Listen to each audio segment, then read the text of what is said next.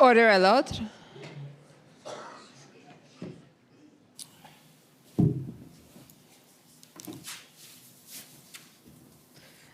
The Public Order Emergency Commission is now in session. La commission sur l'état d'urgence est maintenant ouverte.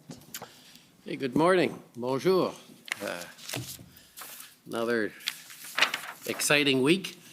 So I think we're continuing with former Chief Slowly, if he's up to it.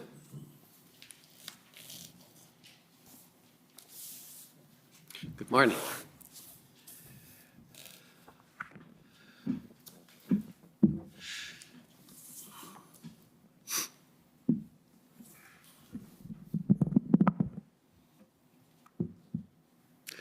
Okay, the first up, I believe, is the Ottawa Police Service.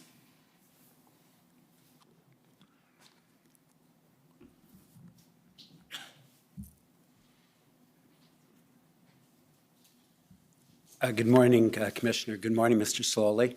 As you know, my name is David Mijakowski, and I appear for the Ottawa Police Service. How are you? Good morning, sir. Thank you very much.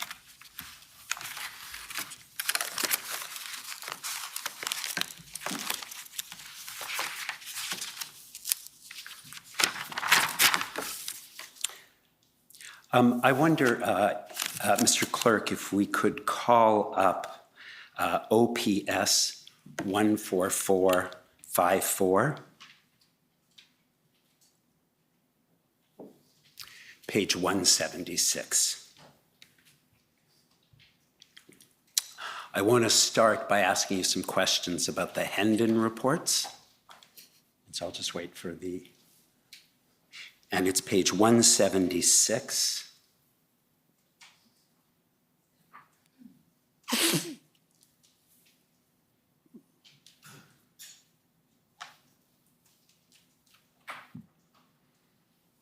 Thank you. Just to situate you for where we are in time, it's February 12th.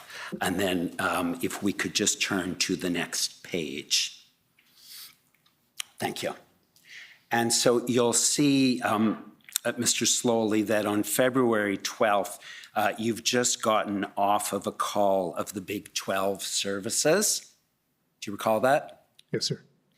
And on page 177, you'll see, if you just stay at the top, please.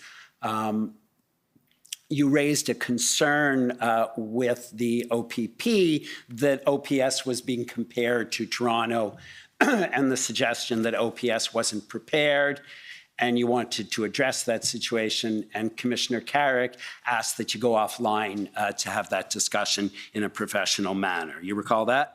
Yes, sir. And so you, you raised concerns about the Toronto situation, and you also want to discuss the assertion that OPS was not prepared. And I want to read a passage just below Mr. Slowly and ask you to confirm whether that's accurate. And so if you can just scroll up a bit, please. Thank you. Chief, can't continue to compare Ottawa to Toronto. Also, we had a blind spot. Ottawa was not soft or something sold on civil disobedience. I'm not sure what that word is. Commissioner Carrick says, don't disagree with you, and then says, never any suggestion that the Toronto situation is like Ottawa. This situation was not caused by OPP. And if we could keep scrolling, please. The second bullet, you indicate to Commissioner Carrick, it sounds like Ottawa got caught off guard. We need a collective understanding of what we did good and bad. Want the message to be we didn't have the intel and couldn't prepare and have a message going forward. And then underneath that, Superintendent Morris says, Hendon report not perfect. This type of activity is novel. April 2020, saw messaging revaccination talk against, if we could continue please to the next page. Again, January 2022, first heard on the specific event. So this is Superintendent Morris speaking. Discussed it on January 21, 22, and sent out via Hendon. Worked closely with OPS. We underestimated, and as we learned more, we tried to collect the information and work closely with OPS. Don't know how Ottawa could have been prevented. Toronto was completely different, and we learned from Ottawa. The strategic intelligence would not have provided a key to prevention. Chief asks, and this is you, asks Pat, Tom, Chuck. That's what needs to be told more broadly and to the politicians. That intelligence update needs to be done. Needs to be done. Done. Judging the various police services against each other, people are second guessing me. I can't point fingers at RCMP and OPP. I need someone that is credible, objective, to speak out, not someone fighting for their job. And you'll see Commissioner Carrick says, fair comment. We do provide Hendon to government. Can ask Pat, which I assume is Pat Morris, to include a summary to include in the next Hendon. We can make sure it's clearly articulated in the Hendon reports. And does that, in fact, reflect the conversation that you had with Superintendent Morris and Commissioner Carrick? Yes, sir. Thank you. And although your witness statement did not say so, I understand that, in fact, you only reviewed the Hendon reports sometime after February 10th, 2022. Is that correct? No, sir. Okay. And I'm going to suggest to you that it was only after you reviewed the Hendon reports sometime after February 10th that, that you formed the conclusion that you just reached. Absolutely not, sir. Okay. And I'm also going to suggest to you that none of the Hendon reports were ever forwarded by you to either Deputy Chief Bell or Deputy Chief Ferguson. My recollection is that I did, but I stand corrected if there's no actual evidence of that. Regardless, the discussions of the Hendon reports took place at literally every briefing. Right. I understand you couldn't find any record of that. And you read over the witness statement of Deputy Chief Bell. Yes, sir. Or Acting Chief Bell. And you're aware from his testimony and his witness statement that he learned of the Hendon report sometime in the week of January 24th through discussion with Superintendent Patterson, who was the superintendent in intelligence, and then began to receive the reports on January 27th. You understand that, correct? I understand that's his statement, sir, yes. And you understand from Deputy Chief Ferguson that she only started to get those reports in the week of February 4th. Again, that's her statement, sir. And you have no evidence to the contrary, correct? Except that the Hendon reports are being discussed well before those days, so I have no other evidence other than that. And Deputy Chief Bell noted in his witness statement and in his testimony that you began to receive the Hendon reports on January 13, and that you personally received... Was that a question for me? Yes. Do you recall that? Yes, I received the Hendon report in regards to the convoy on January 13th. I believe I was on the distribution for the Hendon reports prior to that. Right. And Kevin Maloney is your executive officer, or was your executive officer, is that right? Yes, Inspector Maloney, yes. And you worked very closely with him? As my executive officer, yes. Mr. Clerk, if we could please turn up OPS 409554.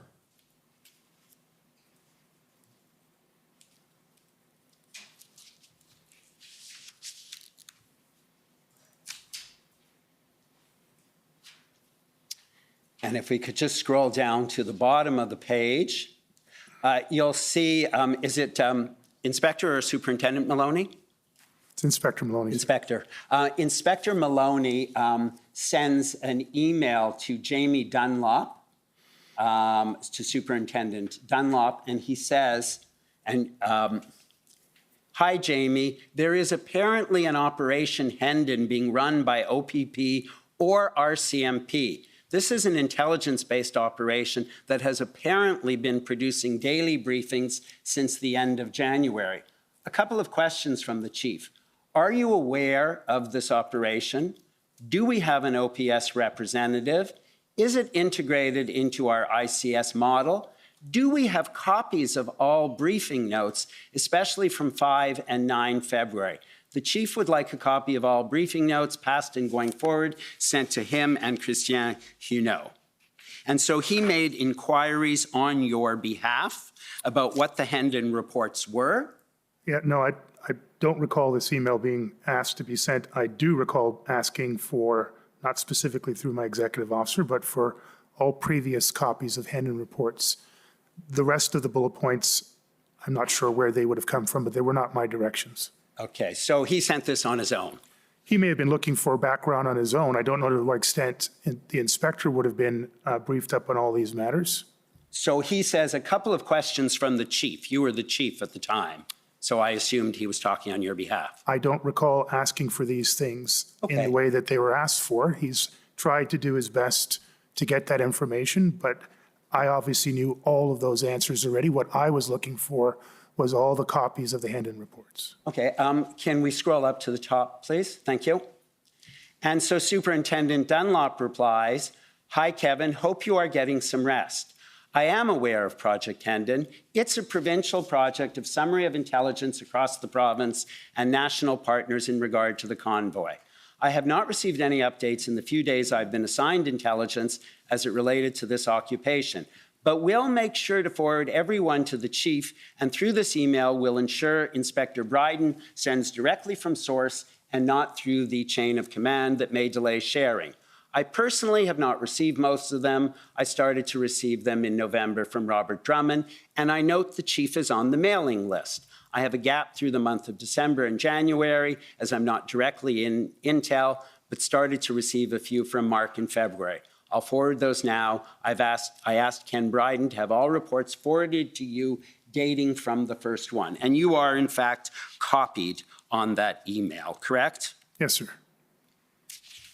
And so we heard from the OPP witnesses, and specifically Superintendent Morris, that he found it very odd that they were getting requests from your office for copies of the Hendon report when they had gone directly to you from January 13th onward. You heard that testimony. And I can understand why. My request was to my own folks to get past copies of the Hendon reports. Technically, we should have been able to get them from our own intelligence directorate, as you can see by the email from Mr. Dunlop. For some reason, my staff weren't able to get them from our own folks, and so I guess the request went on from there. I was not aware that we had sent a formal letter to Superintendent Morris for all these reports. We should have been able to get them from our own intelligence archives. But you had them. They all were sent to you. They were addressed too slowly. Yes, sir, and I don't manage my email inbox. I have an EA that supports that, and for whatever combination of reasons, it wasn't available to my EA, and so a request went through to the Intelligence Directorate. And subsequent to that, for reasons I'm not fully aware of, it went over to Superintendent Morris. The point is, you're right. They were available inside the Ottawa Police Service, and my request was to the Ottawa Police Service, produce the Hendon report so I could start to have an archive of them and look through them myself. I'm not understanding how you needed an archive when every single one was addressed to you and in your inbox. I often deleted reports that I wasn't actually using anymore, and so I wouldn't have a complete access to them myself, and so I'd have to get assistance from my EA, sometimes from IT, to get past documents for a wide variety of issues. So your evidence is that you did receive them and you did read them at the time. No, actually, my evidence was I read most of them at the time in terms of line by line. Some of them I skimmed through, and some of them I would have forwarded on to different people for actioning items. And if I suggested to you that not only did you have them, they were unopened in your inbox, what would your response be to that? It is possible that some of them were unopened, depending on the day and how much I had going on. I might not have been able to read everything that came into my inbox. And so when your executive officer, Inspector Maloney, sent that request to the OPP, he did so without your authority.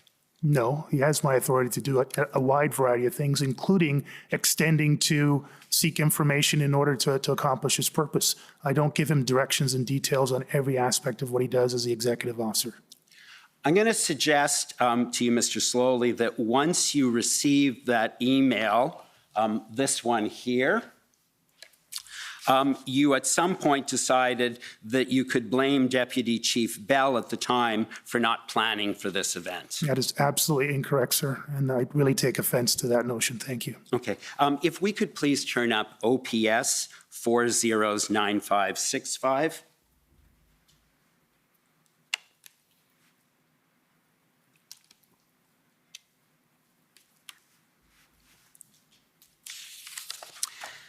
If we could scroll to the bottom, you'll see then there's an, if you could scroll all the way to the bottom, please. Just go up, I'm sorry. Okay, so you'll see above that email, the next email in the chain, which we just saw, and then if we can go above that, you'll then see Superintendent Patterson, and you're copied on that, says, thanks, Jamie. Further to that, all of the Hendon reports were submitted to DC Bell for the intelligence briefings that were provided on a daily basis. OPS members in attendance have been myself prior to the MIC role, Inspector Bryden, and SIC members. Yes, it is integrated into our model. The briefing notes from February 5 to 9 were supplied by DC Bell. And then we see above that, so now you believe that Deputy Chief Bell at the time had received the Hendon reports. And then you indicate on February 10th to your general counsel, FYI and for your records, this could become very important in any, I assume that's a typo, post-event inquiries / inquests. Peter Slowly, right? Well, there was a massive amount of information in there, including the information about Deputy Chief Bell. Obviously, this has actually become very important in an inquest. So, yes. And so even though the OPP found it odd that your office was specifically making inquiries about what these Hendon reports were, and even though Deputy Chief Bell's evidence, which was not contradicted, was that he only began to receive them at the end of January, you're now saying this could become important. And could it become important, Mr. Slowly, because it will indicate that you received the Hendon reports or that Deputy Chief Bell received the Hendon reports? It's important, sir, because it provides a history of what the Ottawa Police Service received the Hendon reports and what they did with them in totality. Okay. And so you don't have any response, I take it, to Superintendent Morris, who was really quite puzzled by why you were asking for Hendon reports. I could appreciate why Superintendent Morris from the OPP would be puzzled about it. I want to talk about Deputy Chief Ferguson and Deputy Chief Bell at the time. And you've testified on Friday that there was a period of time when you lost confidence in your two deputies. No, I testified that the trust factor had taken a hit, but that I had not lost confidence in my two deputies. If I had lost confidence in my two deputies, I would have taken a much more firm and direct course of action. Okay. And so you lost trust, and that must have been very hard. I lost some level of trust, sir. Thank you. And that must have been very hard for you. I think that's hard for anybody, sir. And you decided that because you couldn't trust them, you needed to do certain things yourself. Again, just to correct, it wasn't because I could not trust them, meaning I had zero trust. But yes, I would have to then take some course of action to deal with that until efforts were made on all parties to rebuild that trust. And I stated that efforts were made. Thank you. And you also didn't trust Superintendent Dunlop as the event commander that they had chosen. No, Superintendent Dunlop was still part of a review that was going on for the Panda Games events, and it would not have been fair for him to be in that position until that review was completed. And so several of your most senior officers you had trust issues with. I had a momentary trust issue with Deputy Chiefs Bell and Ferguson as a result of the decision to put Superintendent Dunlop into the position of event commander without letting me know about it. And Superintendent Rayom, you told us, had been replaced as event commander by Superintendent Dunlop. And you indicated you were very angry about that, and you spoke to Deputy Sorry, Chief I did Bell. not indicate any such thing about my emotions, sir. Okay. You were not pleased with that decision, I was concerned because I was not made aware of the decision. and you spoke to Deputy Chief Bell and Ferguson about it. Yes, sir. And then you consulted with them about who should replace Superintendent Dunlop, because you said you didn't want him in the position. Because it wasn't suitable for him to be in the position, given that he was still under review. Yes, sir. But you did not suggest putting Superintendent Rayom back in as the event commander. I asked them for their opinions. His name was not offered back to me. Okay. So there's another one of your superintendents that you may have had some trust issues No, with sir, as that's well? not at all correct. Commissioner, thank you. My friend, Mr. Mijakowski, has more than one occasion this morning not stated the witness's evidence correctly, and I would be grateful if my friend could listen more closely and not suggest that the evidence is something other than it is. I'm doing the best I can. If I have misstated a word, please correct me. You've actually repeatedly misstated the words, so I appreciate Okay, well, lawyers- wait. I'm going to have to interrupt. I think you should be very careful. You have on a couple of occasions done it. It happens, but please be cautious. I will, and I'm not doing it intentionally, but there's a lot of information, and if I've gotten something wrong and I haven't picked up on it, please do I correct certainly me. feel your pain. There's a lot of information. You've also, I believe, told us about not wanting to give too much information to the board because you didn't entirely trust them to keep things confidential. Again, that's incorrect, sir. That's not what you said? That's not what I said. You had concerns about sharing certain information because of confidentiality. There were instances where the board was documented in terms, board members were documented in terms of leaking information, service information, board information that includes in-camera information. And we've also heard evidence about your perception that there wasn't political support to get the resources to you and that they wanted to see you fail. I've talked about the concerns that I had from comments and actions by various levels of government. Yes, sir. And Superintendent Party, you'll recall, from the OPP testified that you told him there were people in the ministry who wanted you to fail and that you had sources telling you that. I'm sorry, can you repeat that, please, sir? Superintendent Party from the OPP testified that there were people, that you said at a meeting he was at, that there were people in the ministry who wanted you to fail and that you had sources telling you that. It's not exactly right, but I was aware from people in the ministry that had made those suggestions over the course of my tenure as chief of police. And you expressed that to Superintendent Party, correct? That's correct, sir. And so I take it from that that there were also people you could not trust in the ministry. No, sir. That's not correct. Let's talk about the change in incident commander from Superintendent Rayon to Superintendent Dunlop. And I want to begin by talking about your comments about Superintendent Dunlop. What I understood you to say on Friday, and perhaps I've written it down incorrectly, was you did not want him in the position because he had been the incident commander in the Panda game. No, sir. He was not the incident commander in the Panda game, but he was the superintendent overseeing, actually the acting deputy chief overseeing the area that was responsible for event planning and the event plan implementation on the day of the Panda game in 2021. My understanding was that you referred to him as the incident commander or the event commander, and so I've got that wrong.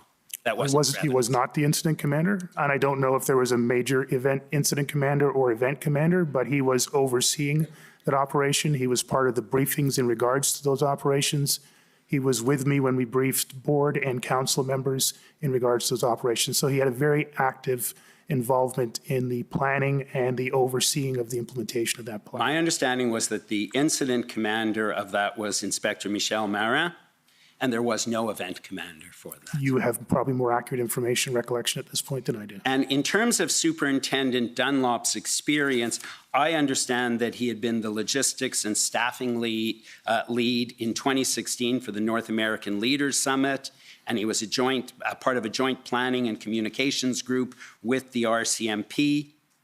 He was also the lead planner in the past for the presidential visit, and was extremely well qualified for the position, but that you had some personal issues with him. But first of all, I'm not aware of his CV, so I can't comment on the accuracy of it. Your last comment, I don't know where you've got that from, sir, but that's not accurate. And then last but not least, planning and logistics for the Panda game was not the problem. It was decisions made around removing the ESU prior to the time where the traditional public order and disorder issues took place. And I still at that point in January, February of 2022, had not had a report back that explained why our public order were removed prior to what we knew to be the high-risk period of the Panda game. And so Planning and you're not logistics had disputing nothing that to he do may with have been. He was just finishing his answer. Thank you, sir. Planning and logistics had nothing to do with it. It was an operational decision that was made at some level to remove the vast majority of our resources, including our public order resources, literally at the moment that the troubles would have begun. You're not disputing that he was extremely well qualified for that position of event coordinator.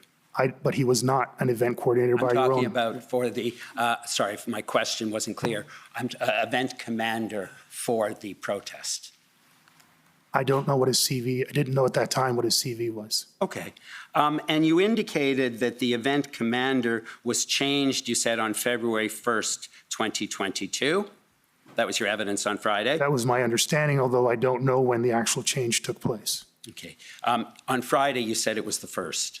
I believe it was around the 1st, but I don't know the exact date.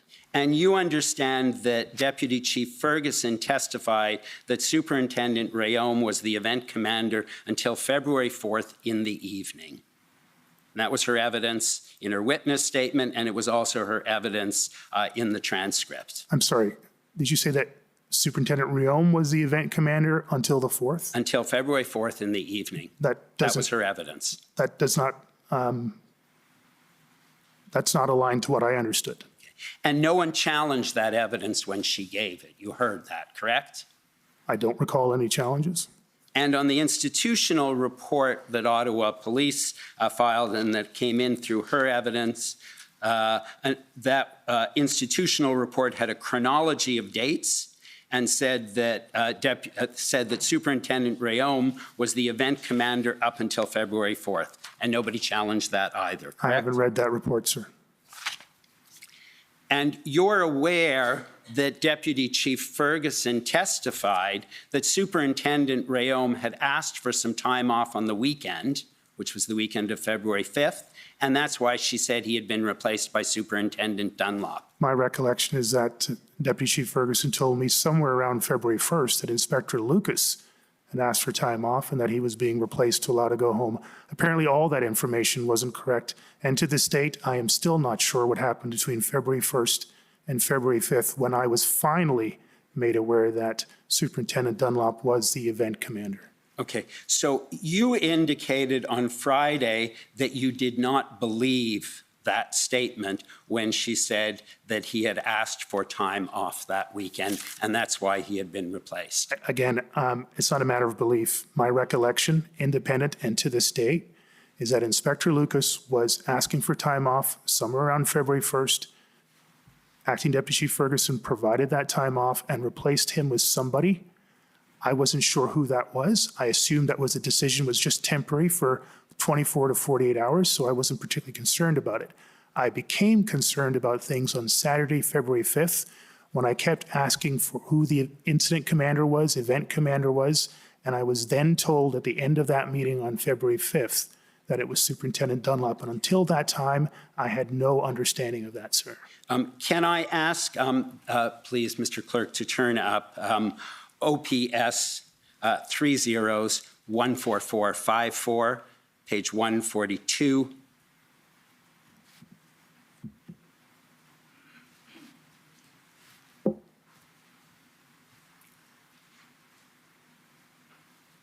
at the top of the page, you'll see Chris Rayome was the commander. Chris Sorry, Rayome, whose notes are these, sorry? these are the same notes that we looked at before, Ms. Yuno's notes, Okay, and what's the date for this? February 10th. Chris Rayome was the commander. Chris Rayome, he needs time off. He needed time off. Decision to ask Jamie be there on Friday. Friday would be February 4th. On Saturday, Superintendent Rayome asked if Jamie, that would be Jamie Dunlop, should just stay in there. Decision to just keep. Thank you. I have no idea what the context of this telephone call that Ms. Huneau had with Deputy Chief Bell on February 10th. So that does not, those are not notes that she was taking on my behalf. Those are notes she was taking on her behalf, and I have no understanding of the context of this. And if that is correct, then what that would mean... Well, it's not correct, sir, from my understanding. If that was correct... It's not correct, from my understanding. If I could ask my question, please. If it was correct, that would mean that on February 4th in the evening, Superintendent Rayome was asked for time off and was given it, and Superintendent Dunlop became the event commander on the 5th. If that was correct, then that would completely discount the fact that Superintendent Dunlop presented himself on 2 occasions on Thursday, February 3rd, to present the public order unit subplan that I had asked for and that Acting Deputy Chief Ferguson was responsible for coordinating in her major incident command role. And so none of this makes sense, sir. Okay, and what also doesn't make sense, if we could please turn up OPS 3014484, page 10.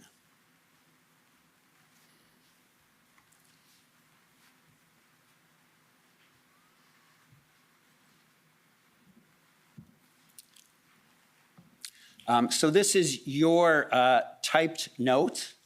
I don't know when you typed those notes, but you'll see I advise, this is on the February 5th in the morning, it's 9 o'clock, it says, I advised that I had only just officially heard that Superintendent Dunlop had replaced Inspector Lucas as the incident commander at the previous briefing. Deputy Chief Bell advised he was the new incident commander installed this week. That can't be accurate, Mr. Slowly, I suggest, because the incident commander from the beginning of this event to the end was Inspector Lucas throughout, correct?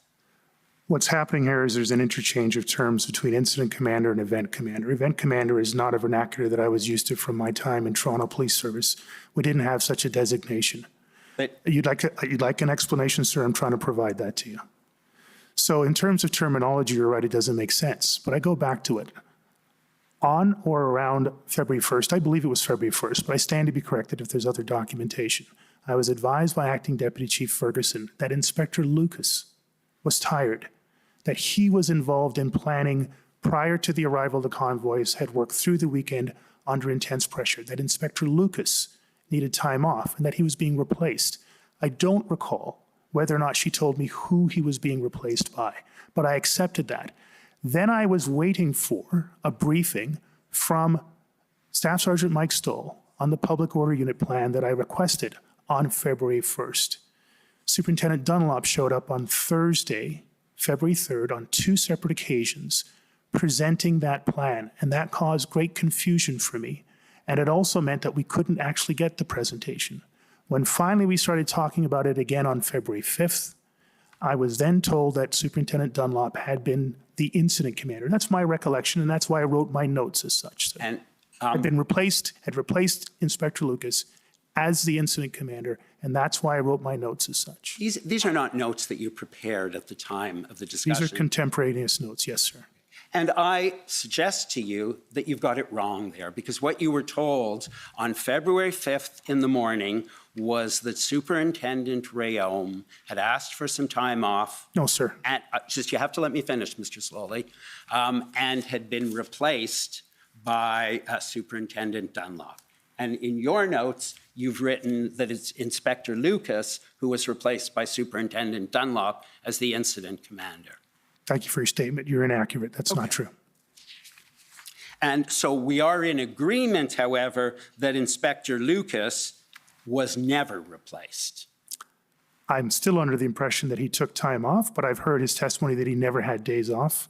But up until that point, I was advised and still believe that, well, I was advised that Inspector Lucas had requested time off. It turns out it was Superintendent Riom. I stand corrected. And you're asking us to accept that for the period of February 1st to February 5th, you were under a misapprehension of who the event commander was. Yes, sir.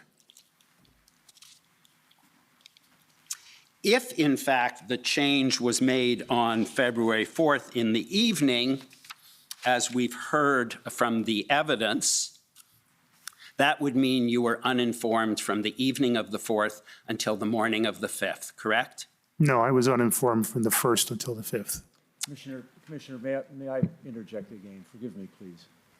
I'm not trying to follow my friend's questions. If the suggestion that my friend is making to the witness is that the evidence before you is that Inspector Riom left on the 4th, then my friend should recall that Commission Counsel led the evidence on Friday of Inspector Riom's note that showed that he was replaced as the, I think, event commander on the evening of February 1st, 1930 hours. Commission Counsel led that note from Inspector Riom. This is quite proper cross-examination. If my friend wants to raise that in re-examination, he can. Superintendent Riom was not called as a witness.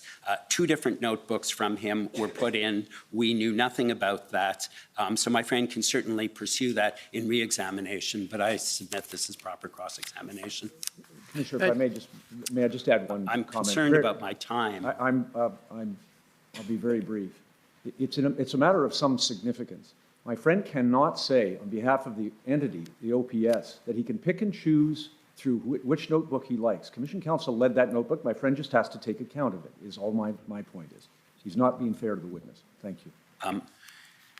Well, I think a lot of this is re-examination if need be. There is conflicting material, and I think given the short timeline that we have, there's a certain amount of liberty. But if you could, as much as possible, put everything in context without necessarily citing everything. Sure, I understand that, that's the narrative. I'm challenging that narrative, and my friend is certainly open to explore it. But I'm going to move on from that point. Okay. You would agree with me that as the major incident commander, Deputy Chief Ferguson operates at a strategic level? For the most part, sir, yes. And below her would be Inspector Lucas at the operational level? No, below her would be the event commander. I'm sorry, the event commander, and below the event commander would be Inspector Lucas as the operational level. Well, not to get too far off track, but then what is the role of the event commander? Okay. And strategy at the major incident commander would be at a very high level, correct? No, sir. Okay. And I don't see anywhere in the record any instructions that prohibited the major incident commander from choosing who should be the event commander who reports to her. And there are no instructions in that regards, and there certainly were no instructions that I gave in that regard either. And it's her decision, is it not? Yes, but as a strategy level contact and the direct contact to me, that I would expect such decisions would be communicated to me with an explanation that I could understand in a timely manner. And when you raised it with her on the 5th, you in fact told her that it was her decision to either keep Superintendent Dunlop in that role, if she wanted to. Yes, and she'd be accountable for it, given that I had raised my concerns, yes, sir. So obviously she had that right to make a decision as to who she wanted as the event commander. Yes, sir, and I retained the right of Chief of Police to make a decision if I felt that it was going in the wrong direction. But you also warned her that she'd be accountable for the decision to put Superintendent Dunlop into that position. I explicitly did so because it was such an important decision to make, yes, sir, but it's implicit in everything. And you would agree with me that it's somewhat of a threat that if things go wrong, you'll be blamed. Not at all. It's not a threat at all. It's simply stating the facts. This is an important decision making. We've just had an important discussion. We are in a significant public safety crisis. Decisions of this level are incredibly important. It's your decision, but you'll be accountable for it. Yes, sir. And that was on February 5th.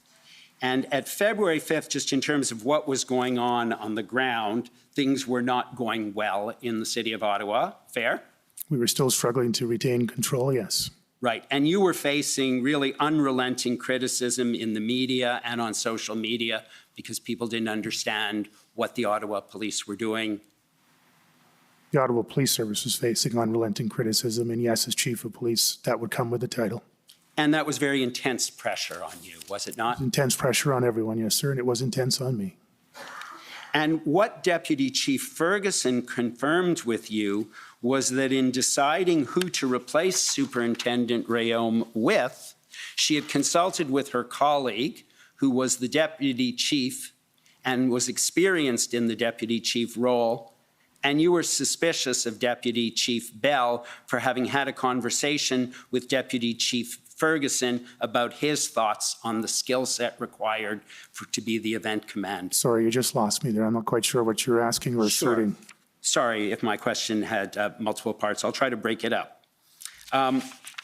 Deputy Chief, you indicated that you did not support the decision she had made to choose Superintendent Dunlop, correct? My first concern was that I wasn't advised about it. Then I raised the concern that he might not be appropriate because he's still under a review. And you also, she told you, as did Deputy Chief Bell, that he had consulted with her and suggested Superintendent Dunlop. And you weren't happy about Deputy Chief Bell giving his opinion to Deputy Chief Ferguson. No, quite the opposite. I was clear. Once I understood that it was Deputy Chief Bell's suggestion or recommendation to Acting Deputy Chief Ferguson, I turned to Acting Deputy Chief Ferguson and said, "You're the major incident commander. Whoever made the suggestion is irrelevant. You've made that decision. It's on you to communicate that to me." And she doesn't have the ability to consult with her colleague who's been in the Deputy Chief role to say, hey, what do you know about I never said anything to that skill set? Just try not talk over him, and if you could try and tighten your questions a bit. I had no issues whatsoever with Acting Deputy Chief Ferguson consulting with Deputy Chief Bell on that occasion or any other occasion. In fact, I encouraged it repeatedly. And I suggest that on February 9th, so a couple days later now, you were pretty concerned that you would lose your job and be blamed for what had happened. Absolutely not, sir. Okay. And what you were looking for was to blame somebody else. Absolutely not, sir. Okay. If we could please turn up OPS 14454, page 131.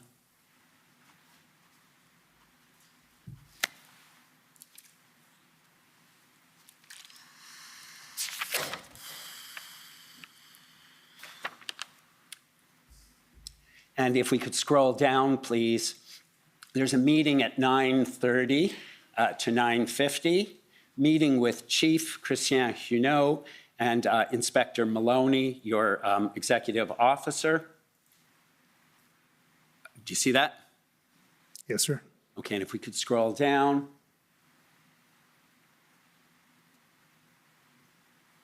And so you'll see at the bottom of the page, just go up a bit.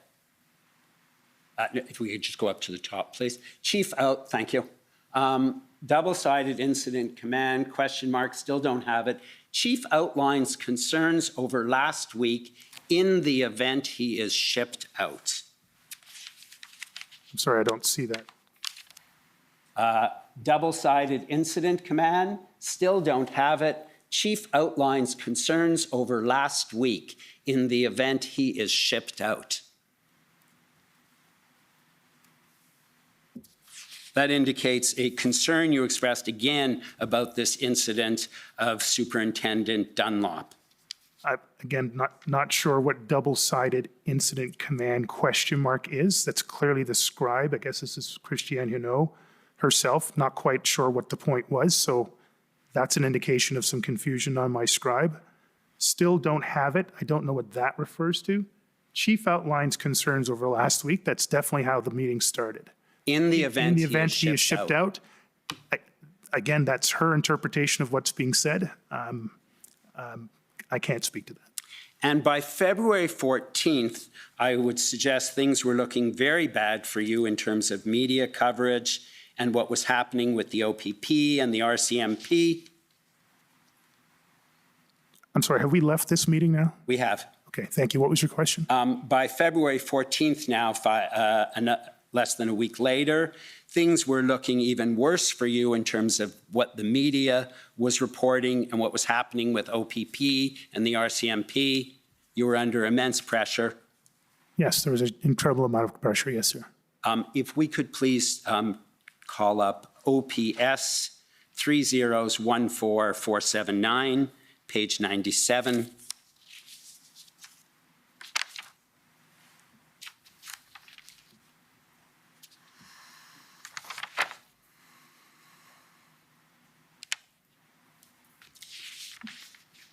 And if we could just go to the bottom of that page, please.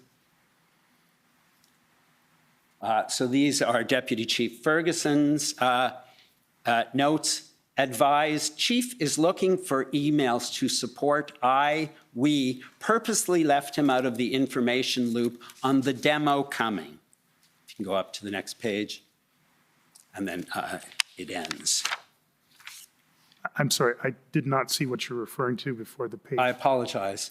Advised, Chief is looking for emails to support we have purposely left him out of the information loop on the demo coming. Yeah, and again, if these are Acting Deputy Chief Ferguson's notes, I think I said several times on Friday, I can't understand why she was writing these things and what was in her mind, but if that's her interpretation, that is her interpretation. That certainly wasn't my intention at all. She said you were looking for emails to say that people intentionally left you out. I can see what she wrote. I certainly never gave those directions. I never sought emails for that purpose. I completely deny that assertion, as I have before and will continue to do so. And thank you. You can take that down or you can keep it up for a moment. I may go back to it. Thank you. You indicated that one of the concerns you had about Superintendent Dunlop taking over as event commander on Friday, you said, was he wasn't at the February 1st meeting you had with the POU, so perhaps he wasn't even up to date on everything. That certainly would have been a concern, yes, sir. And Superintendent Rayom wasn't at that February 1st meeting either, was he? No, he wasn't, sir. And neither was Inspector Lucas at the February 1st meeting. But they were assigned roles within the Major Incident Command structure and would have been properly briefed by all the members there. And I understand from Superintendent Dunlop's note that, in fact, he met with the POU group on the following day, on February 2nd. You have no reason to disagree with that? I have no reason to know why he would have met with the POU group because he wasn't part of the Incident Command team. He was overseeing investigations. So that's confusing on its face. And I understand on February 3rd, the following day, there was a POU update that Superintendent Dunlop attended with you and the two deputies at 10:15 that morning, at which the three options were presented. Yes, and Commissioner, I just want to be clear. Superintendent Dunlop had no functional role in the Incident Command system on February 1st, 2nd, 3rd, 4th. I only became aware of his involvement on the 5th, the Saturday. My understanding on the February 1st meeting in Canada with the Public Order Unit officers was that I had invited the Major Incident Commander, Acting Deputy Chief Ferguson, the Incident Commander, Inspector Lucas, and the Public Order Commander, ESU Commander, Staff Sergeant Mike Stoll. There were a number of other people who were there who were within the Incident Command system, PLT members, external Public Order Unit commanders. Everybody that should have been there was there, with the exception of Inspector Lucas, who said he could not be there. I don't have a reference as to why Superintendent Rayom wasn't there. Okay, Mike. But Superintendent Dunlop had no functional role to play within the Incident Command system on the Tuesday, the Wednesday, the Thursday. I will concede at some point in that period, he was substituted in for Chris Rayom. I still don't know fully why or when. But he should not have been at any of those other meetings, and he was. And that was very confusing because he had no functional role to play in those meetings. And you recognize the importance of communicating and messaging, correct? an important obligation that you have as a chief, and it's important that you communicate appropriately, both in the service and externally to the service, correct? Yes, sir. And in that regard, you retained a company called Navigator to provide strategic communications and issues management advice related to the Freedom Convoy from January 30th. They were procured to support the Ottawa Police Service and the Ottawa Police Services Board, yes, sir. And so we know they provided services to you, a little bit to Chair Deans as well during that period, from January 30th to February 15th. Navigator was procured by the Ottawa Police Service for services to the Ottawa Police Service and the Ottawa Police Services Board. In fact, they even prepared a report for you on what your reputation was. They during prepared, this. they prepared general reports that covered a range of topics, including general trust of the Ottawa Police Service. And yes, they broke it down in some cases to assess trust in the chief of police. And there was a specific report, actually, about your reputation. I can't recall exactly, but I'm sure it did come up in reports.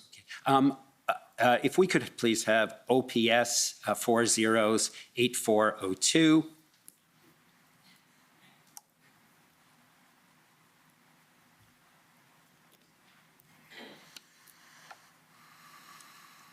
You'll see that is a reputation audit performed of relevant media, social media, and political commentary relating to Chief Slowly's reputation across local media, national media, and social media. You reviewed that report, I assume? I don't recall. There were lots of reports that came across my desk, sir. What you say and how you say things can be very important, correct? Yes, sir. And my understanding is OPS spent $185,000 on Navigator providing communication advice for the period of January 30th to February 15th.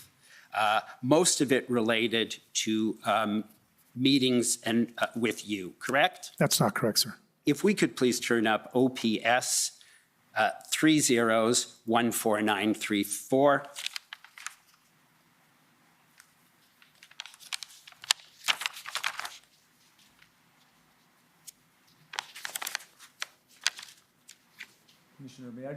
Commissioner, forgive me again. I understand that this document was loaded into the party database only last evening. I may be wrong, my friend will know. But it's a document, obviously, that we have first learned about minutes ago when our friends emailed to say they were going to put this document. It's, in my respectful submission, not appropriate to put to the witness for the first time in cross-examination. I haven't even myself had a chance to look at it. In fairness, the question of Navigator was certainly something that was raised throughout.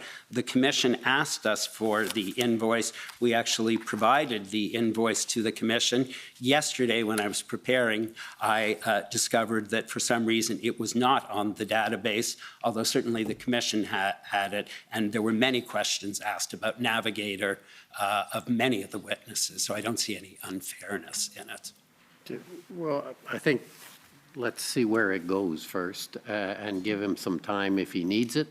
But at the moment, I don't see a problem. This is a document that would have been available certainly to him when he was chief, but that can certainly be asked. And if he's not familiar, he can take the time to review it. Thanks. And so if you'll just see on the first page, please, if you could scroll down, you'll see the total bill. If you keep scrolling, it was 185, and you'll see from the invoice that it covers January 30th to February 15th. You heard Deputy Chief Bell say that he stopped using them when he became acting chief, interim chief, correct? Yes, sir. I want to talk, so Navigator provides communication advice.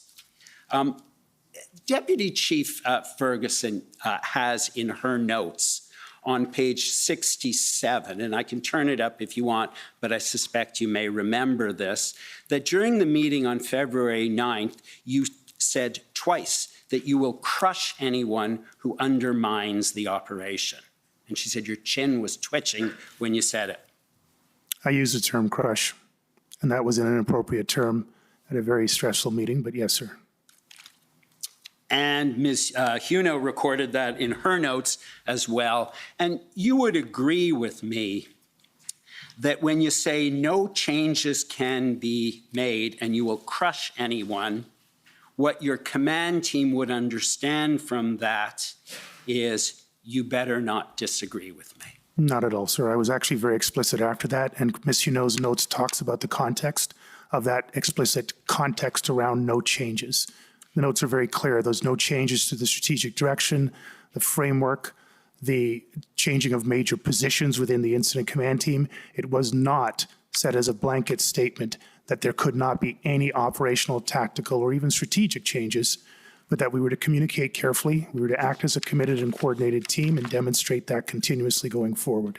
In fact, what the notes say is no changes can be made to the command team unless you approve it. Which notes are you referring to, sir? Deputy Chief Ferguson. Well, I haven't seen it. You need to put that up on the screen, and I contest Deputy Chief Ferguson's interpretations of my comments on many occasions. Well, Unfortunately, she seems to have taken her own interpretation and great liberties with those interpretations on a regular basis, and I've stated that in my evidence in chief. And Superintendent Abrams testified from the OPP. And you recall that the OPP had an inspector, Don Ferguson, who was working with the Ottawa Police. Sorry, you confused me. What question are you asking? Sure. I'm moving on. I'm asking you something else. We're talking about communication. You recall Superintendent Abrams testified? Yes, he testified. And you recall that there was reference to an Inspector Don Ferguson, who was an OPP officer who was working with the OPS. Vaguely. Okay.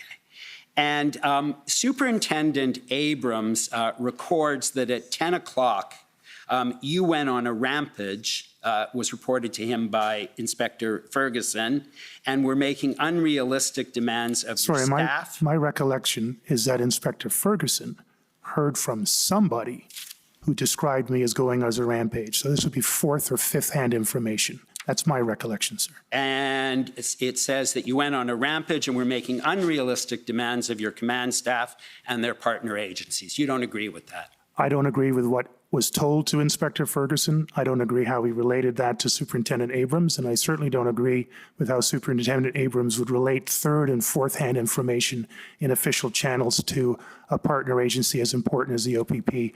I think that's all very unfortunate and very untrue.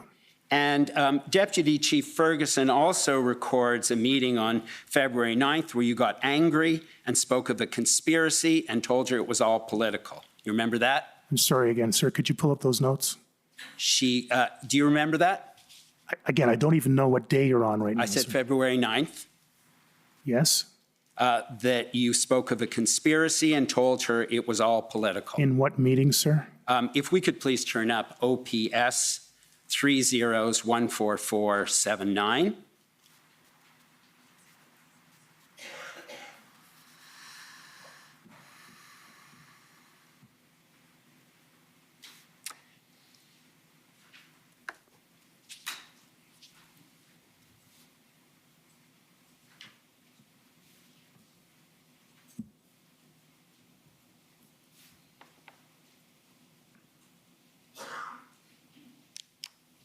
Oh, I'm sorry, I didn't give you the page.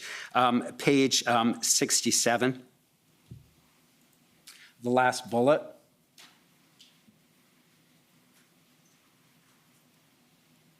Or you can actually go above.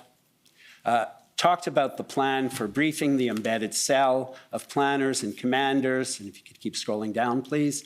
And he spoke of a type of a conspiracy that is happening at provincial and federal levels, and that this team is being handled by their political masters, and promoted the idea that they're not really there to help, advised that they were asking us not to bring the I advised that they were asking us not to bring the politics into our operations. He got angry and told me this was all political. Again, I'm sorry, but I'm just amazed at the amount of liberties that an acting deputy chief, a superintendent, relatively newly promoted superintendent, would take in terms of interpreting my intentions, but none of this is accurate.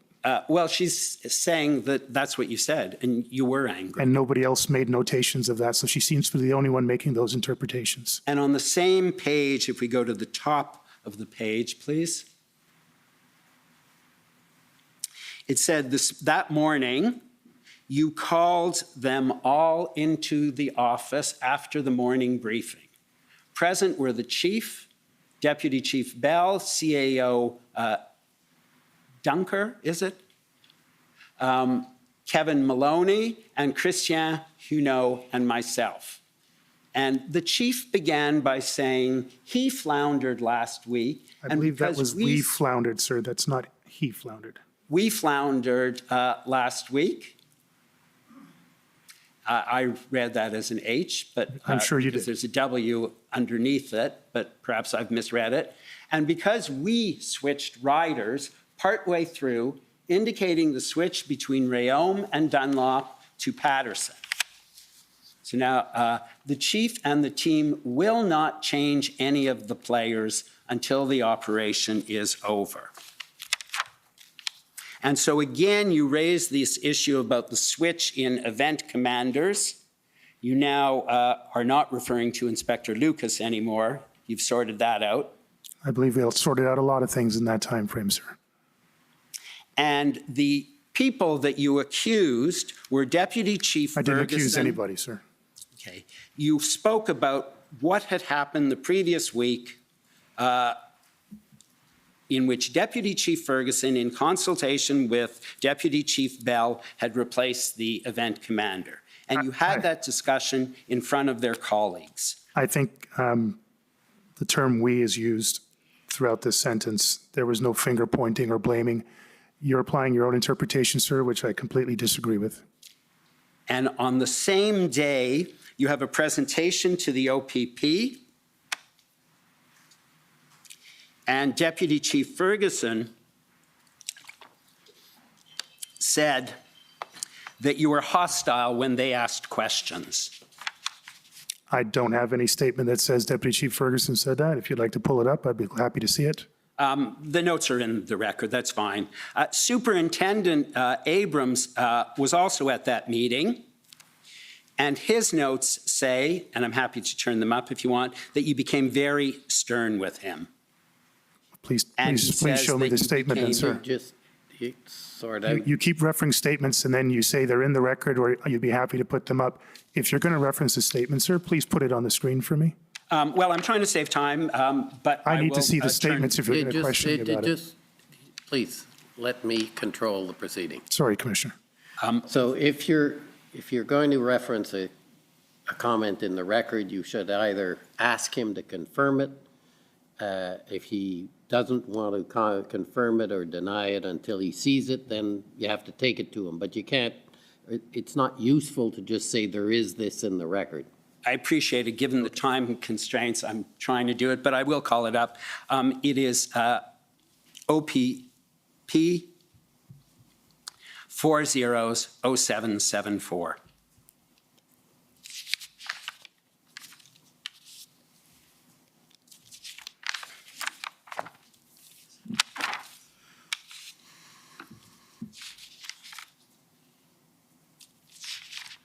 And unfortunately, or fortunately for everyone, I have not noted I've noted what line it is, but I haven't noted the page in my notes. So I won't take you to that. I apologize.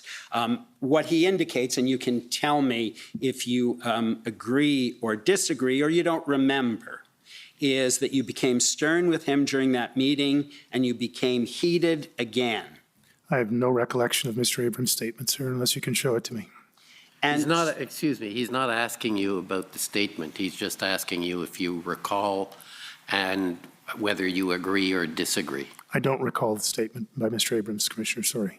And Superintendent Party records the meeting in his will say statement as the overall tone of the meeting was somewhat unprofessional and disrespectful. You heard that evidence. I do recall Mr. Party's evidence, yes, sir. And you obviously don't agree with that either. I can understand why he would see that from his perspective, but I said in evidence in chief that this was a critically important issue, the resourcing. and that we were discussing things that had affected the resourcing, and politics was one of them. And so, yes, I could understand it became a very tense moment in the meeting. And the following day, February 10th, there was an issue that arose about the Rideau Sussex operation that was supposed to have been the subject of a POU operation the previous night. Do you recall that? Yes, sir. And that had ultimately been called off because Superintendent Burnett was of the view that it was too dangerous. I believe that was his decision. I don't know all the reasons behind it. I'd heard dangerous, I'd heard resources, but it was called off. Yes, sir.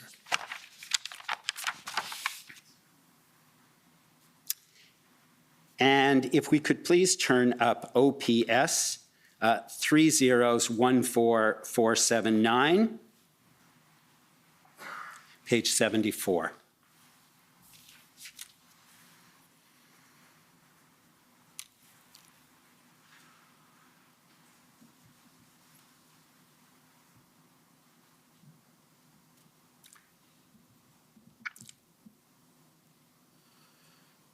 And if we could go down to the bottom of the page, last paragraph.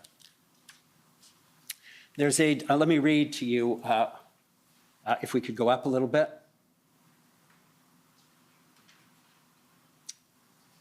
Okay. I advised, this is Deputy Chief Ferguson, I fundamentally did not agree with the approach. The concern was about the use of PLTs, correct? I don't know what she's referencing. I'll continue reading. That they were not allowed negotiations to take place. They didn't give them the opportunity to negotiate fairly. I told them that our policing partners have huge concern with the way things are running, and I don't believe we are listening to them. If we can scroll down, please. I advised the OPP are horrified with the Rideau Sussex plan, and that both Dave Springer's information was incorporated into Paul being Paul Burnett's decision. Chief asked who we should have in to be POU incident commander, and I asked for Dave Springer. At that point, Mark Patterson said, Dave Springer, an inspector, came into my office this morning and told me what I should be doing, that he wasn't actually there. The chief responded by saying if he did that, he would cut off Dave Springer's nuts and call his boss.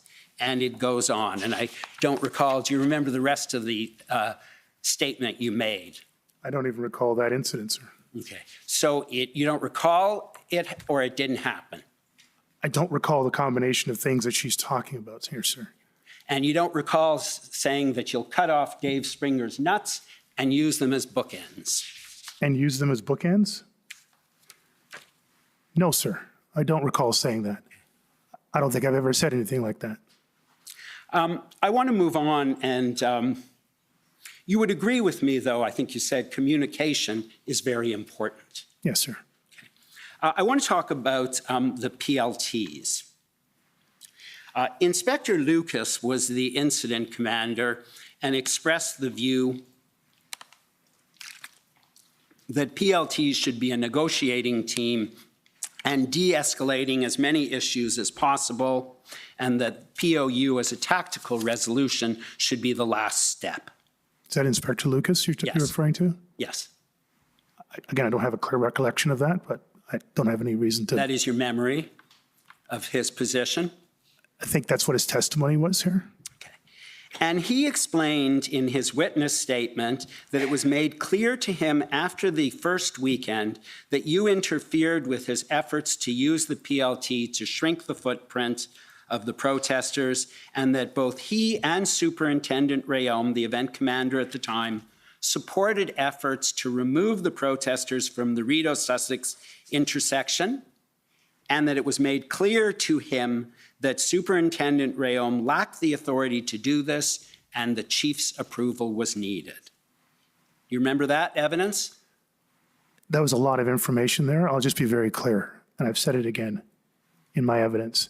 I never gave any direction in regards to PLT at any level, with the exception that PLT were critically important to all of our operations in this. I did everything I could repeatedly and demonstrably to support them, including bringing the PLT commanders to the February 1st meeting with POU. So I will say it again, sir, I have no idea where this narrative of I did not support, would not allow, and had to approve PLT actions. The only evidence I've heard so far is that someone assumes that that was my position. I gave no such direction at any time during my tenure as chief and at no time during the entire events of the convoy. And Superintendent, so you disagree with Superintendent Lucas? Sorry, I disagree with the entire assertion that I had some position against the PLT and gave some direction that required my approval for any PLT-related action. And you disagree because Superintendent Abrams was also very clear in his evidence on that point, so you disagree with that? Superintendent Abrams was very clear that he got his information third and fourth hand from sources that he never names as part of a rumor-mongering mill. And Deputy Chief Ferguson also noted fundamental disagreements with you on the role of PLTs. And yet Deputy Chief Ferguson never points to any direction that I gave to that. If we could turn to OPS 405631, please.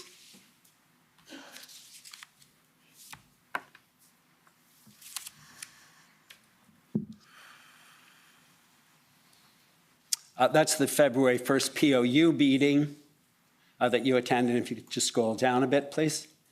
You'll see the discussion point is PLT would like one more attempt to speak with every convoy to get them on the same page. Truckers need to clear all the roads and stop honking in exchange for fuel and a place to park. Have zero room to negotiate. If they don't deal with it this way, they will be removed. That was the position you were espousing. I'm sorry, sir, but this is a meeting with some 25 people in the room. There is absolutely no attribution to who said anything on this document other than meeting with the chief, and the chief wants something in writing within 72 hours. I don't know who made those statements, sir, and I said that in my evidence in chief. Okay. The opportunity to shrink the footprint by not getting the group at Rideau Sussex to move came up yet again on February 9th. And if we could please go to OPS 409573.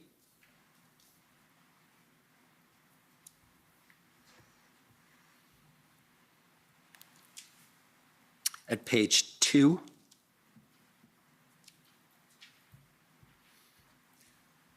At the bottom, you will see that there is at the bottom of the email chain, Superintendent Burnett is emailing Superintendent Patterson, and he says at the end, he's talking about a possible move of the Rideau Sussex, and he says, look, although it may not be the desired outcome, it can assist in bringing an overall resolution to the incident. Sir, this is a long email. I need to read through this from top to bottom to understand the point. Well, so you'll see at the bottom, he said, you know, the various options. Again, I'm sorry. I'm going to need to see the email Okay, thread well, to I'm understand not going the to do that context. because I'm running out of time. So that's fine. You don't recall this discussion, I correct? don't even know what the discussion is about, sir. Okay.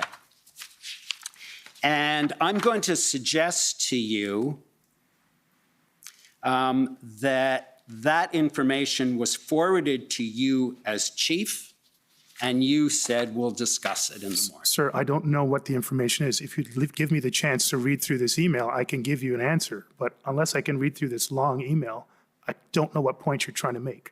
And so I won't agree to it or disagree with it. Okay, I'm going to move on and come back to the subject of Navigator, who was hired to provide you with some advice. Yeah, Navigator again, sir. Please stop putting words in my mouth. Navigator was hired by the Ottawa Police Service in consultation with the Ottawa Police Services Board to support both the Ottawa Police Service and the Ottawa Police Services Board. And if The function of the Office of Chief happens to be a function of the Ottawa Police Service. If we could please turn up OPS 14454, page 24.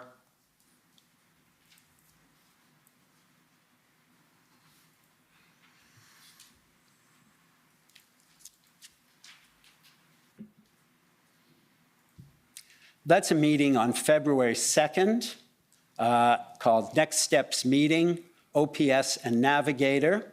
Present were Christian Huneau, the chief, John Steinbach, who is a communications person in OPS. He's the Executive Director of Strategy and Communications. Yes, sir. Aaron Kelly, Matthew Barrier, Jamie Watt, Amanda Galbraith. The last four names are from Navigator, correct? No, they're not, sir.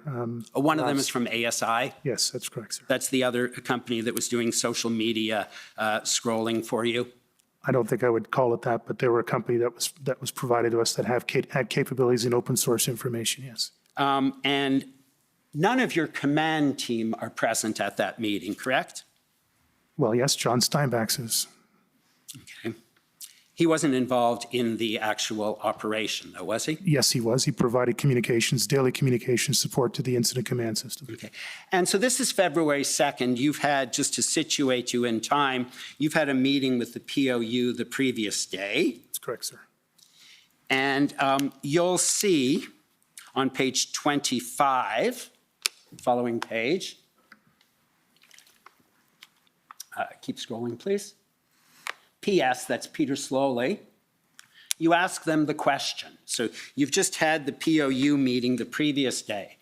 What do we need to do more? More arrests, tickets, use of force? Then what? Go to the politicians? Go into big lockdown mode? Massive show of police presence and then hold hands and come together? Or two, bigger lockdown of city for weekend? And then you'll see Aaron at the bottom. Aaron is from Navigator or ASI. ASI, sir. Job is to keep the peace and keep people protected. When you take a hard line, citizens of Ottawa want this, but not everyone. Need to acknowledge not everyone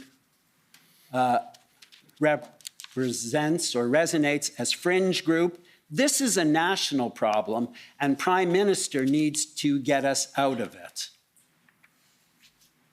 Jamie is also from Navigator. Jamie is, yes. People want to do our job. When does that begin and end?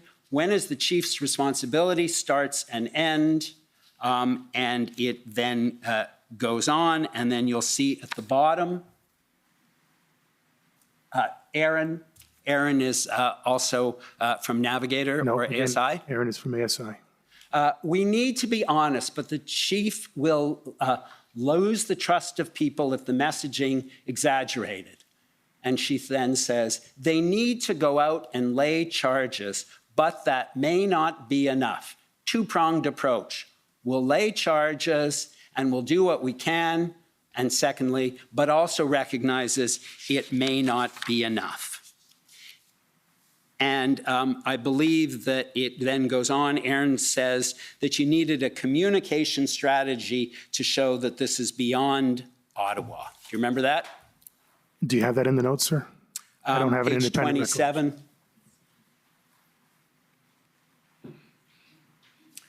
You'll see just at the top, we need a communication. If you scroll up, you'll see she says we need a communication strategy to show this is beyond Ottawa.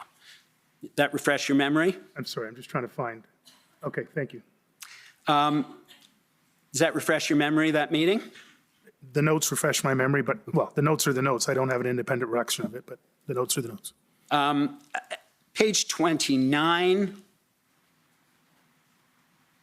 is February 3rd, so that's the next day.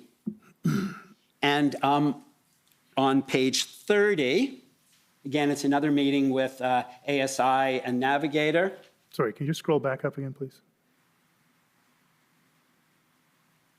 Follow up again, Aaron, Jamie, Matthew, Chief, John, Amanda, and Christian Huneau, correct? Yes, thank you. Page 30.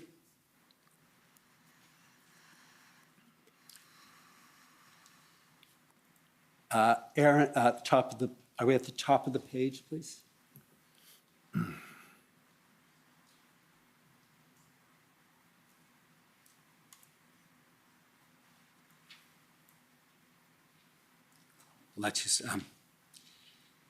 Aaron says at that meeting that your line there may not be a police solution, which is what you delivered at the press conference the previous day after your Navigator meeting might have come too soon.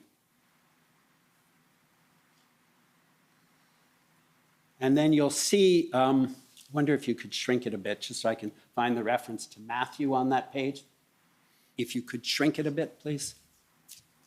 So I could see more of the page, please. You'll see, Aaron, this might not be a policing solution. Anger against OPS has come down. They're the ones who came up with this might not be a policing solution, correct? Not at all, sir. Okay. And if we could just, Matthew, plan for today. Matthew's from Navigator or ASI. He's from Navigator, I believe. Plan for today. Show you are doing everything in your power. Need creative solutions. Cut off something. Riot gear. Police, can't read that word. Floodlights all night. Tickets, stickers for residents. Tactics we are trying to do is that it looks like we are doing everything possible to resolve this.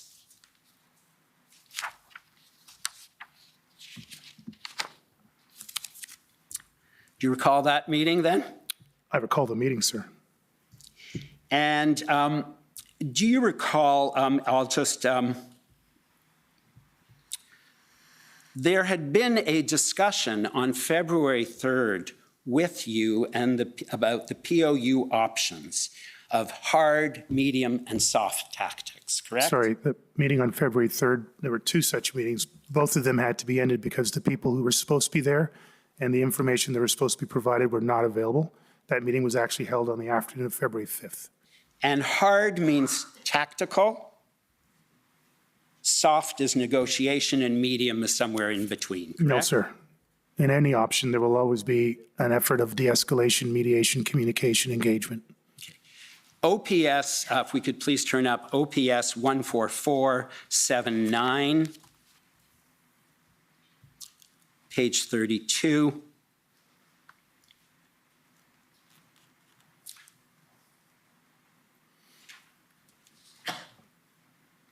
And just to situate you, this is February 3rd.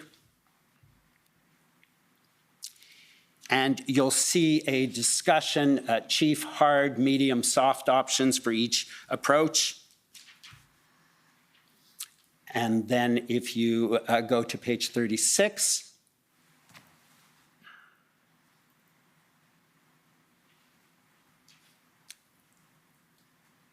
scroll down, please.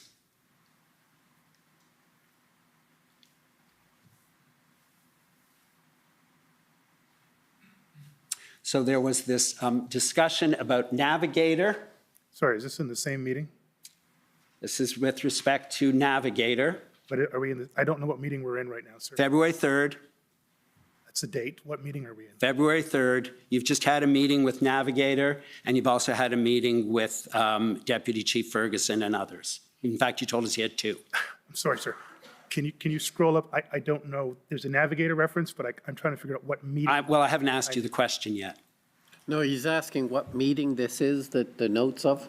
That's why I gave you the previous page was February 3rd meeting. If you just want to go back up to the previous page. POU update, okay. So I'm at a 10:15 meeting in regards to the POU update. Okay.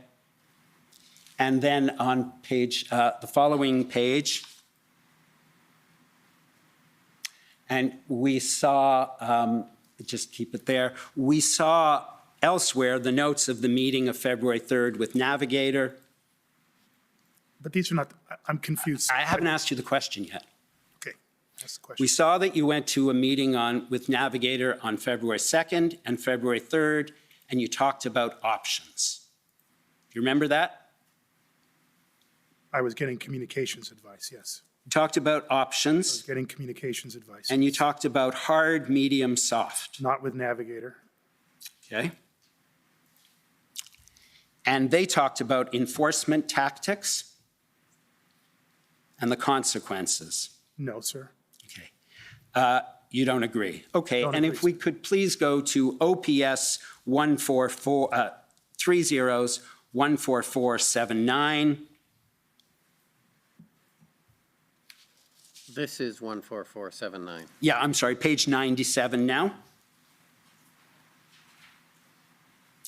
the seventh line, that bullet. In the last several, this is Deputy Chief Ferguson. In the last several weeks, there have been daily Navigator prep meetings for command. I have begun to decline them because I believe it has begun to drive our operations and influence the chief's decision around things like enforcement, What date is this? which sir? we know has been putting our officers at risk for safety reasons. What date is this, sir? If you can just go backwards, you'll see the date.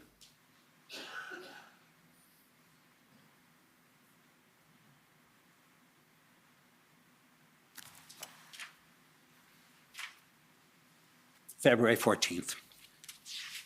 So she's talking about the last several weeks, what's been happening, and you don't agree with that either.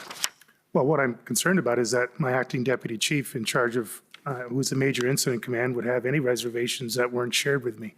I don't recall any time that acting deputy chief Ferguson came to me and shared those concerns, and that would have been an expectation of me of her.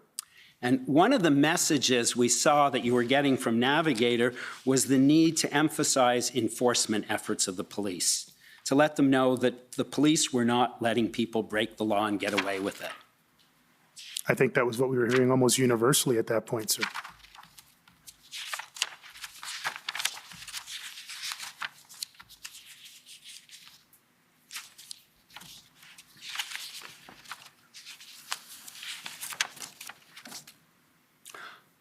On Friday, I want to move on to talk about some evidence you gave on Friday. You said that the two deputy chiefs were responsible for lost time as a result of the decision to replace Superintendent Rayom with Superintendent Dunlop. No, sir, and again, you're putting words in my mouth, and I don't appreciate it. What I said that we had lost time with the churn of the different event commanders moving in and out.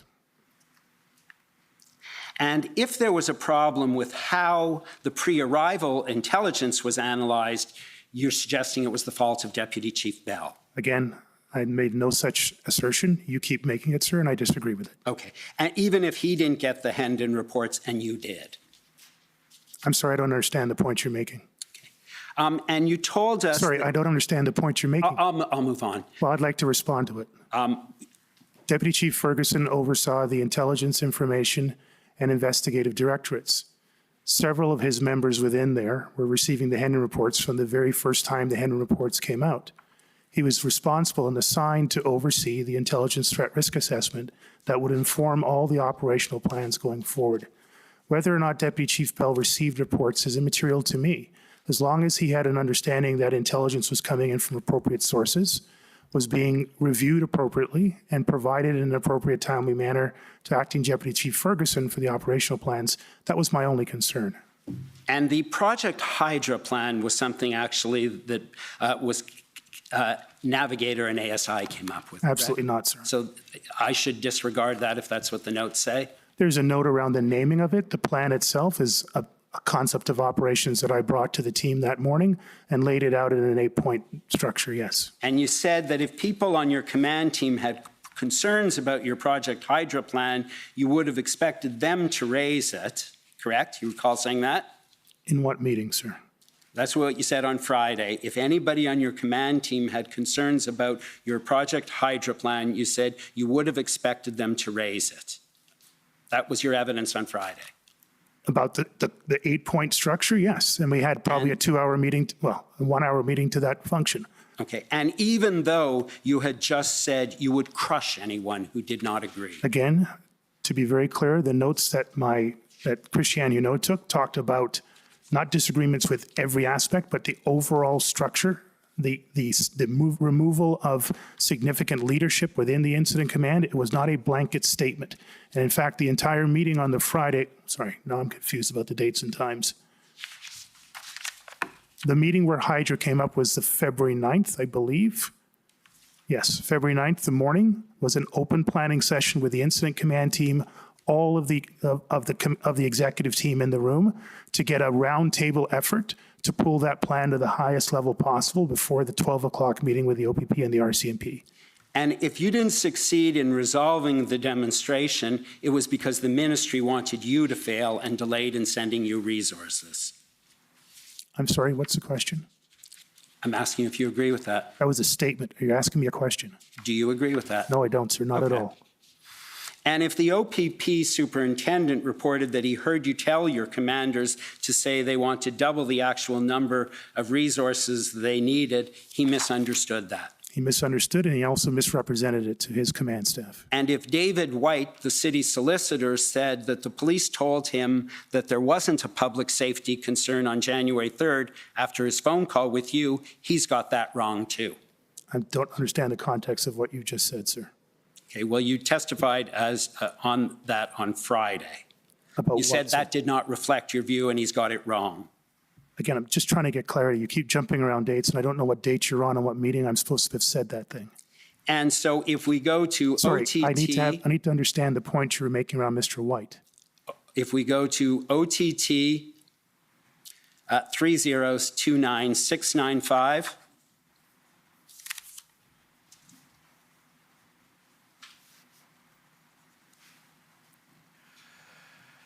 it's the meeting from David White about his call with you.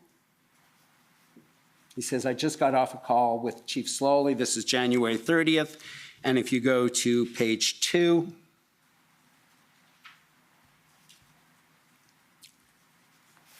he talks about you were taken to this document, I believe, on Friday. And then he concludes by saying, frankly, I was left with the impression that the chief is looking for an opportunity to say that the city denied OPS a tool and they cannot be blamed for any public criticism of the police handling of the protest. It's an alarming assertion made by the council for the city and absolutely incorrect. Okay, so you wouldn't agree with that either? No, sir. And many of the OPS officers who testified here said you didn't properly follow the incident command system and insisted on approving every operational or tactical decision. And that's wrong as well, correct? I don't know about many, sir. Again, I've heard that Ottawa Police commanders heard from somebody and assumed things, but I haven't heard a single Ottawa Police Service commander say that they received a direction from me directly or received an email with a direction from me to any of that. That much is absolutely clear. Everything asserted about me has come through a rumor or something that went around the station. That's the only thing that I've heard so far in the testimony. Okay. Commissioner, if I might just have a couple of extra minutes, I'm just finishing up. Sure. Thank you Go very ahead. much. February 14th was your last full day as the chief, correct? The next day, you concluded an agreement with Chair Deans. I had a full 8-hour day on February 15th, sir. February 15th, you concluded an agreement with Chair Deans, correct? That's correct, sir. And I'm not asking you the amount of the payment, but you concluded an agreement in which you negotiated a payment from the board and then resigned, I correct? concluded an agreement with the board for my separation from the organization. Yes, sir. Okay. And in fact, you'd been thinking about resigning for a while. you Not said. at all, sir. Okay, so if that appears in writing somewhere attributed to you, that's incorrect. If you'd like to show me it, I'd be happy to give you an assessment of it. If we could please turn to, If it was in a tweet, I wouldn't know about it. if we could please turn to OPS 3014479, page 93.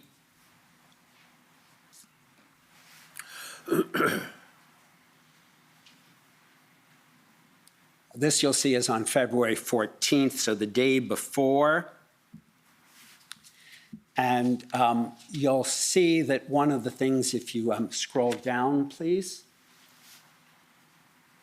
At 9 o'clock, command call. Chief finished with, we succeed as a team or we go down as one. Did you say that? I don't recall saying it, but that just sounds like a good old team kind of rah-rah talk.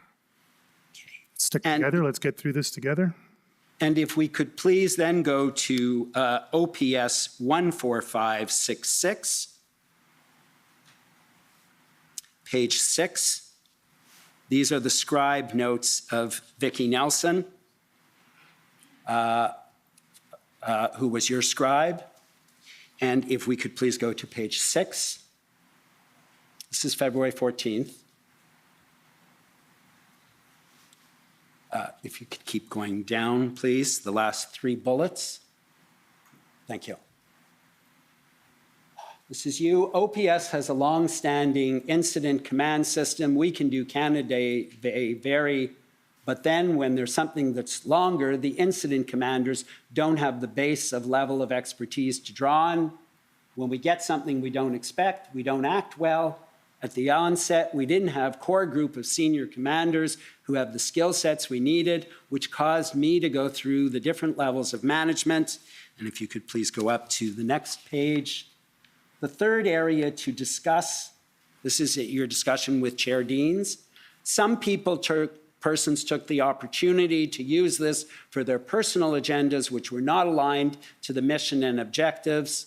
I can absolutely prove that significant changes were made to the command team, which was withheld from my knowledge for days, which caused us to miss opportunities.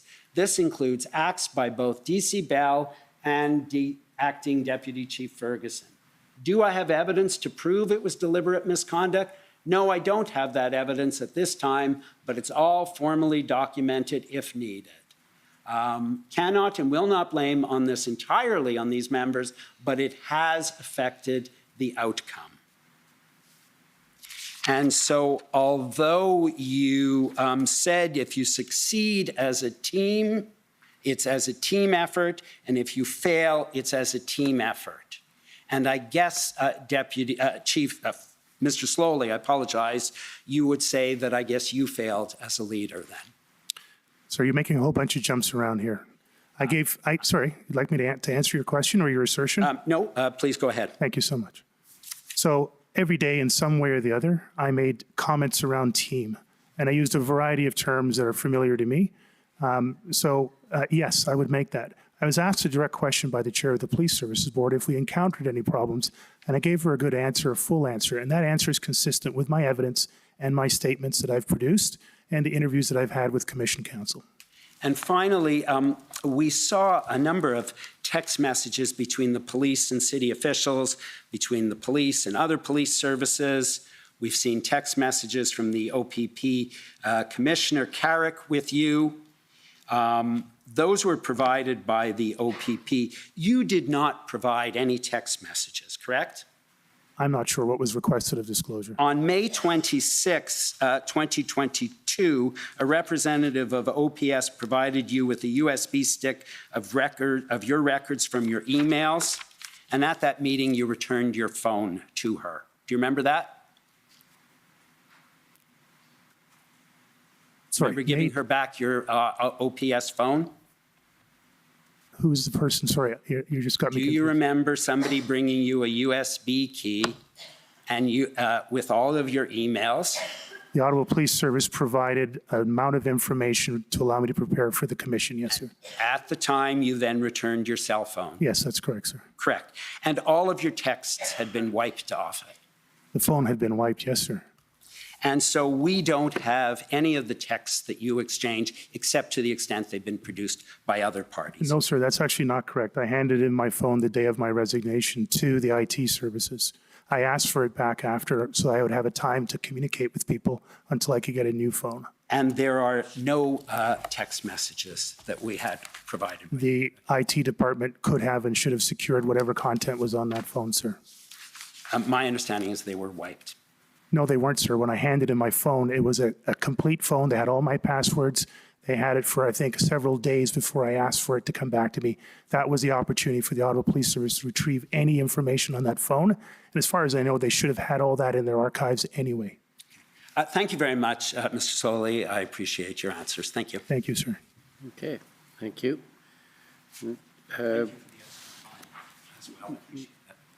That's fine.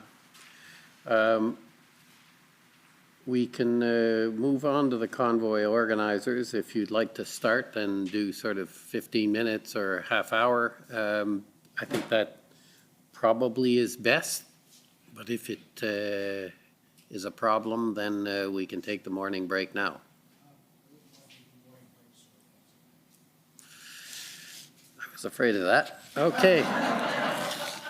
Shouldn't have given you the option. My problem. Okay.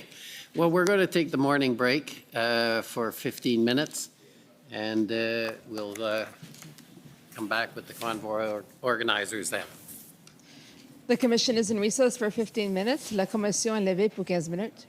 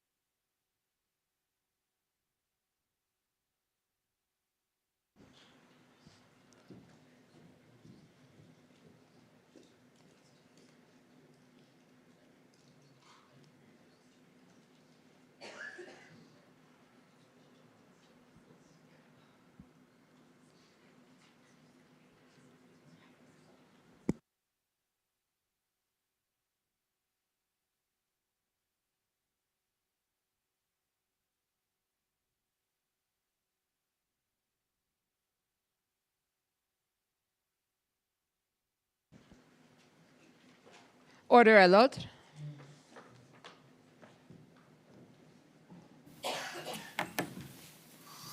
The commission is reconvened. La commission reprend. Okay.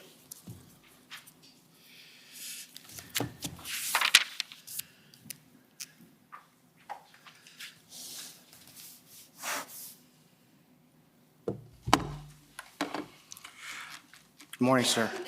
For the record, my name is Brendan Miller. I'm counsel to Freedom Corp, which is an entity that represents the protesters that were in your city in January and February of 2022. Can you just speak up a bit, please? And first, thank you for your service, and I'm sorry for all the things you've had to go through since everything that's happened to you. It doesn't seem fair to me. But I just want to get into asking you some questions about some of the things you gave evidence about. I read the transcript, though I wasn't here on Friday, but you described the issue with respect to the protesters as assaultive behavior. And I just want to clarify, by that I take it you don't mean actual physical assaults under the criminal code, do you? Two things. Thank you for your questions. Two things. And I may have been guilty of it myself in chief. The pejorative term, the protesters, the convoy, it's not accurate. There were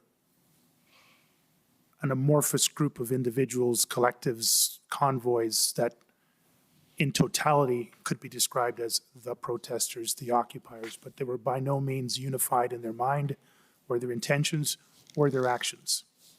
Secondly, yes, I used the term assaultive in the broadest case possible, broadest way possible. It is my understanding that there was criminal code assaultive behavior by individuals in and around the protest areas of the city, but I can't tell you that they were specifically a part of one convoy or specifically a part of some group that had clearly established themselves as a major, if not a dominant factor. But there was criminal code level assaultive, threatening behavior that became the subject of criminal investigations. I don't know the status of those investigations. Okay. And it's fair to say, though, that though the OPS wasn't enforcing things for broken windows or anything like that, that, of course, if there was a physical assault in downtown Ottawa, no matter that the protesters were there, that incident would be investigated and charges would be laid where appropriate, right? Yes, sir, that would be my understanding.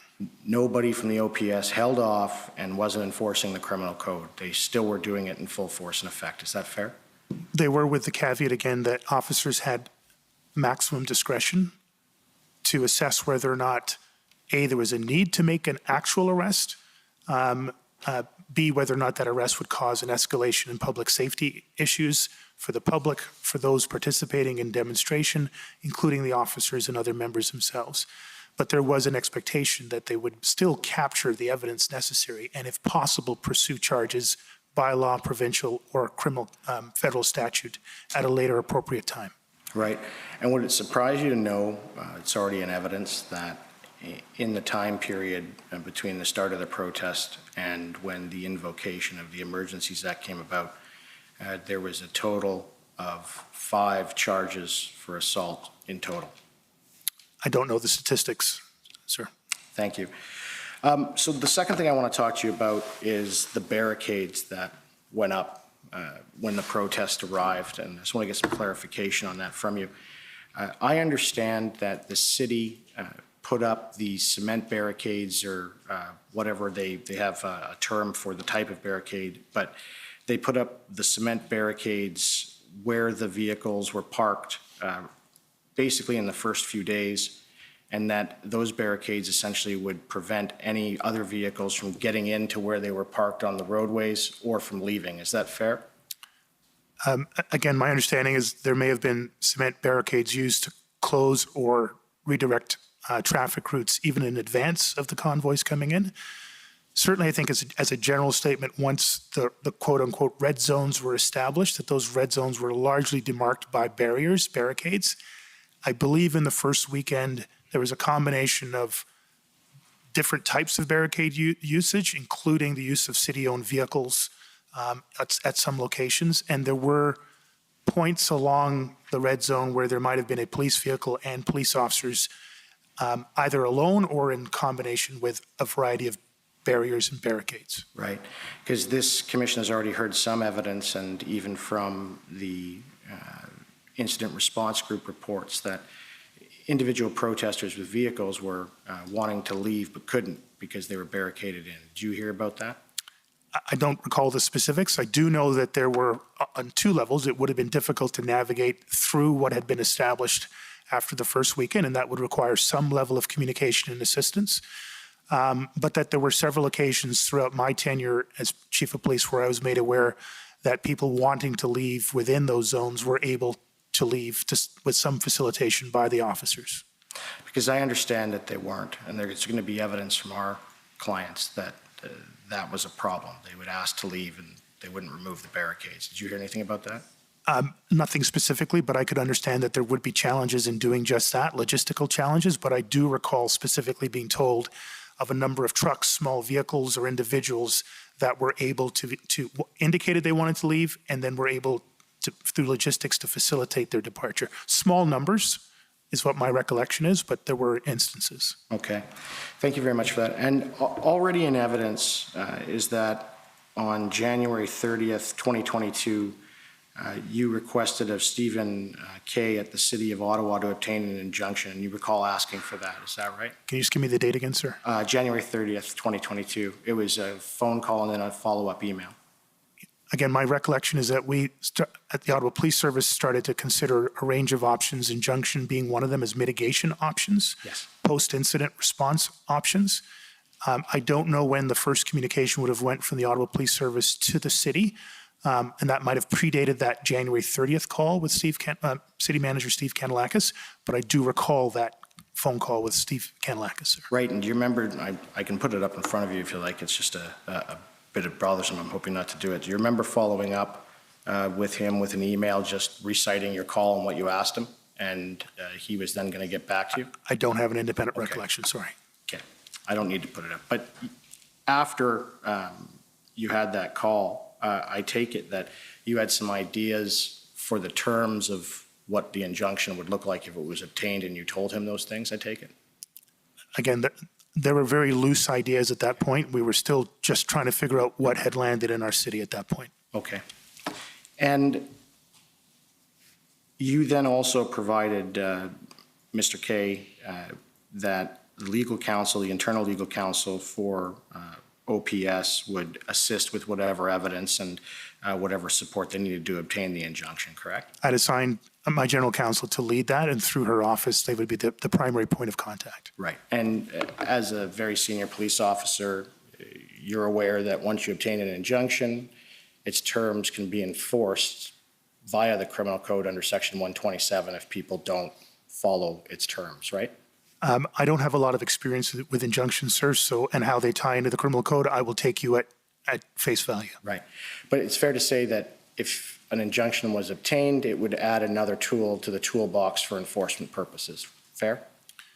It would add another tool well beyond enforcement. Yeah. But that would be the potential benefit, that in the net, there would be a net benefit to addressing whatever the public safety issue was.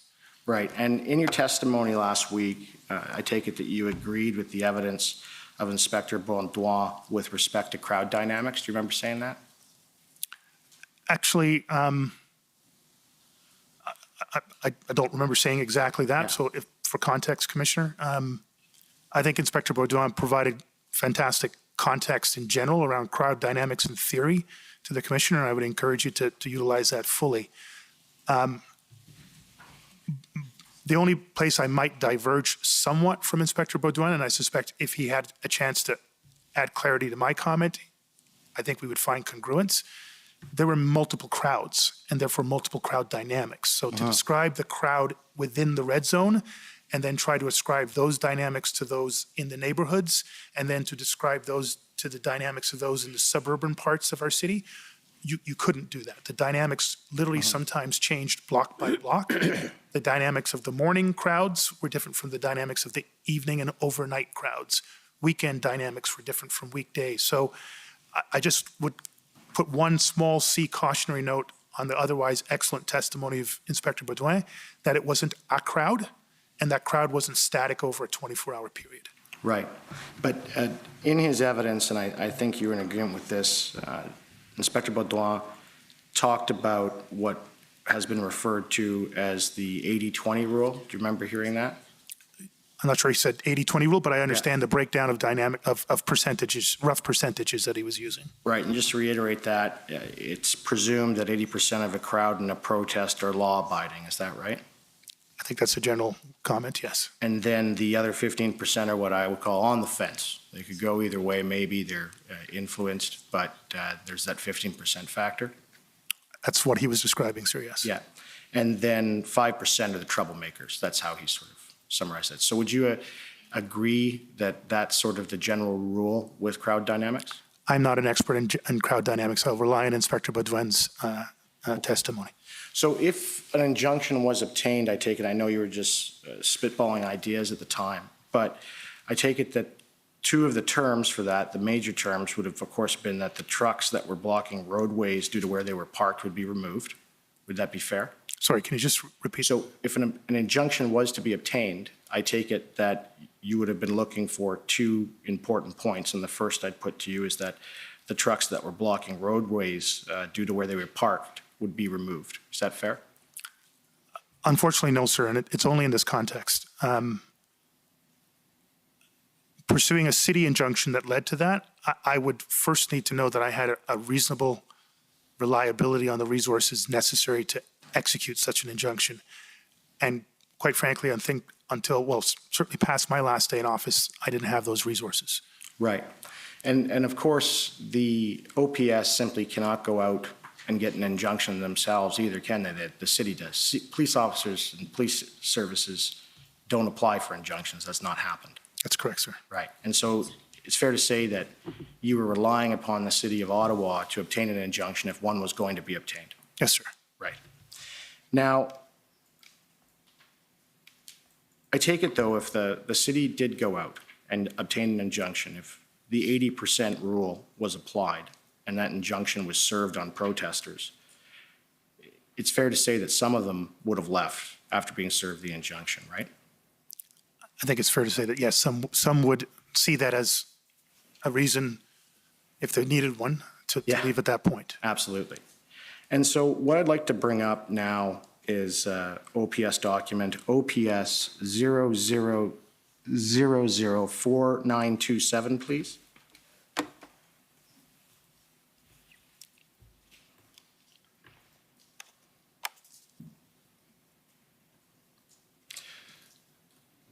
So these are the type notes, and we went through some of the handwritten ones of somebody called CH previously, but these are the type notes of your meeting with Brenda Lucky as well as Commissioner Carrack from the OPP.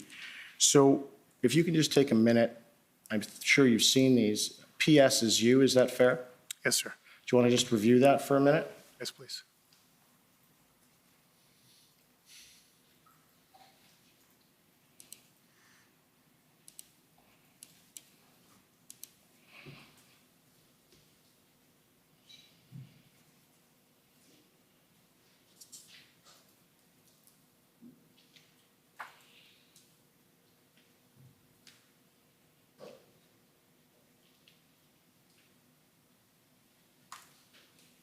Madam Clerk, if you could, or Mr. Clerk, if you could scroll down too for me.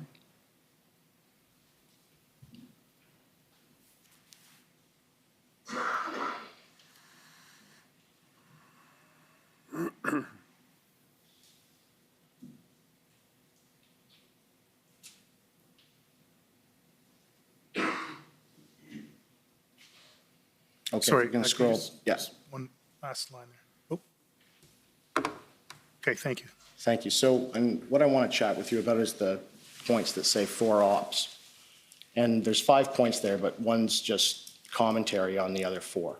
And so the 4 ops, which I will call the 4-pronged approach that you had pitched, was ongoing public order management, planning for long-term application, police-led intervention to arrest to bring to an end, and seek an injunction at all levels because of all 3 levels of land involved. So that's a a multi-pronged, multi-tactic approach that would be very common in policing. Is that fair? Yes, again, I think you said it, but just to be clear, it's not one or the other or the other, but Right. some combination of all four. Correct, yeah. So it's a multifaceted approach because you don't use a sledgehammer to squash a mosquito, but you want to have all your tools that you can in place and use them as appropriate. Yes, sir. All right. So an injunction on, when you had this conversation on January 31st was something that was a part of those 4 ops. Yes, sir. Right. Okay, now if we could scroll down, please. And I take it BL here, that's Commissioner Brenda Lucky, is that right? I'll assume so. Yes, sir. Right. So I'll give you a second to review those points.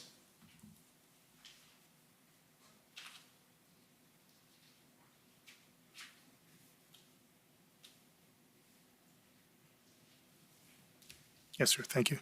Thank you. And so is that, those points first, are those accurate from what you recall from that conversation? From what she said? They're accurate. I recall that the second bullet point around the injunction that the commissioner at the time went into a lengthy explanation of her experience with and therefore position with injunctions, and it was clear that she was not, did not believe it was going to be a substantive part of the solution. Right.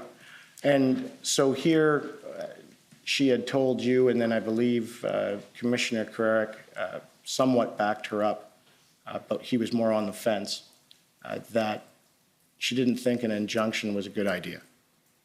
Yes, that's correct. Okay, He was not as emphatic, but was not far off her overall theme. right. And so it's fair to say that at this point, this is the first time someone has told you not to go the injunction route. Is that right? Again, I wouldn't use the language told. Neither commissioners directed me. Right. They provided their perspective. Okay. But even after this meeting, I haven't seen anything in the records that you ever changed your advice or anything to the city. You still were in support of them getting an injunction if they wanted to do so, but it was up to them. Agreed. Again, just with the almost the inevitable caveat that no matter what you do, whether it's a discussion around a declaration of state of emergency, an injunction, if we don't have the resources, it could be even more problematic. Right.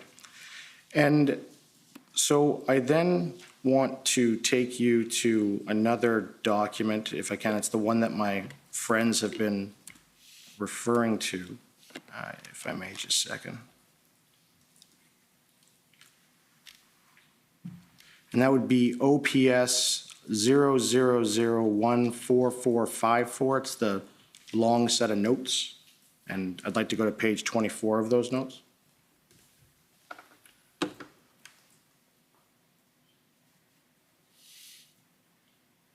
So just from my understanding too, sir, these notes in the disclosure package, they say they're from somebody called CH. Do you know who that is? That's General Counsel Christiane, you know. Okay, thank you. And so she's the general counsel to the OPS? That's correct, sir. All right. So if we can scroll down. So these are from February 2nd, and it's a meeting that all of you had. And there it says, Steve Kay had a meeting with the federal government today.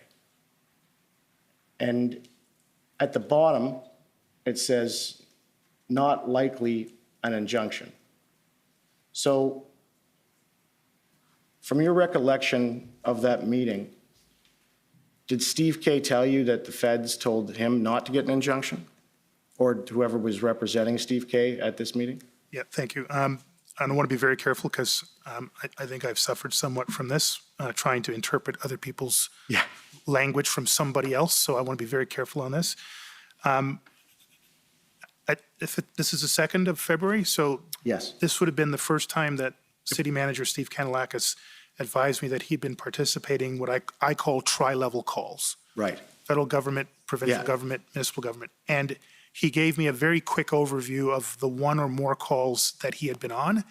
And that's my best recollection of his very brief overview. So I wouldn't want to ascribe anything particular to the federal government based on this line in this document. So do you remember, can we scroll up too, just so you can see the date and who was there? So it doesn't look like Steve Bell was present. No, so it's myself, Christiane, John Steinbachs, who's the Executive Director of Strategy and Communications. The rest are from 2 external service providers. Right. And do you know who was making the statements with respect to Steve Bell's meeting with the feds that are at points 1, 2, 3, and 4? Do you recall? That would be me providing that briefing to the group. Okay. And that's Steve Kanalakis, not Steve Bell, just Or Steve, my apologies, there's so many names. So Steve K had told you at another point in time before this meeting that he was not likely going to go the injunction route. that he was on meetings, tri-level meetings, in which the topic of an injunction was raised, and that's my best recollection of his best recollection. Okay, all right.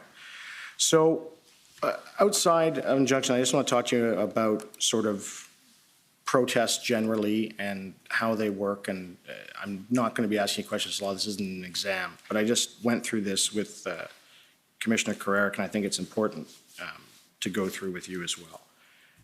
Can you agree that in sort of general protest law and enforcement and criminal offenses regarding the same, you basically have three types? You have lawful protest, which is protected under the charter. Then you have an unlawful assembly, and then you have a riot. Can you agree with that? Under the law, if you're asking if that's the definitions under the law, I will cede to you. Under policing, we would talk about peaceful, peaceful lawful, peaceful unlawful, unlawful, and there'd be a range of other, but from a definition, legal definition perspective, I will leave that to your analysis. Right. And you're aware, of course, with protests that when they cross the Rubicon between lawful protest and unlawful protest, it becomes a criminal matter under Section 63 of the Criminal Code. I am not as conversant with the code. Again, Okay. I will trust your interpretation. Right. And so with that, is it fair to say that the OPS and your office at no time prior to the declaration issued any form of formal notice to the protesters that they had been deemed to be an unlawful assembly and they must disperse? That's correct, sir. So no time that didn't happen? Not to my understanding. Right. So you're aware also of the riot provisions in the Criminal Code for the Riot Act? 'Cause that I was am, discussed. sir, yes. Right. And so that requires that even if a general riot isn't happening, as recognized in law without the declaration, that if a sheriff, a mayor, or a justice of the peace or judge of the Ontario Court of Justice goes out, says this set of words that end in God save the Queen, or now God save the King, and it's then deemed an illegal gathering and people are ordered to disperse. You agree that's what that does? Yes, sir. Sorry, I'm just, So when it was written, it was probably in an age where people might hear those words. Exactly. Everybody in the area would hear those words. Yeah. Right. And so there was never a declaration, of course, as a riot, and there was no formal declaration that there was an unlawful assembly. And therefore, the protesters who were there, who were sitting there, no one in authority, it's fair to say, told them that they were doing anything illegal. Is that fair? Again, I will cede to the legal definition of it, but I couldn't agree that that would be the case given the massive amount of social media, mainstream media coverage of what was happening in our city here and across the country. I think it'd be very hard to believe that any individual could not understand that there was a level of unlawfulness and public danger and risk, heightened risk, at any point from January 29th onwards. Right. And so that brings me, interestingly enough, to my next area. And I heard your evidence or read your evidence about misinformation. And it's fair to say that on social media in particularly, and even in the news, there was a whole bunch of misinformation about the protesters. Is that fair? About everything that About had to do with it, yes. Right. So for example, there was reports in the news that there was an arson committed by the protesters, and I understand that was investigated, and it turned out that wasn't true. Yes, sir. And there. Sorry, Yeah. the investigation was concluded after I left office? Yes. My yes, sir, is what I understood to be in the media, but not from the actual investigators themselves. Okay. And with the misinformation, did you have any idea about how the misinformation about the protests started? Did you do any analysis with your intelligence bureau on that? No, sir. Okay. Not that well, not that I'm aware of. They may have made such attempts, but I wasn't aware. All right. So I want to bring up a document. I gave notice of this earlier today, and I don't know if the feds are going to object, but I wouldn't be surprised. If I could bring up document SSM.CAN dot 00007722 underscore rel dot 0001.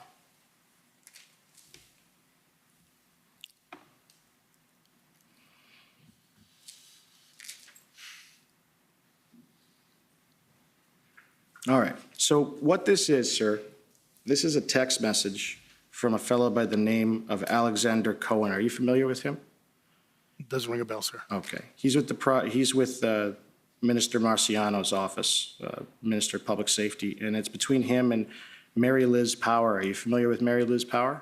Again, the names aren't ringing a bell. Okay. She's with the Prime Minister's office. So I'm just going to read that to you for you so you have an understanding.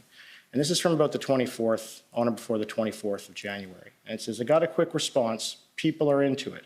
Let me know if your boss is too.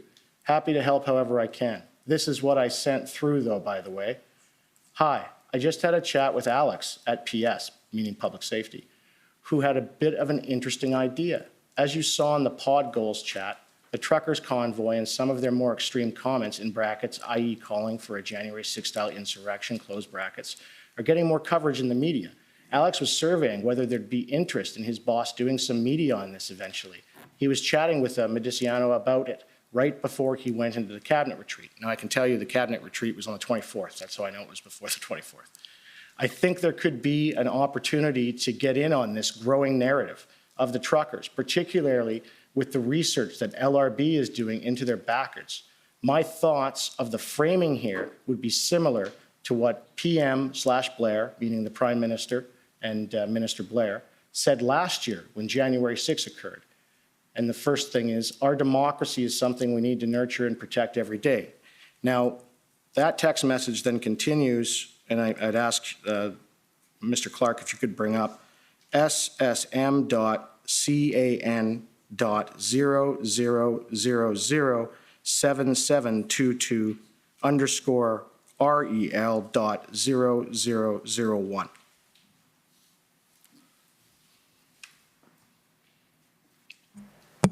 Council, I think that's the current document we're on.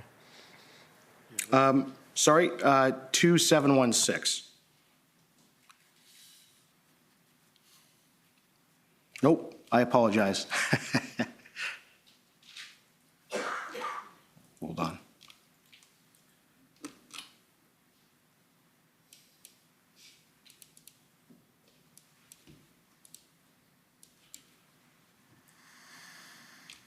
Well, I've got the name of it wrong. I think I got the wrong number.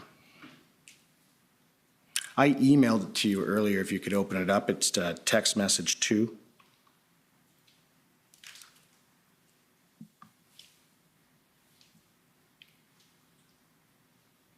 It just says text 2.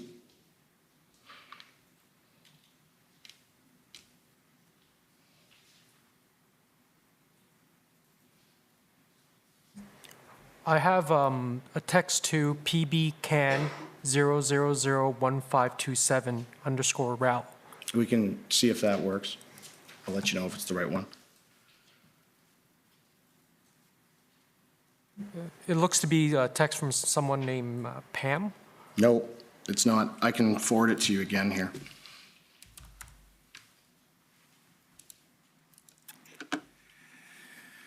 I've just sent it.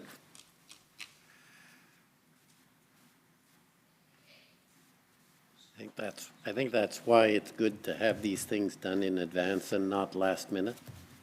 True.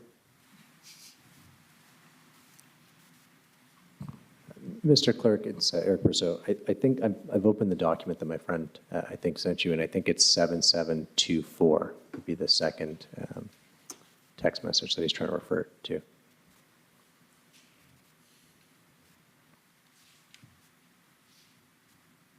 All right, so this is the continuation, and it's what sort of the lines are going to be. And We will always support the right to peaceful protests. Some of the call that organizers of these events are making are concerning, and we're taking them seriously. In brackets, would need something to back this up, close brackets.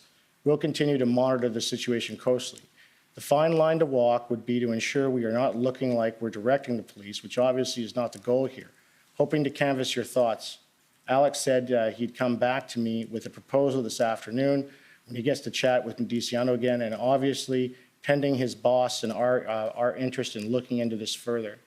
And if you could scroll down. And Alex responds, thanks. I had an initial chat with my boss and he's supportive, but wants to wait a day or two. There's a danger that if we come down too hard, they might push out the crazies. And then the response, I think that's fair. Apparently Global and others are working on stories. Maybe see how those land. So when I show you this, and after this, the exact same sort of narrative came out from the federal government following these suggestions from their staff. Is that misinformation? I'm sorry, I can't really comment. There's just not enough context to know who these people are, what they represent, what information or influence they have. Right. Okay, well, and then just moving on to a last area I'd like to question you about, and this is sort of on the fly. I sat here and listened to the evidence with respect to the notes that Deputy Chief Ferguson took. And all of those notes were about you. Now, I've only been doing this for 12 years, but I've never seen anything like that with officers keeping notes on one another. Can you explain to me how odd that is, or would you like to elaborate on that? Because to me, officers keep notes on an investigation. They don't keep notes on their chief, and they don't keep notes on their colleagues. It's for investigative purposes. Do you have any concern with what happened there? In my 30 years in policing, I've never seen anything like that myself. Anything else?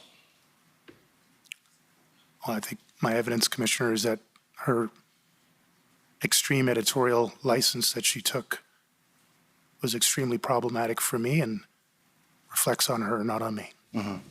And would you agree that it's in police training that officers are taught to make notes, and whatever they write is, for court or for proceedings typically, and it goes and it's used. If you don't have something in your notes, it goes against your credibility, and if you do, it supports your credibility. You're probably familiar with that. Except for the last part. Yeah. My understanding is that notes are evidentiary. They are produced for the purpose of judicial processes as well as for internal system and policy requirements. But And you'd agree just because someone writes something in their notes doesn't mean it's true, does it? they are supposed to be an honest representation, But sometimes they're not. clearly in some cases. Thank you. Okay, thank you. Next, I'd call on the Government of Canada, please.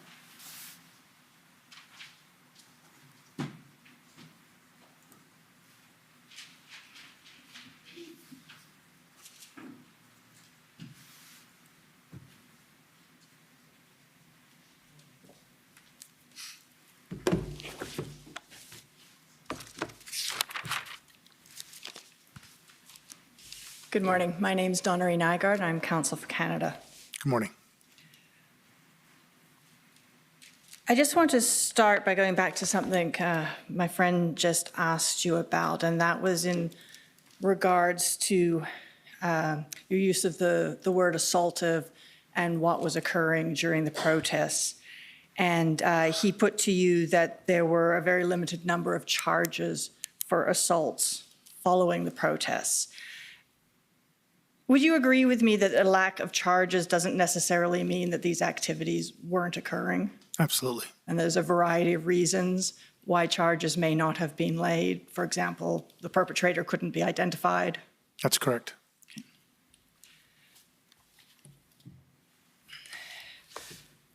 There's been earlier in the hearing, and I'm not sure if you watched all of this evidence, a lot of discussion about the resources that were provided to OPS from the RCMP and when they were provided. And I just want to go over some of that with you to try and provide a little bit more clarity around that question. So starting at the beginning, on the first weekend of the protest, there were, and you were aware that there were 2 public order units of the RCMP stationed in 2 different locations in Ottawa, one at Parliament Hill and one at Rideau Cottage. They were not under OPS control, but you were aware that they were there, correct? I understood there were 3 RCMP public order troops, but they were all assigned to protection services that were under the RCMP's mandate and not under the control of Ottawa Police Service. But you were also aware that if something were to arise, those units were there and would come to the assistance of the OPS, correct? That was my understanding, yes. And in fact, after that weekend, you sent a note to Commissioner Lucky and also to Commissioner Carrique, and perhaps we can pull that up. It's pb.nsc.can.401396 with the underscore relativity, et cetera.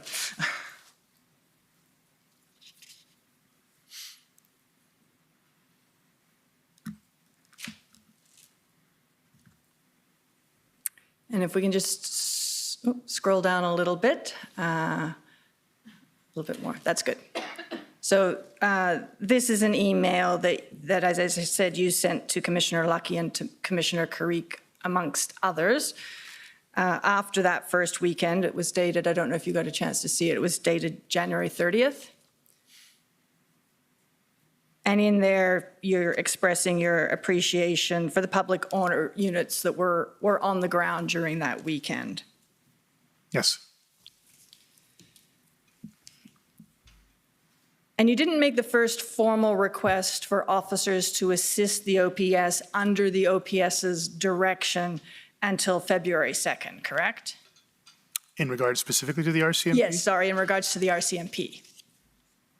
And I can pull up the email if you like. Yeah, That would be I helpful. won't challenge it. I do recall just lots of emails going out prior to the arrival, so I can't 100% say one of them didn't go to the RCMP, but I'll take your... So let's help refresh your memory. It's pb.nsc.can.401743.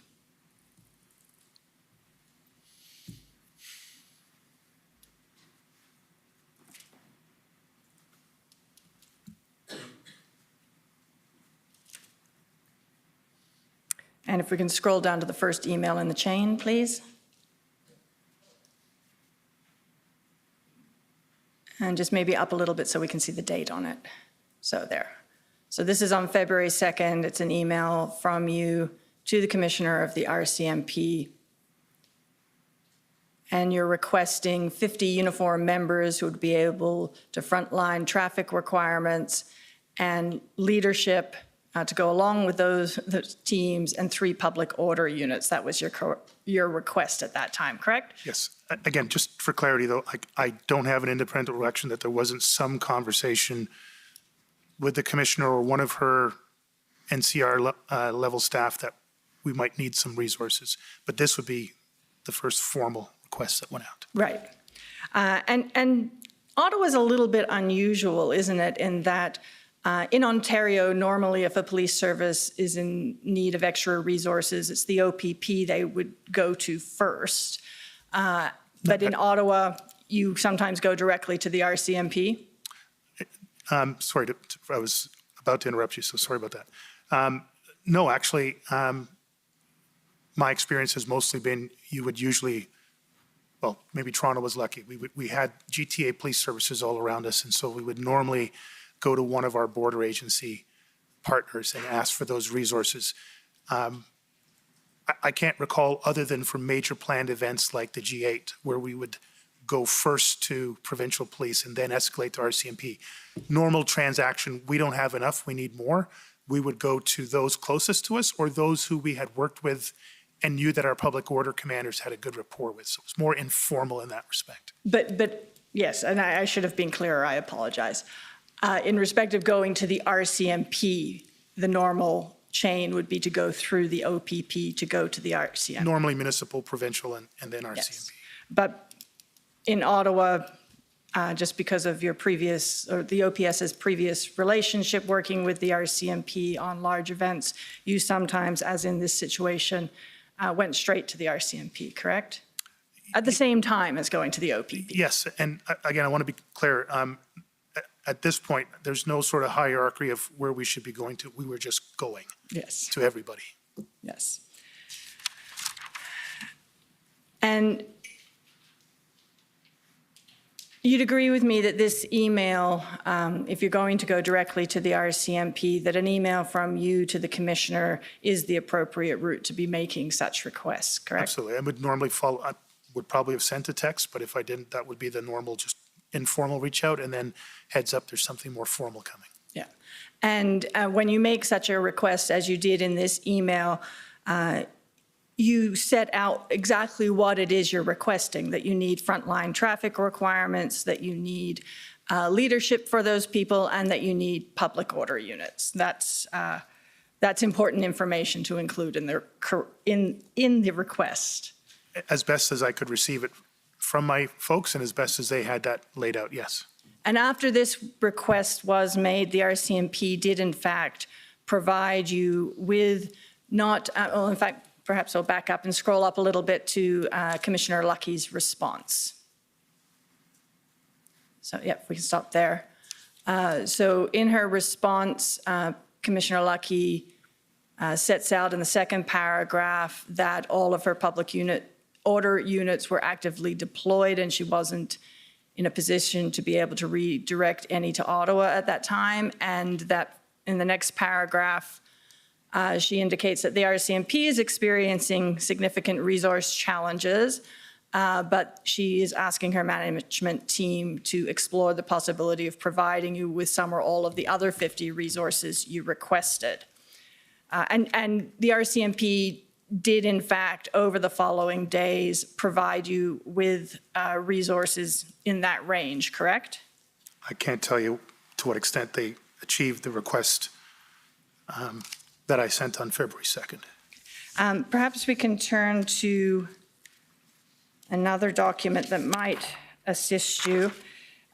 It's OPB 401014.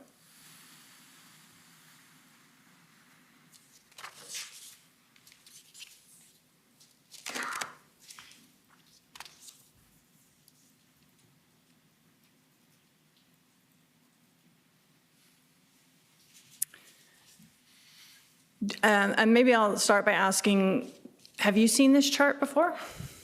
Yes, I have seen this framework. I can't say I saw exactly this chart, but this was an effort towards the last week of my time in office to try to identify all of the resources that were available to us over the course of the days of the convoy-related events, yes. So this is an OPS-produced document? I believe so. There may have been some support from our integrated partners, OPP, RCMP, to help to build this document out and then obviously provide the content and verification of it. Right, and this document came to us through the OPB, so I assume at some point you provided it to them. OPSB, the Ottawa Police Services Board? Yes. Yes, I believe there was a point where a version of this document was sent to the Ottawa Police Services Board. Okay, so if we can just have a look at this document, it's broken into two parts, and the top part of the chart is, as I understand it, the public order units or public order members that are provided, and the bottom part of the chart is regular members. Am I interpreting that correctly? Yes. And there's a note down the bottom that external public order deployments are incomplete between January 30th and February 9th. But if we just focus for a moment on the regular members that are provided, and the RCMP are listed at the top of that bottom part of the chart. Yes. And we can see that on February 4th, which is 2 days after you made that request, there are 20, and then it increases up to 45 the following day, and 52 and 49. That's correct. So you'd agree with me that the request for 50 members was, in fact, actioned within a couple of days by the RCMP? That's correct.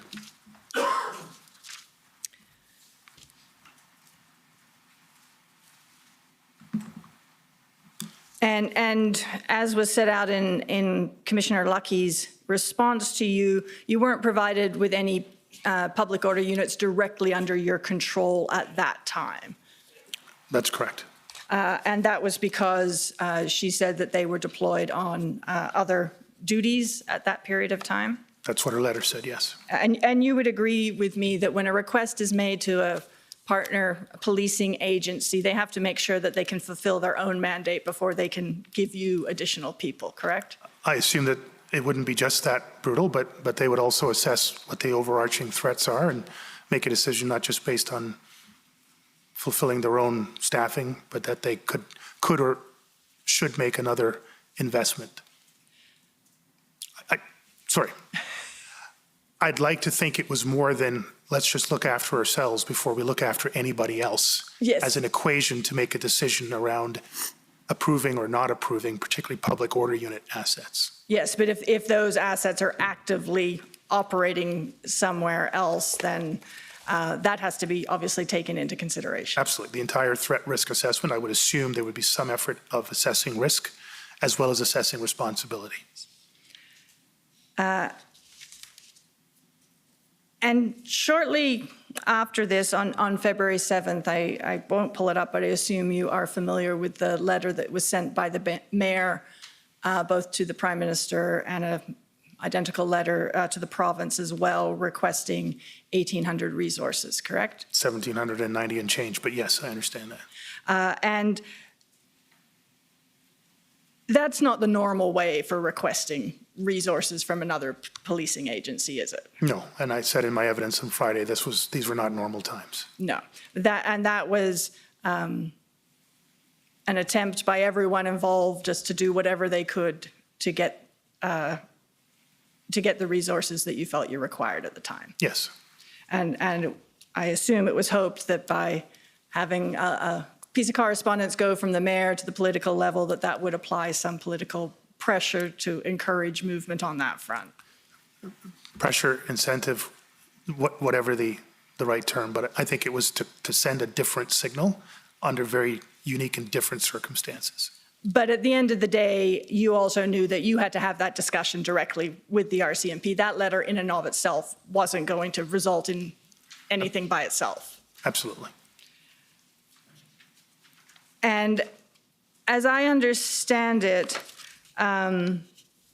there was additional resources provided by the RCMP on February 8th to stand up the integrated planning cell, correct? They sent experts like Superintendent Liu, yes, to be part of that integrated team. So senior members of the RCMP to assist with the planning. And I think you said, and I can turn you to it if you like, in your witness statement that they were provided, at least in part, to assist the Ottawa Police Service in securing the requested 1,800 police resources. Is that That's accurate? correct. And then the following day, on February 9th, there was a meeting with the RCMP and others in which the February 9th plan was explained, and you provided some more information about the nature of those resources, correct? That's correct. Because the letter that went from the mayor to the Prime Minister didn't include any details about what those 1,800 people were to be made up of, correct? I believe that's correct, yes. So you had prepared internally that chart that we've seen, but that wasn't part of the letter that went to the Prime I don't Minister. think it was. That's my recollection. So that information was provided to the RCMP through this February 9th briefing, correct? Absolutely, it was. The only hesitation, there was a request that came from, my recollection, that came from Deputy Minister Rob Stewart for more details, and I actioned that request through Acting Deputy Chief Ferguson. I believe I saw emails with her corresponding back. I just don't know what the timeline would have been between the 9th and that request from Deputy Minister Stewart. And I don't think I have the document number here, but I have seen the email you're referring to. I believe it occurred on the 10th. Would that fit with what? I wouldn't argue too hard. With your recollection? Somewhere in that zone, yes. And so on February 9th, the resource ask was explained in a little bit more detail, because you would agree of just a number of 1,800 isn't something that people could actually act on because they don't know what that is comprised of. Yes, sorry, I am going to back you up one day, though. February 8th was the first time that the Ottawa Police Service met with the members of the integrated planning team, and that was at RCMP headquarters Yes. in the afternoon. There were discussions. I wasn't there for the whole meeting, but I understand there were discussions around what that 1,790 would look like. The meeting carried on over into February 9th, and then there was a much deeper discussion with more information provided around the staffing levels on the 9th. Right. And if we can go back to that chart that was OPB 1014, or 4 zeros 1014.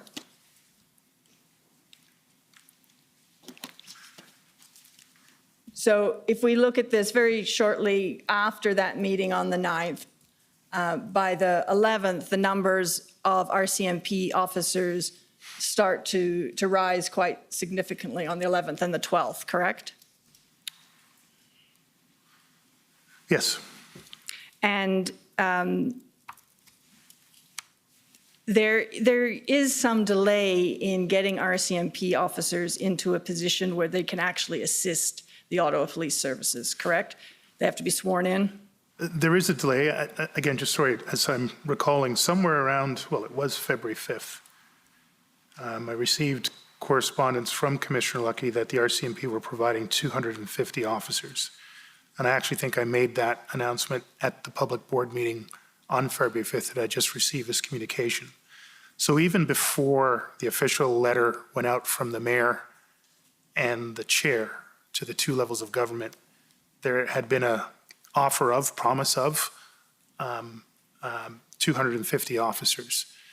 That didn't materialize until past the dates on this chart here. And I, to this day, don't know what happened to that deployment of 250, but certainly there is an indication that the 50 that was requested on February 2nd was achieved very quickly and maintained. And then there was a significant increase in staffing after on the 11th, I guess. But you'll agree with me that if the RCMP provide a certain number of officers, they cannot all work every day. So you need a pool, for example, larger than 50 in order to have 50 people working every day. Sorry, I'm not sure I understand what you're... So if the RCMP are going to supply to the OPS 50 boots on the ground on a given day, every day, that's not 50 individual officers. It has to be more than that in order to cover off 50 boots on the ground every day. If a police service is sending me 50 officers, and they'll be operating under our incident command system, then my expectation would be that we would not just deploy them on a day shift, we'd deploy them on an as-needed basis, and some of that 50 would work daytime, afternoons, nighttime. But we would have 50 officers, 50 human beings who are capable of being deployed under the direction of the Ottawa Police Service Incident Command System. I think we're saying the same thing, but I'm not sure we're saying the same thing. I'm not entirely sure we're saying the same thing either.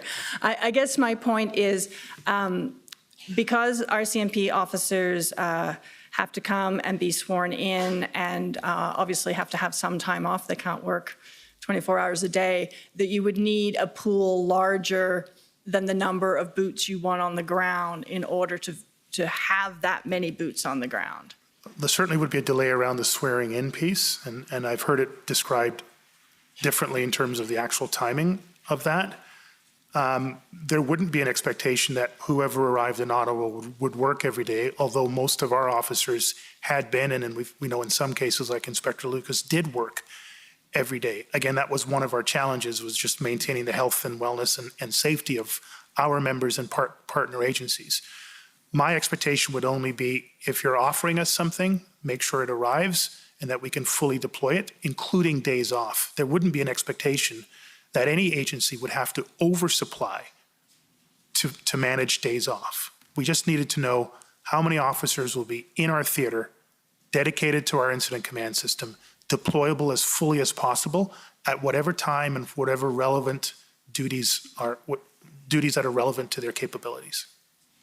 So you wanted to ensure you had 50 people on the ground every day, and that might require more than 50 people being here in order to accomplish it?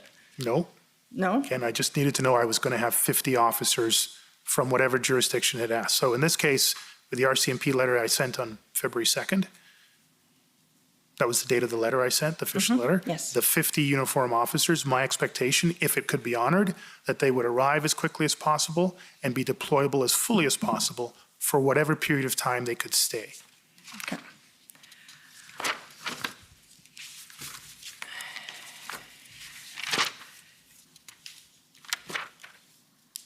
And I want to take you to one more document on this, which is PBNSC CAN 403118.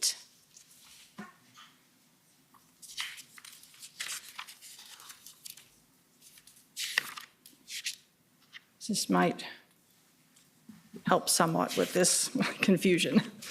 If we just scroll down to the bottom a little bit, a little further. So this, oh, no, too far. This is an email on, I believe it's February 12th. And it's from Mike O'Byrne from the RCMP to a variety of people, including Chief Superintendent Party, about RCMP resources as of that day. So if we can just scroll down to the numbers. So this is the resourcing that the RCMP are reporting as of February 12th.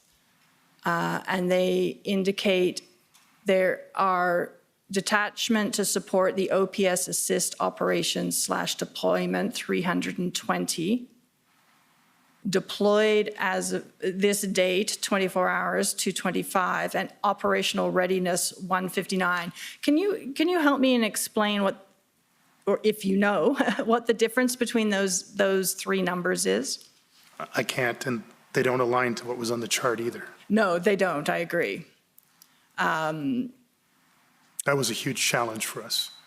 Again, this is in no way meant to be a criticism of the RCMP, but different police services call things differently, they count things differently, they account for things differently.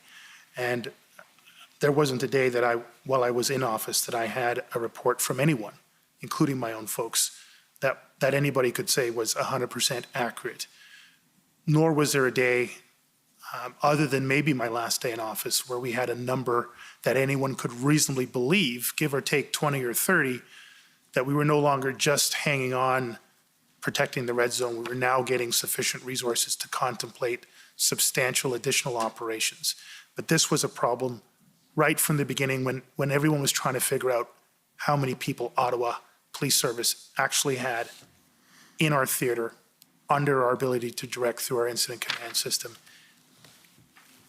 This is probably very accurate for the RCMP purposes, but not particularly helpful for us to understand what we actually had in terms of Ottawa Police Services. So you can't help us with the difference between deployed and operational readiness?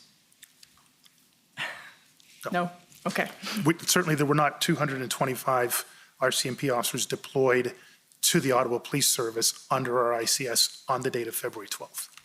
The numbers on the chart we just saw don't bear that out. Well, they don't match up with the numbers in the chart, but you just said yourself, even your own numbers couldn't be guaranteed to be accurate.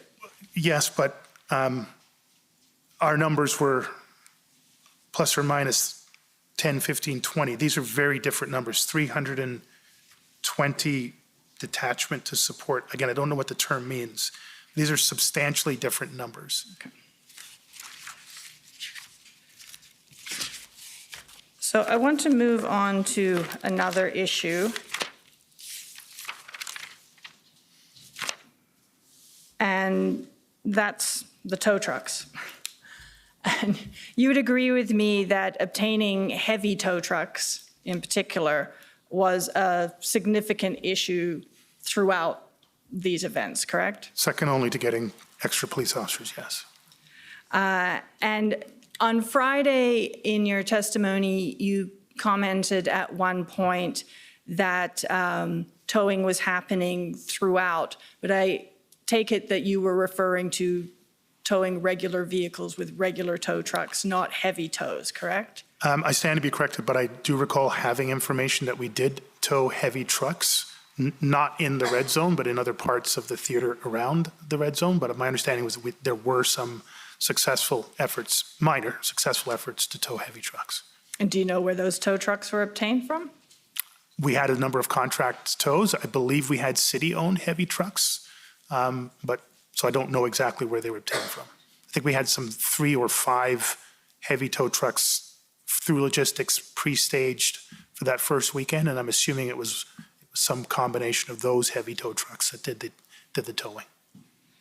But in any event, it very quickly became, particularly with the heavy tow trucks, a problem to get them to cooperate, correct? Absolutely. And I think the first reference that I have seen in relation to this is on February 4th. And if we can pull up OPS 406270.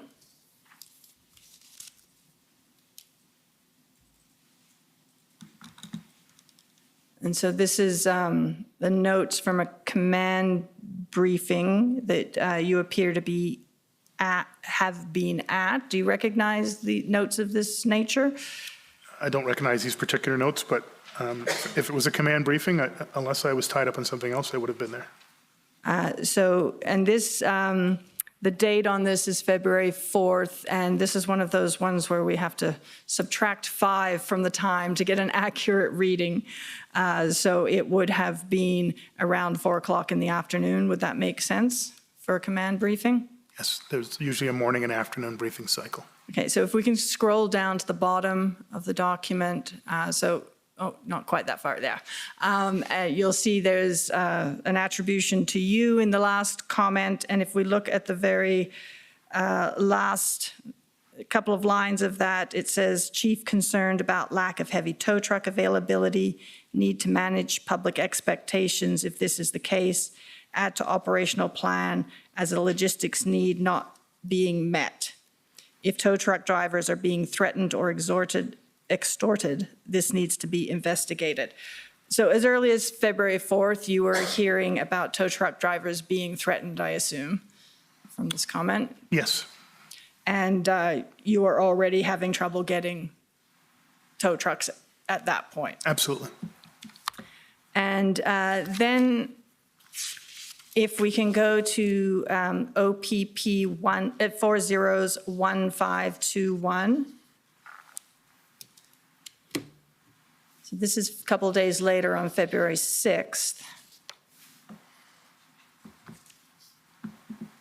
And if we can go to the 5th, first I'll situate you. This is a call, it appears to be between various federal officials and provincial and city officials and yourself. Do you recall?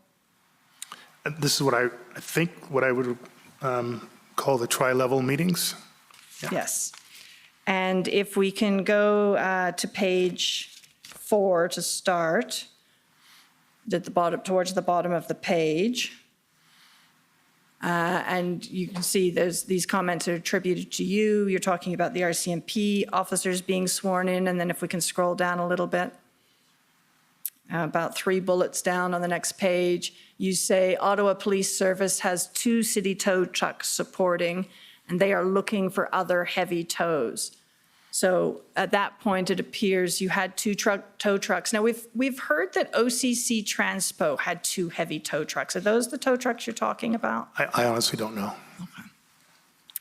But in any event, you were still looking for other heavy tows at that point, and I assume you were still having difficulty getting them to cooperate at that point. That's correct. And in fact, I can take you there if you like, but in the February 9th plan, there's specific reference to the fact that tow truck operators were receiving hundreds of threats and some of them death threats. Is that your recollection? Not necessarily from the February 9th plan, but that was really just the state of affairs from the middle of the first week throughout. And at one point, there was an attempt to get the Ministry of Transport to assist with the tow truck issue. Do you recall that? Federal Ministry of Transport? No, provincial. I don't specifically recall, but that was such a regular discussion. We at one point, I think even Commissioner Lucky, I don't think she was flippant about it, but they were looking at Kijiji to find heavy tow trucks in Canada. And even on as late as February 14th, you were still making comments that you needed heavy tow trucks, correct? That's correct. And this document that we just looked at is one example, and you've referred to it as well. This was a consistent conversation you were having with both federal ministers and federal officials that there was no heavy tow trucks to be had, certainly not sufficient heavy tow trucks to be had to carry out the work that you needed to do to deal with this situation. Yes, and and I think you mean it implicitly, but to make it explicitly, they were there. It's whether we could predictably count on their ability to support our operations was the gap that needed to be closed. They physically existed. Yes. Our ability to engage them reliably, predictably on scale was the challenge. Because they were not cooperating, they did not want to participate. They were intimidated for a wide variety of reasons. The sum total effect was we could not access them predictably on scale.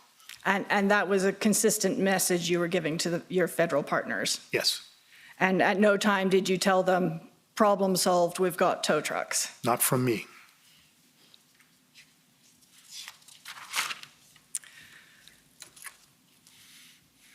So I'll switch off of tow trucks now. We seem to spend an awful lot of time talking about them.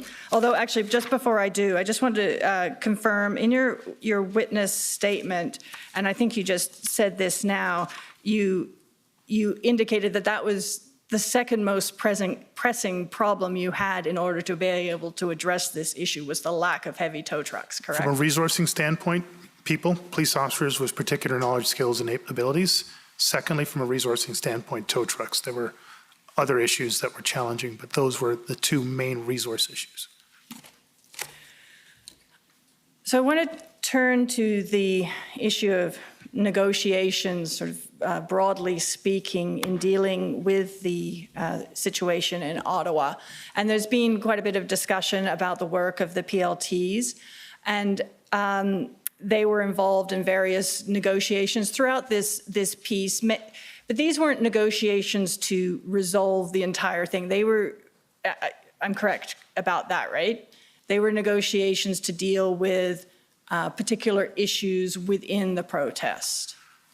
Well, technically, anything that could move us towards a safe, successful end was designed to get us to a safe, successful end, and PLT always has that role.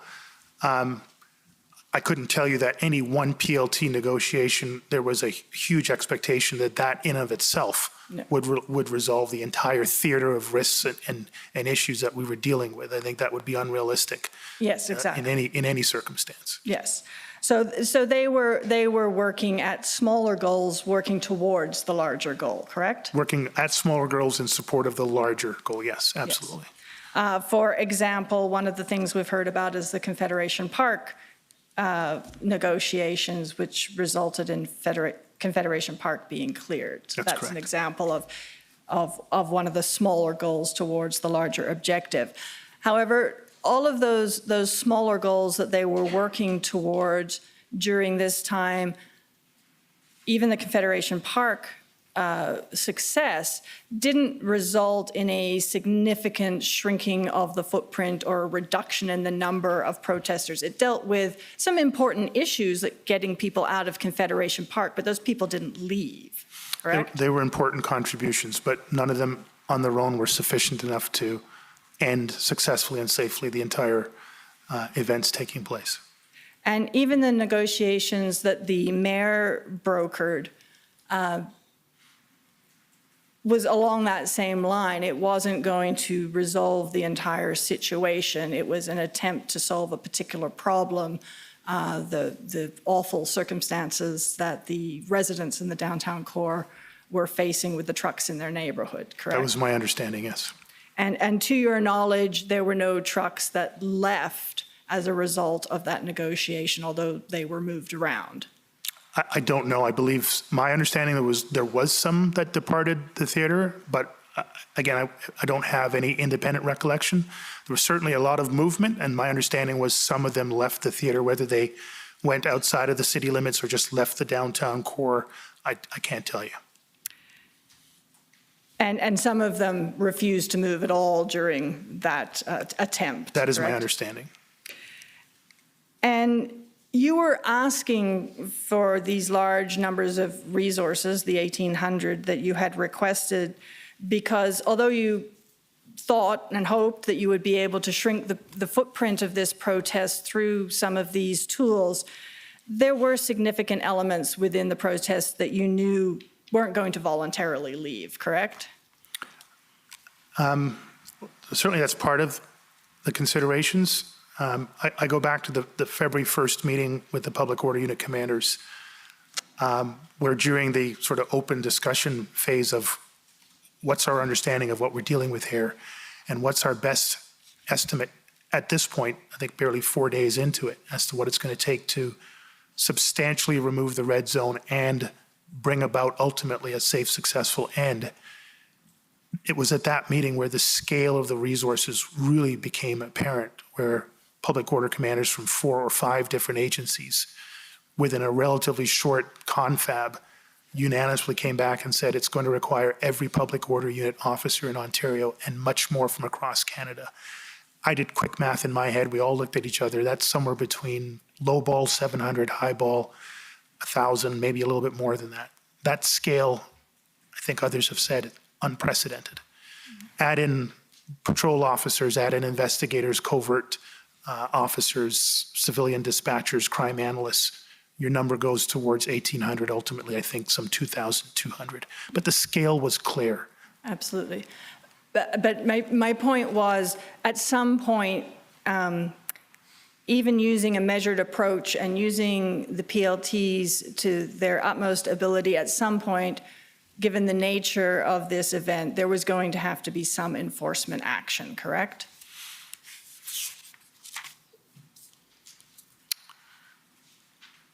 I can't rule out, and I ruled in the likelihood that a PLT alone negotiated effort, or any negotiated effort, including the mayor's attempt, would not likely result in the penultimate safe, successful end. I can't rule that possibility out, though. The likelihood was very, very tiny, but I can't say that it could not happen, that some combination of negotiation efforts by the Ottawa Police Service, by partner agencies, by some involvement of one or more levels of government, an unknown and incredibly talented interlocutor couldn't have arrived on the scene, and some combination of factors could have resulted in a fully negotiated end. The likelihood, though, was very small in my estimation. Right. And that's why you needed the resources. That's why I had to ask for those resources. And you were of the view that the situation in Ottawa, particularly taken in the context of everything that was going on around the country, created a threat to national security, correct? That was my view. Yes. And why were you of that view? Again, to be clear, I'm not a national security expert, but in the totality of my experience over 35 years, 30 of them in policing and almost 5 years in security and justice, which included national security work, supporting agencies doing that, this was the closest thing that I could see to a true national security event. And when you say the totality of events, what are you taking into consideration there? Absolutely what was happening here in Ottawa, but how that was being coordinated to different sites across the country, Coots and Ottawa happening at the same time. The first real signal to me was and I think it's captured in Commissioner Creek's, either his statement or in his testimony, I forget. But clearly the move to Windsor as the southernmost point away from Ottawa for a significant policing operation was designed to split our resources across a significant piece of territory at 2 very high-profile, high-risk locations that would demand significant resourcing.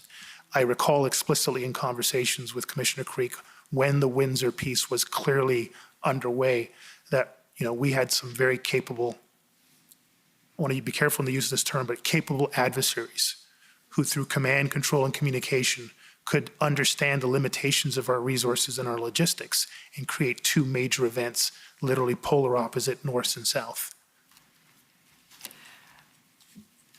And your view that the situation was of that nature, that it created a national security risk or threat, that was a view that you expressed quite consistently throughout these events, correct?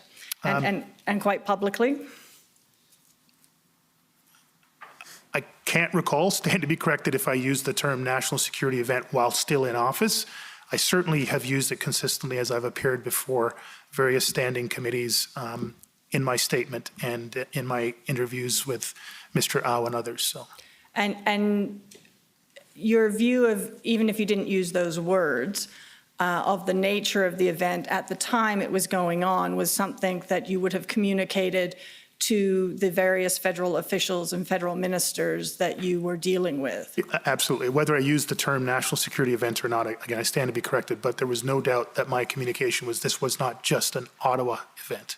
This was provincial and national in nature, and they had elements of international in it. And not only was it not just a local event, but that it was a very serious event. Absolutely. And that it was created significant risks. Absolutely. Thank you. Those are my questions. Thank you. Thank you. City of Ottawa, please.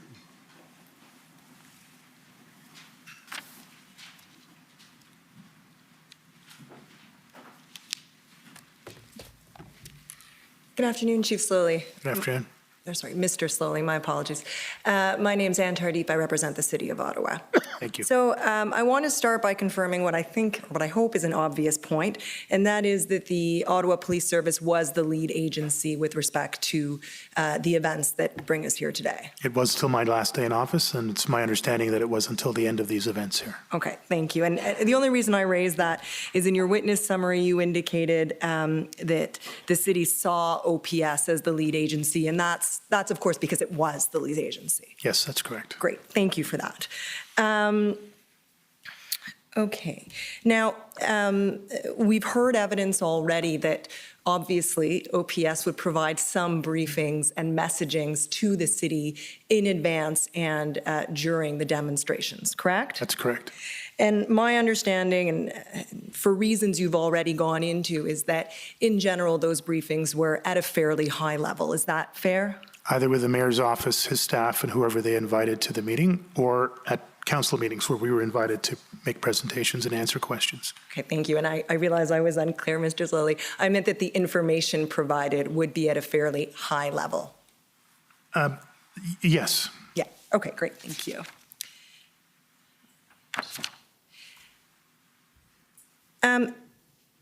Now, we've talked a bit about how by January 31st, which is the Monday, in your view, this had turned into, not only in your view, but since I'm the one questioning you, into an occupation, right? There was a pivot required, to use the language employed by some witnesses. Is that fair? That's correct. And from that point forward until your last day in office, my understanding is that the number one thing you needed was resources. Is that fair? That's correct. Okay. And we talked a bit about how from January 34th forward, because this is now an occupation, the OPS is working on perhaps on a new plan, but on evolving the plan to meet the changed circumstances. Fair? That's correct. Okay. I want to talk a little bit about the injunction. I appreciate we've spent some time on it already. I can take up documents, and I will if we need to, Mr. Slowly, but I think we might be able to get by without it. My understanding is that as early as January 31st, both Commissioner Lucky of the RCMP and Commissioner Carrique of the OPP expressed some concerns around an injunction, pardon me, being obtained at least at that time. Is that accurate? That's correct. And at least part of that concern had to do with an issue you've already raised, which is if you get an injunction, you have to be able to implement or enforce it. Is that fair? That's correct. And you did not, I take it until the day you left office, have the resources to do that. That's correct. Thank you.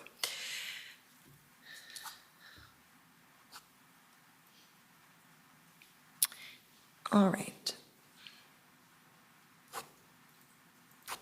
So if we could then bring up OPS 30-14454.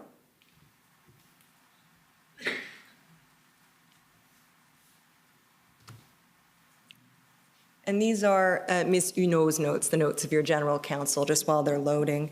And if we could start at page 6, please, Mr. Clerk. And I'll take this opportunity, Mr. Commissioner, I did not bring up my watch. I don't expect to go over time, but please don't hesitate to let me know if you want me to stop my questioning for the lunch break, because I did come up at 1:45, Mr. Commissioner. So I'll accept the, gratefully, the interruption. Okay, and you'll appreciate I gave you no option. You Yes. had to come. I did. I wasn't expecting one after my previous refusal, so. Okay, so this is the chief's meetings with city councilors. You see that there on January 31st? Yes.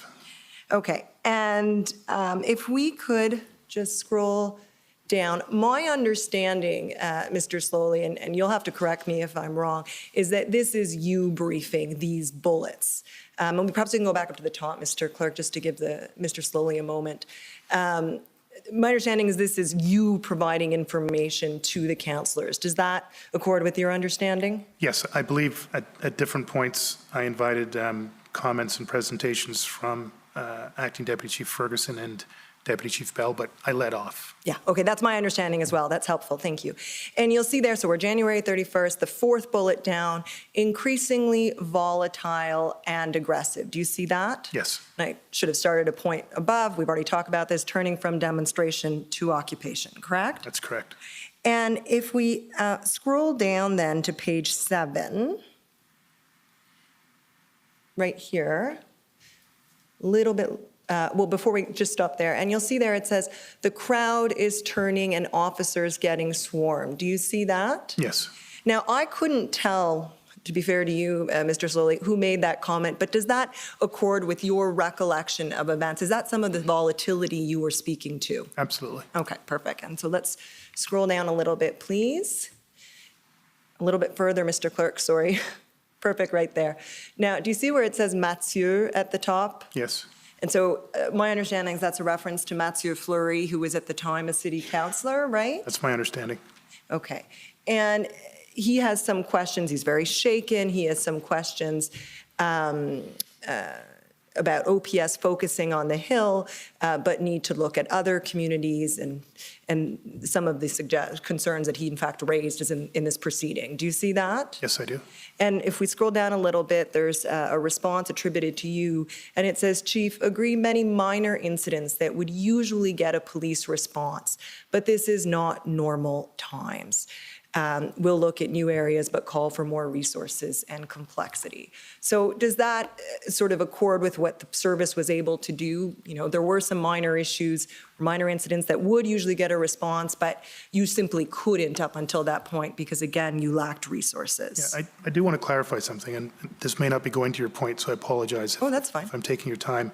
But certainly, Commissioner, was something that I had to make adjustments about. Minor incidents in the vernacular of a police officer is, okay, it's not a homicide, it's not a shooting, it's not a sexual assault, it's not an assault called bodily harm. It's a mischief, it's a hate incident, it's a threatening behavior, someone yelling at someone, take off your mask. In the pantheon of incidents, it's minor in policing. But to a community member facing that, that is a major incident, that is traumatic incident, that is assaultive in nature, and it can have long-standing trauma. And I believe that that is the case. And I needed to make a shift in my language to be more clear about that. It's probably one of those regrets, and something that if I would have a chance to do over, I'd been much more clear in my language.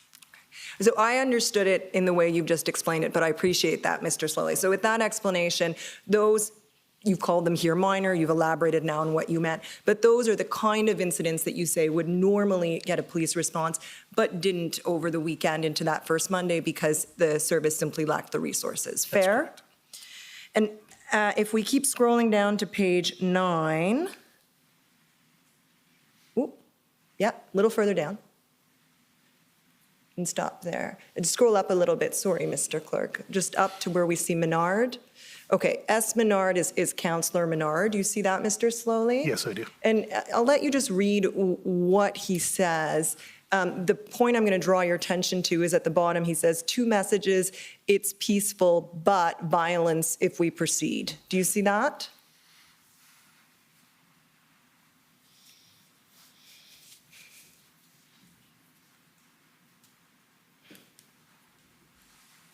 Yes, I'm not 100% sure what he meant by that, though. Well, then we'll scroll down to your response, or the response attributed to you in the notes. You say, better language, re peaceful, because chief feels this is what's attributed to you. This is peaceful, can't build a moat, I think that word is moat, around the city, re people cars, charter violation. Do you see that, Chief? Yeah. And thank you. Again, this, I think, goes to the clarification I tried to prefer. Peaceful meaning we had no deaths, no serious injuries, no rioting, no burning police cars, but we had a lot of other assaultive behavior and a term I think we can use more broadly, violence impacting communities, the closing of schools, the inability of people to get medication, the constant, at this point, constant noise and so many other things happening in the theater at that time. Thank you for Again, that. I tried not to use the term peaceful after that and recognize there was a disconnect in the language, police language versus what community was experiencing and therefore could consume. And I wonder, Mr. Slowly, if I could put this to you, we can bring it back up if we need to, but you've been taken twice now to David White, the city solicitor, Mr. White's email, his summary or his notes of the call he had with you. And is it possible that this focus on, public safety, maybe he's reflecting a change in your language over time, that perhaps you use words like minor and this is peaceful with him, intending what you've explained here today. So possibly his notes of that call reflect wordings or language that you were using at the time, but now you've since explained, well, I wouldn't use that wording. And as it went on, I don't use that wording. It's possible. I would have hoped that he would have asked for clarity on that because he expressed it in such a strong way that I would have assumed and hoped that he would have asked for clarification on that either before he wrote that email or subsequent to it. He never did, to my recollection. Okay, fair enough. Now, if we could go to page 10. And there should be, if we could keep scrolling down. Keep scrolling down. There we go. We have a note from Steve Kay, who is Steve Kanalakis, the city manager, correct? That's correct. And we're still in the same meeting, just so you're aware, Mr. Slowly. Thank you. And he's explaining in response to various queries, no, they haven't opened the lines with the province and federal government, not a fan of bringing military in to deal with civil issues. And then he says, our lead will come from chief on whether he needs more supports. Do you see that? Yes, I do. All right. And in fact, when you did need more support from the city, fair to say that they offered that support, including with the letter of February 7th. The city was very responsive throughout the events. If we could turn, please, to OPP 401521.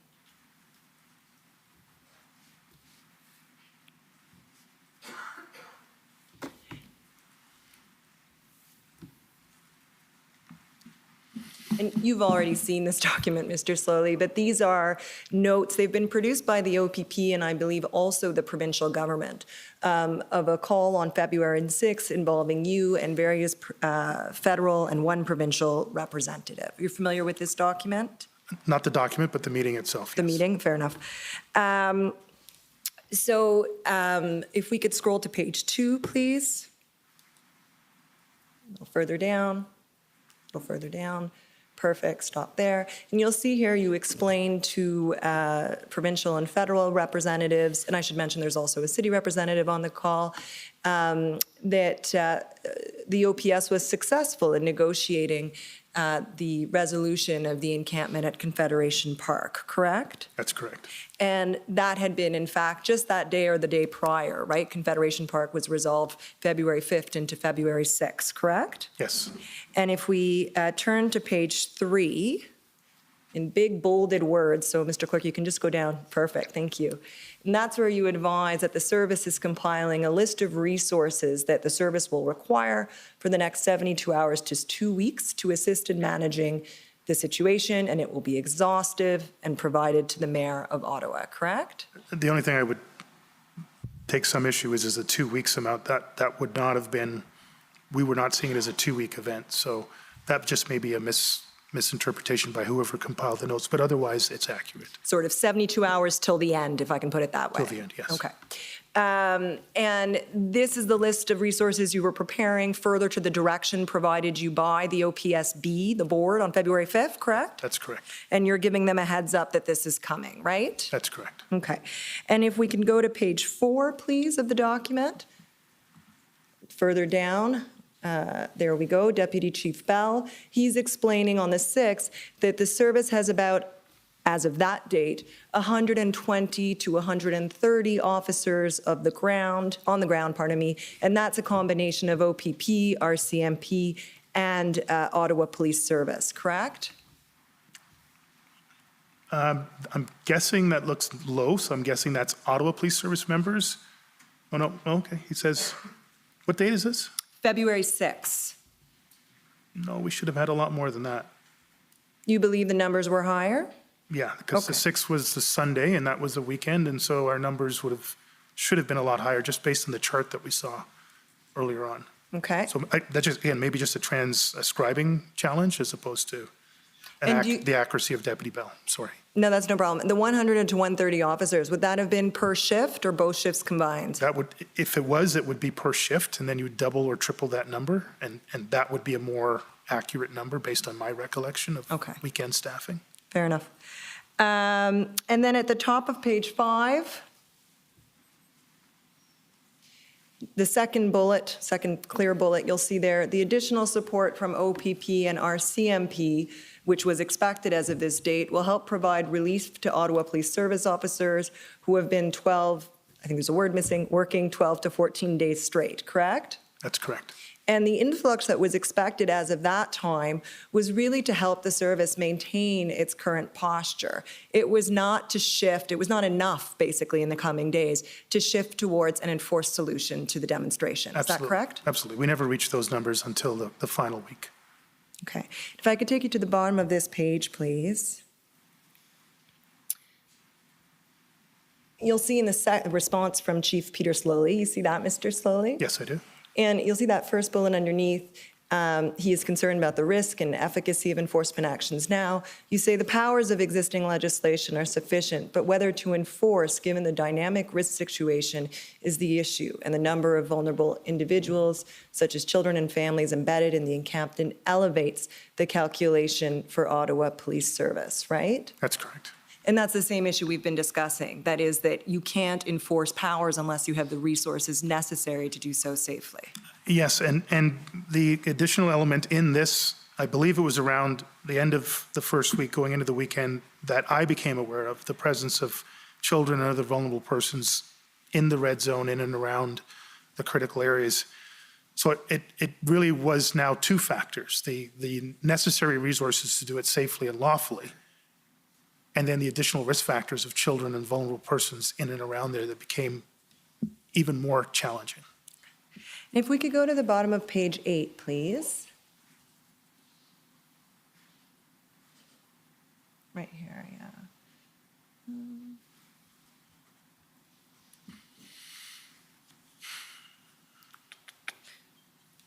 And actually into the top of page 9. Keep going. There we go. And you'll see here their discussion again of the possibility of involving an interlocutor, and there's a couple of names mentioned there. You see that, Mr. Slowly? Yes, I do. And so this was still in the mix, if I can put it that way, as of February 6th, as a possible way to manage the demonstrations. Yeah, absolutely. This was a very healthy discussion that was happening at the tri-level meetings. And I'd been asked a number of times to suggest names, and these were names that were top of mind to me. And I put the caveat, I knew some of them, but I couldn't in any way presume that they would be willing and able, or that the government would even want to go in that route. But as I was asked for potential names, I provided it in that context. So is it fair to say that by February 6th, we've still got the notion of a negotiation strategy, perhaps involving an interlocutor on the table, but we're also looking at what a POU enforcement plan would look like? Because you've testified at some length that you were looking for a POU briefing up into this weekend, correct? That's absolutely right, yes. And if we need to go the enforcement route, then we're going to need resources, no questions. Yeah. And again, I'm sure you're aware, but even the enforcement route, just to be clear, still requires communication, negotiation, engagement, de-escalation. All of those things remain even in an enforcement public order focused option. Fair enough. But if you're going to end up, however long you get there, at the enforcement end, you're going to need those massive numbers of resources we've discussed, right? And was proven true. Right. And when we're talking about the involvement or potential involvement of a negotiator or interlocutor, fair to say that the person or the entity that the protesters really wanted to exchange with was the federal government, correct? I can't say that. No? I can't say that for sure. Okay, that was not your understanding. There was clearly a lot of information on different open source channels, but I can't tell you for sure that, first of all, I'm going to go back to, there wasn't a convoy or a demonstration or anything. There were a lot of interested parties, and a lot of them had cross purposes or no converging purposes. But there certainly was a lot of noise around it, the Governor General, the Prime Minister. But I can't tell you that that was the domino that had to fall over for any substantive negotiated end to these circumstances. Yeah, and I think I misspoke. What I was trying to say was you said earlier these were the interlocutors, but you couldn't say if the government would agree to that. Yes. That was my question is, who's the government when you said that? Who are you referring to? Probably predominantly in my mind, yes, the federal government, but not exclusively. Yeah, fair enough. That's all I wanted to clarify. I can keep going, Mr. Commissioner, but my sense is that we're right around 1 o'clock. You have a good sense, so if this is a good time, we'll take the lunch break and come back in an hour. The commission is in recess for 1 hour. La commission en éveil pour 1 heure.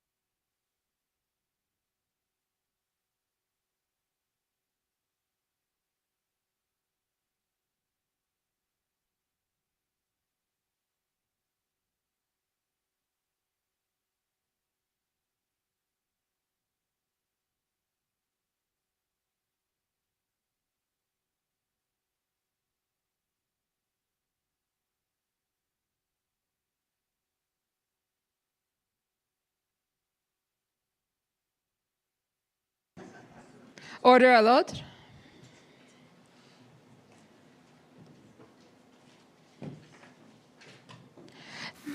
The commission is reconvened. La commission reprend.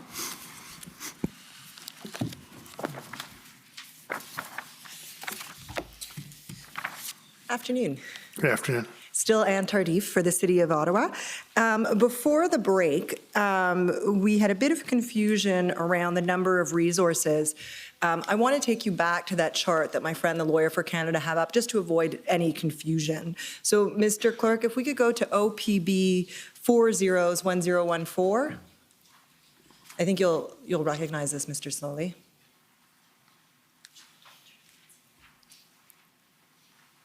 So this was the chart of resource deployments for the service from all agencies that was prepared, and some version of this went to the Police Services Board, correct? Yes, that's correct. And if you look at the 6/02/2022, which was the date and issue, and you look at regular members, there's a total there in the dark blue of 355. You see that? Yes. And the 2 days prior, which would have been the Friday and the Saturday, because of course the 6th is the second weekend of the convoy, the Sunday, are roughly the same number, 329 on Friday the 4th, 362 on Saturday the 5th, and 355 on Sunday the 6th from all services, correct? That's correct. And so when we saw in the minutes of that meeting that there were about 120 or 130 officers on the ground, that must have been, I'm assuming that must have been per shift. Again, I'm not sure where the number came from, but that would be the only logical explanation. Right. But these numbers are the ones that ring a bell to you and that you were referencing in your testimony before the break, correct? These were the most accurate numbers, although, again, none of them were ever 100% accurate. Okay. All right. Thank you for that. If we could now turn up OPS 408325.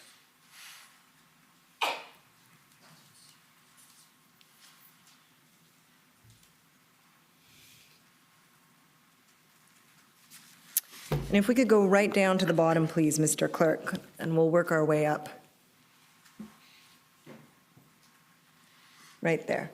So this is an email, Mr. Slowly, from John Steinbach's, and you'll forgive me, I can't remember his exact title, but I do know part of it is communications. He's the Executive Director of Strategy and Communications. Okay, thank you.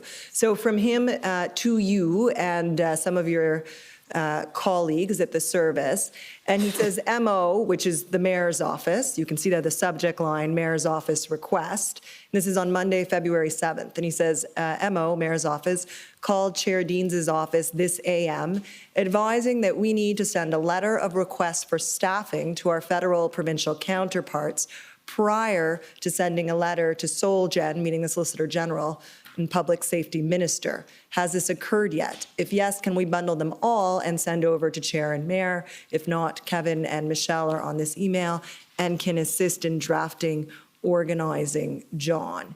And so my understanding, Mr. Slowly, and I do see this email went to you among others, is that the Mayor's office wanted to ensure that the request had been made chief to commissioner, as it were, before they sent a similar request for 1,800 officers to their political counterparts.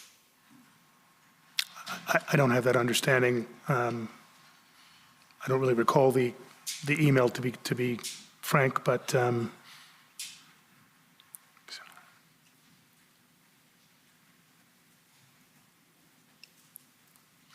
read it the other way. We need to send, we meaning the mayor and the chair, need to send a letter to their federal counterparts. I'm assuming that would be the premier and prime minister, prior to us sending a letter to the Solicitor General and Public Safety Minister. So actually read that the other way around. But it's still a bit confusing for me. Right, because I take it in your capacity as chief, you never sent a letter requesting resources to the premier or prime minister, correct? Nor did I send one to the Solicitor General or the Public Safety Minister. Fair enough. And I think the way I read it is because it's John Steinbach's drafting the email, he's the author, and he's with Ottawa Police. So the way I read it, just so you understand, is that the we was police. And if you read it differently, that's fine. But my understanding is that in the ordinary course, before, the first level of request would be from chief to commissioner. Fair? Again, I have no recollection of the email, and it's a bit ambiguous in the way it's written, so. All right, can we scroll up? Maybe that'll help. Past the redactions. No, scroll down a little bit. There we go. Sorry, just up a little bit so we can see who it's from. This is from Michelle Gauthier, and she works with John Steinbach's, is that right? She was supporting him directly, yes. Okay, and it's to John and you, among others. And if we scroll down, she says, this is what I have so far in terms of requirements for immediate 30 days, greater than 6 months, getting more details through my calls with superintendents, et cetera. My discussions this AM is focused on immediate needs as per 9 a.m. call. We'll need a breakdown of the officers, general duty, and public order officers in terms of immediacy. So fair to say she's trying to put together the numbers, correct? Yes. That are being requested of other forces. Yeah, she's sort of the central hub for all the spokes of information coming in. Okay, and Mr. Clerk, could we scroll up from there, please? No, and this is Blair Dunker now forwarding the information because Blair Dunker, I understand, is the one who would have, in addition to Michelle, all of the information around resources. Fair? Well, she was the CAO, so she would have had a material role to play in all this, but my recollection actually on this email now is that Michelle really was sort of the quarterback of all the requests coming in. Blair would oversee our HR and finances area, so she would have an active role. I don't know if she was practically driving the numbers in the way that Michelle was. Okay, and just to make sure we've gone to the top, to be fair to you, Mr. Slowly, can we scroll all the way up, Mr. Clerk? I think that's it, right.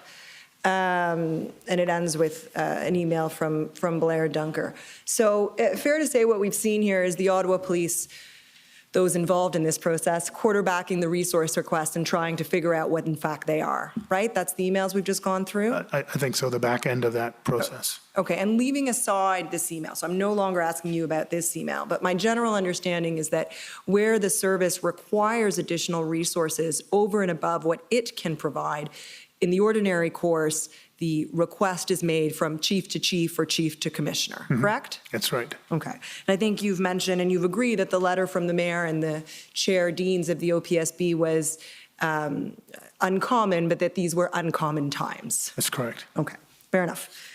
Okay, and then I don't need to bring it up, but you're obviously familiar with the February 7th letter signed by the chief and chair deans sent to their political counterparts in support of the OPS request for roughly 1,800 officers, right? That's correct. And my understanding, and you testified to this, is that Chair Deans on the meeting of February 5th directed you, in her capacity as chair of the board, to particularize your request for resources, right? That's correct. And after you'd done so, you gave it to the mayor and the chair, and in fact, you briefed City Council at their February 7th council meeting, correct? That's correct. And at that council meeting, you did explain that in fact, this request for 1,800 officers was being made. That's right. Right. And once again, you said that's out of the ordinary, but given the events leading up to that and the request by Chair Deans, that's what happened in this case. That's correct. And a little indulgence, but I think I gave this in my evidence in chief on Friday. The board meeting on the 5th, the chair's commencement of that board meeting was really around, do we have the ability to adequately, effectively provide police services? ... Direction to chief, send us the request for adequate and effective, the resource request for adequate and effective. Not only was this out of the norm, but it was the board, I believe, trying to exercise one of its sole primary functions, which is getting us the resources that we need. The chair and the board were very aware of all of our efforts to get resources, including the February 5th announcement in the middle of the meeting that the RCMP was coming in with 250 resources. So it was unusual, but I think my interpretation, and I recognize that comes with some difficulty, but my interpretation of what the chair and the board were trying to do, the mayor and council were trying to do, was to help us to get those resources through unusual but direct means. Thank you. If we could now turn up OPS 000-14565, Mr. Clerk. And while that's coming up, Mr. Slowly, you told us that after the the pivot to recognizing this is an occupation on January 31st, the service had to evolve its plan, right, to address these new circumstances. And my understanding is that the service did that, and we have seen, I don't need to bring it up, but we have seen as part of these proceedings a plan, that's not what's on the screen now, Mr. Slowly, a plan that's dated February 9th and that's referred to as the 3.0 plan. You're familiar with that plan? Yes. So this is your scribe notes of that same day, February 9th. It's not the plan, but it's scribe notes of that same day. And if we scroll down, Mr. Clerk, right there, you'll see there's reference to a phone call that you received from the mayor, Steve Kanellakos, the city manager, and Serge Arpin, who's the mayor's chief of staff, in the afternoon of February 9th. You see that? Yes, I do. And the scribe indicates only heard chief's side of conversation. So I think we're safe attributing these bullet points to you. So you explained to the city representative that you've been in a meeting all morning and into the early afternoon with the RCMP and representatives from the Big 12. And that's the Big 12 police forces in the province of Ontario, correct? That's correct. Regarding the resource requests that went out yesterday, and I assume that's the request for the 1,800 officers or so, correct? That's correct.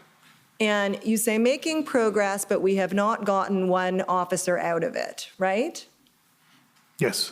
And then a few bullets down, there's a bullet that starts with if mayor hears anywhere. Do you see that? Yes. You say if mayor hears anywhere that we don't have a plan, we have a plan, right? And that's what you were communicating to the mayor on that day. That's correct. Okay. If we could turn now to OPS 000-11411.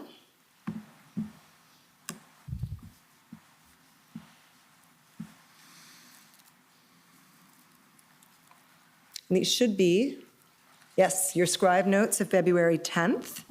And I'm going to scroll to page 2, please. A little further down. And then just the call with Steve Kanellakos, Mr. Clerk, so we get perfect. Do you see there at 9:48 a.m. on February 10th, you had a call with the city manager? Yes, I do.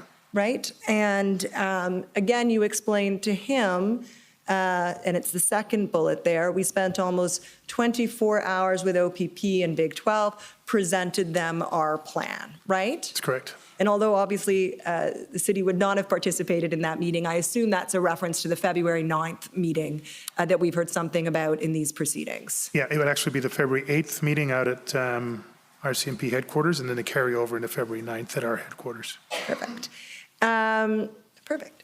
And then you'll see there's a reference there to, again, we cannot do anything more if they don't give us the numbers. That's you communicating to the city manager that you still need resources to action the plan, correct? That's correct. And below that, there, you've provided some, I don't think we need to go through it, but you've provided some additional details to Mr. Kanellakos about resources that you think will be forthcoming, including from the OPP, correct? That's correct. So there's reason for cautious optimism at this point in time. Fair? Yes. And then if you go to the before last bullet of the call, do you see it says we, and I assume, but I'll ask you to confirm that you mean Ottawa, we are not their number one priority. Their concern is Sarnia and Windsor. Was that your understanding at the time? And this is February 10th. That was my understanding. That's probably more so a self-assessment than an explicit expression from there, whoever there is. I'm assuming that's OPP, but I just can't put that on them as a statement. I won't do that. Fair enough. And then you say chief has low expectations, and I take it what you mean from that was you knew it was going to take a little bit of time for those resources to come to Ottawa while the situation was resolved in Windsor. Fair? And other locations across the province. There were multiple locations at that point. Understood.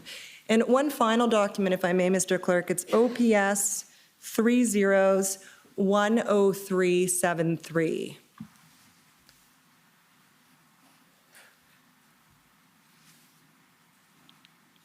So these are scribe notes of a meeting on February 12th between yourself and other Ottawa Police Service representatives and Commissioner Lucky of the RCMP and Commissioner Karik of the OPP. They're an OPS document, Mr. Sully, so I believe they were taken by an Ottawa Police Service scribe. Yes. If we could go to page 2, please, Mr. Clerk. So do you see the comment there that's attributed to Commissioner Lucky, getting exhausted that someone cannot communicate with Mayor or Steve Kanalakos? Do you see that? Yes, I do. And I expect that we will be asking Commissioner Lucky what she was referring to then at that point. But given that you're in the meeting, I thought I'd ask you whether you recall that comment or a comment to that effect, and if you know what she may have meant by that. Yeah, I think there was a general concern, not just from Commissioner Lucky, about the accuracy of the numbers. And, from our standpoint, we were being promised more than we saw on the ground. And from the standpoints of other agencies, that I don't purport to speak for them, but that they felt that what they had said they were going to provide were there and available. The just numbers did not reconcile. By this point, the level of integration with the chief party-led team was substantially underway. And I think everyone was starting to feel that with their planning and logistics capabilities, what they were doing centrally for the province and even more for the country, that we would very quickly get to a greater level of certainty, if not 100%, but we weren't there yet. And I mean, as much as I could feel the pressure on people saying exactly how many people do you have, I'm sure Commissioners Karik and Lucky and other police leaders were feeling similar pressure. I take it from all of that, that's the expression that we got. Add on to that when there are statements made in the public about this or that, then the rollback towards the chief of jurisdiction or commissioner of jurisdiction would have been substantial. So just an expression of that frustration that the numbers that the OPS was providing the city and the numbers that the RCMP and OPP were providing provincial and federal politicians didn't add up. An expression of that frustration. That's the way I took it. Okay. Thank you very much, Mr. Slowly. Those are my questions. Thank you. Thank you. The next is the Ottawa Residents Coalition, please.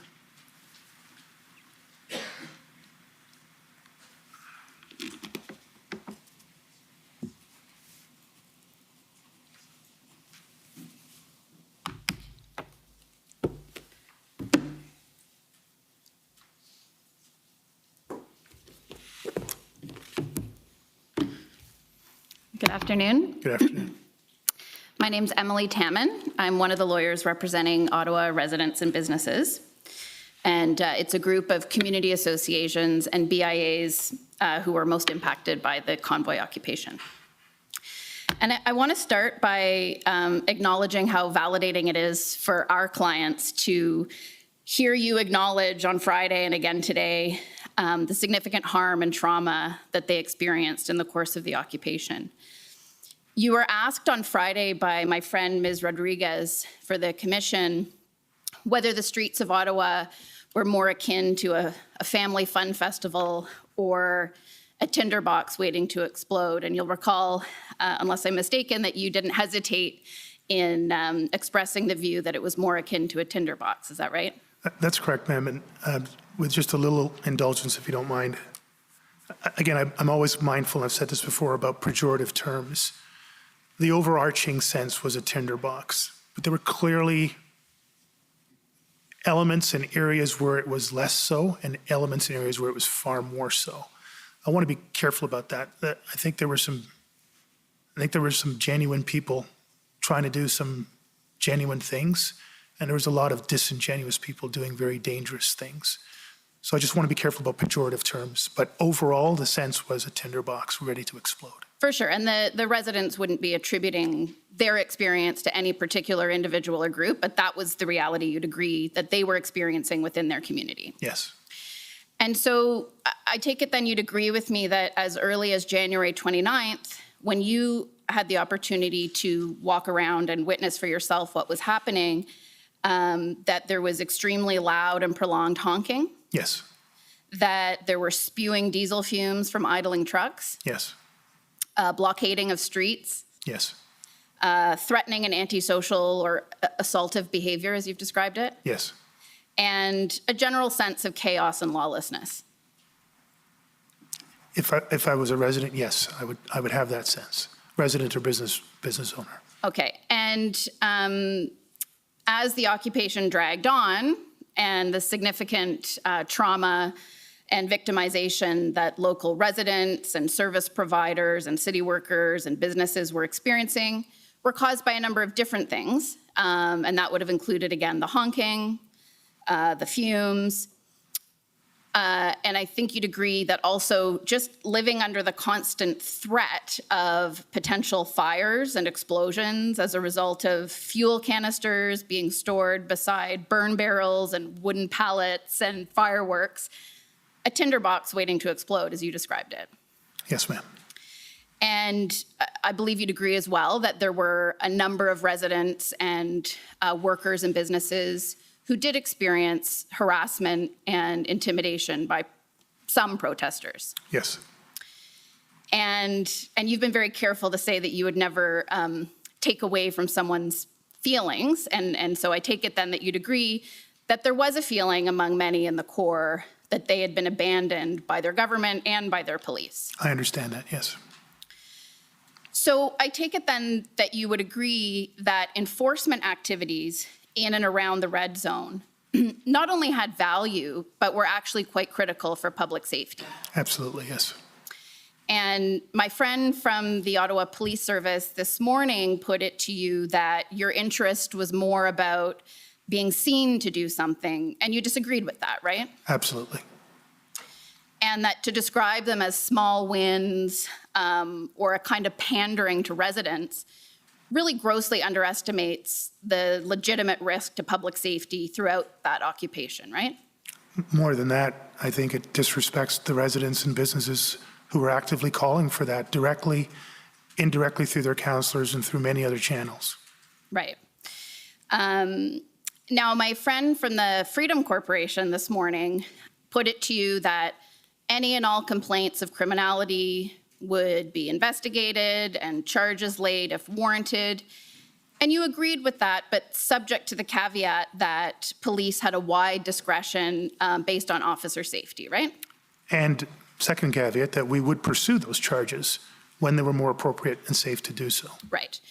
But you wouldn't have direct knowledge of incidents that were reported and not investigated, either due to the exercise of officer discretion or a simple lack of resources, do you?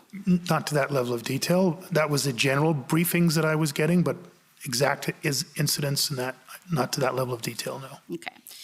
And in fact, there were a large number of complaints, or there were a number of complaints made to OPS, which would have been difficult, if not impossible, to investigate because the location and or identity of the alleged assailants weren't known to the complainant, right? That's correct.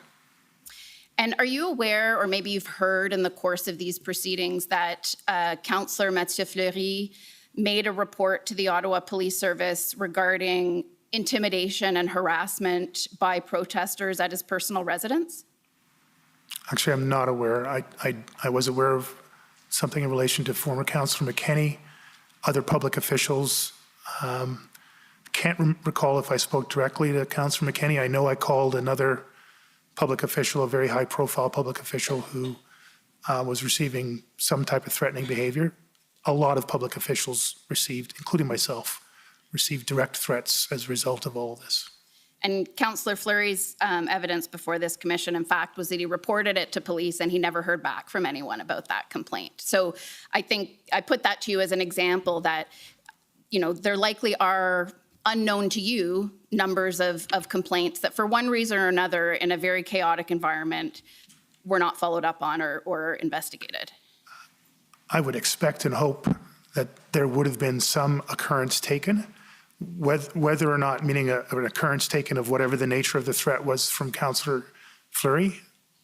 Even if it didn't meet the criminal threshold, there would be a record of it, if not an active investigation into it. It's not meant for any solace to anybody, including Councillor Fleury, but I think when I left office, there were some 5 or 6 or 7 threats against me, and to this date, I haven't received a follow-up call yet myself. Right, right. And so I think ultimately then you'd agree that any available data regarding criminal activity, which was investigated and resulted in charges, is not necessarily a reliable indicator of the scope of criminality in the course of that occupation. That's correct. Okay. It's one of the reasons why within our requests, we requested additional investigators, crime analysts. We just couldn't keep up with the volume of intake. We needed extra dispatchers. So a lot of it was public order and yes, investigations, but the ability even to do intake of complaints, follow-up on complaints were significantly restrained during my time in office, I suspect, for weeks, if not months after all the events concluded. So things like customer service and reliability of follow-ups were challenged always, would have been extremely challenged during that time. Right. Okay. So I'd like to ask you a couple of questions about the lead up to the convoy occupation. And I wondered whether you would agree that two big factors leading to the convoy to become so entrenched, whether as the result of reasonable mistake or misunderstanding or lack of information or otherwise, were, number one, not anticipating that this would be a longer event than it ended up being. Like, would you agree that that was a factor that allowed the convoy to become so entrenched? I'm not sure of the question or the assertion, so just if you could Sure. try one more time for me. Yeah, no problem. Apologies. So perhaps if OPS had anticipated that it would be a longer occupation, the type of planning that would have taken place would have maybe prevented them from becoming so entrenched, that was a factor. Yeah, oh, thank you. You probably said it clearly the first time, it just my ears were slow catching up. Yes, but no. Okay. So length of time isn't the issue as much as it is the quantity of the people that would be staying. So it was clear to me in the week leading up that I was getting regular briefings from the intelligence threat risk assessment side of things, that there will be a small group of people staying longer, but that we had experienced those things in the past. There were well-established contingency plans and removal plans that would go through stages of days, weeks, sometimes months, and that our partners in the NCR were well-versed in how to do that. So there was always a sense that there would be a longer portion to the weekend demonstration involving a smaller group of occupiers. What we did not have, and to this day I still have not been able to see even in hindsight, is there will be a massive number of people who will remain behind for weeks, if not months, and they will be engaging in a wide range of social disorder and criminal assaultive type behaviors for that entire period. Right, and that's fair. You've been clear to say that that was also probably one of the missing pieces, was the number of people who would stay. And would you agree then, and again, not asking you necessarily about the reasonableness yet at this point, but that had the trucks not been allowed to enter the core, it likely would have been more difficult for the protesters to have become as entrenched as they did? Yes, but no. Entering the core, meaning entering Wellington Street and the immediate streets east and west of that. I have heard this even before the convoy events arrive, but closing down our core, closing down our interprovincial bridges for any reason are hugely problematic, and they create a range of public safety and community wellness issues. For example, I believe it was in the late spring of 2021 where there was a provincial order that related to the pandemic, that interprovincial bridges and access points be closed. There was very little, if any, material consultation with the Ottawa Police Service that of all the police of jurisdiction in Ontario had the biggest impact by that order. And it caused a significant staffing challenge. We did close the bridges to the letter in the first 24 hours, but the pushback was massive and immediate from the healthcare sector, from the business sector. Mm-hmm.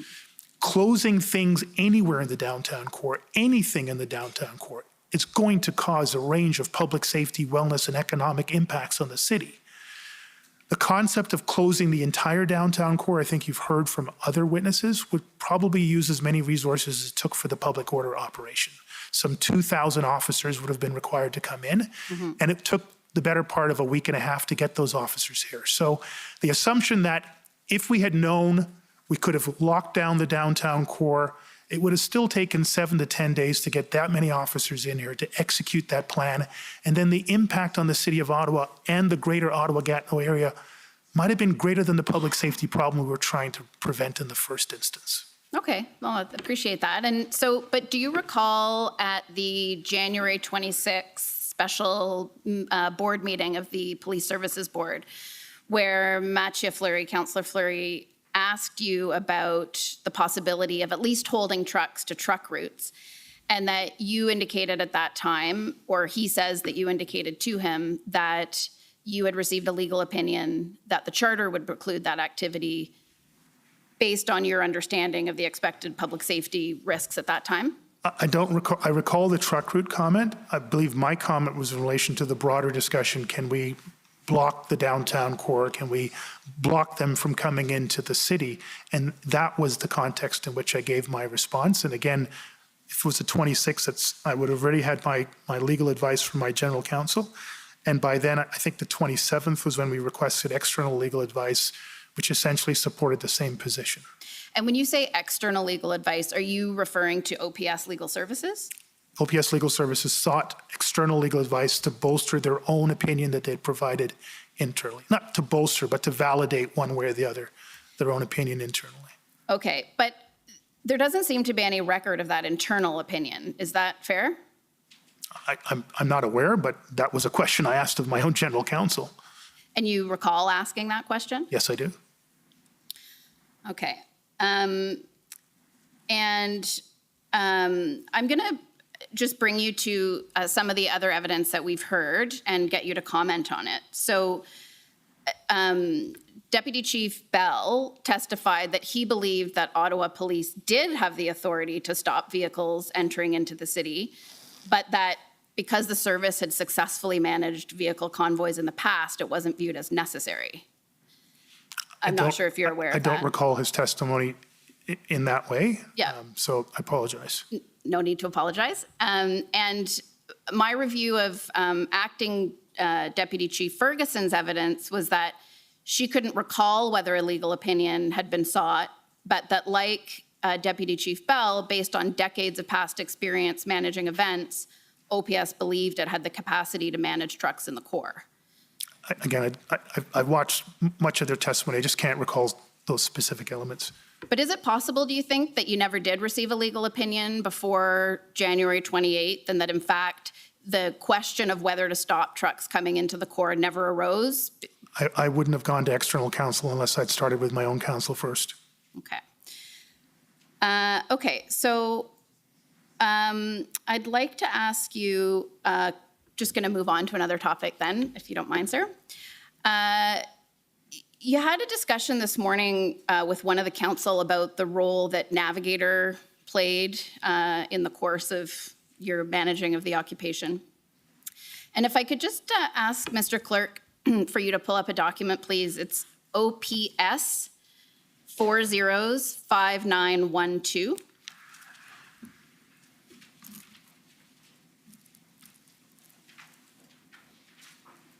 This would have been on the commission's list of documents.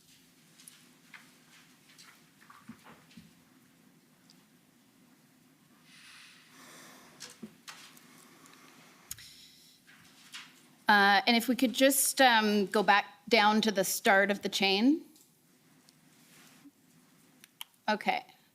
So here we have an email. Can you just go up a teensy bit more? Yeah, from John Steinbachs from Corporate Communications to Aaron Kelly and Lee Thompson. Now, who are they? That's with Advanced Symbolics Incorporated. So that's ASI? That's correct. And what is that exactly? It's a private company that uses open source information. I'm not going to do a great job on the company's description, but to a degree it's sentiment analysis, but it also tends to predict, small p predict, what opinion will be around different topics. Okay, and in that first inquiry, if we could just scroll down a little bit, the question is, are there any sentiment indicators you can provide us relating to, and then it lists a number of issues. So, and sorry, what's your understanding of what a sentiment indicator is? Again, I'm probably doing a disservice to this company, but broadly speaking in the industry, a scrape of social media sentiment expressed on various platforms, and then rating it one way or the other, positive, neutral, negative. Okay. And what was the purpose of seeking this information? Again, to see how people within our community, 1 million people across the largest municipal geography in Canada, the second largest in North America, were feeling around an incident that was happening, unfolding in a very, very small area. Again, to see, we had policing responsibilities across the city, and we obviously had increasing policing responsibilities in this micro percentage point in the heart of the city. And you would have received regular briefings from ASI, I take it by email, over the course of the time that you were managing the Yes. occupation? Okay, so if we could go back up to the first page, please. So this is now an email dated February 3rd, again from Aaron Kelly, to yourself and others within the Ottawa Police. And it starts, "Hi team, we ran this scenario. The chief asked, what if we were to take further action and what happened in Alberta were to happen in Ottawa?"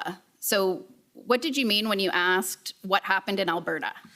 So Coots, Alberta was happening almost concurrently. I forget whether it started on the same day, the 29th, that our events happened or escalated. And I recall whether it was the Sunday or the Monday, but early in the week, there was an attempt by the Coots, by the operational, there's an operation attempting to remove the blockade in Coots.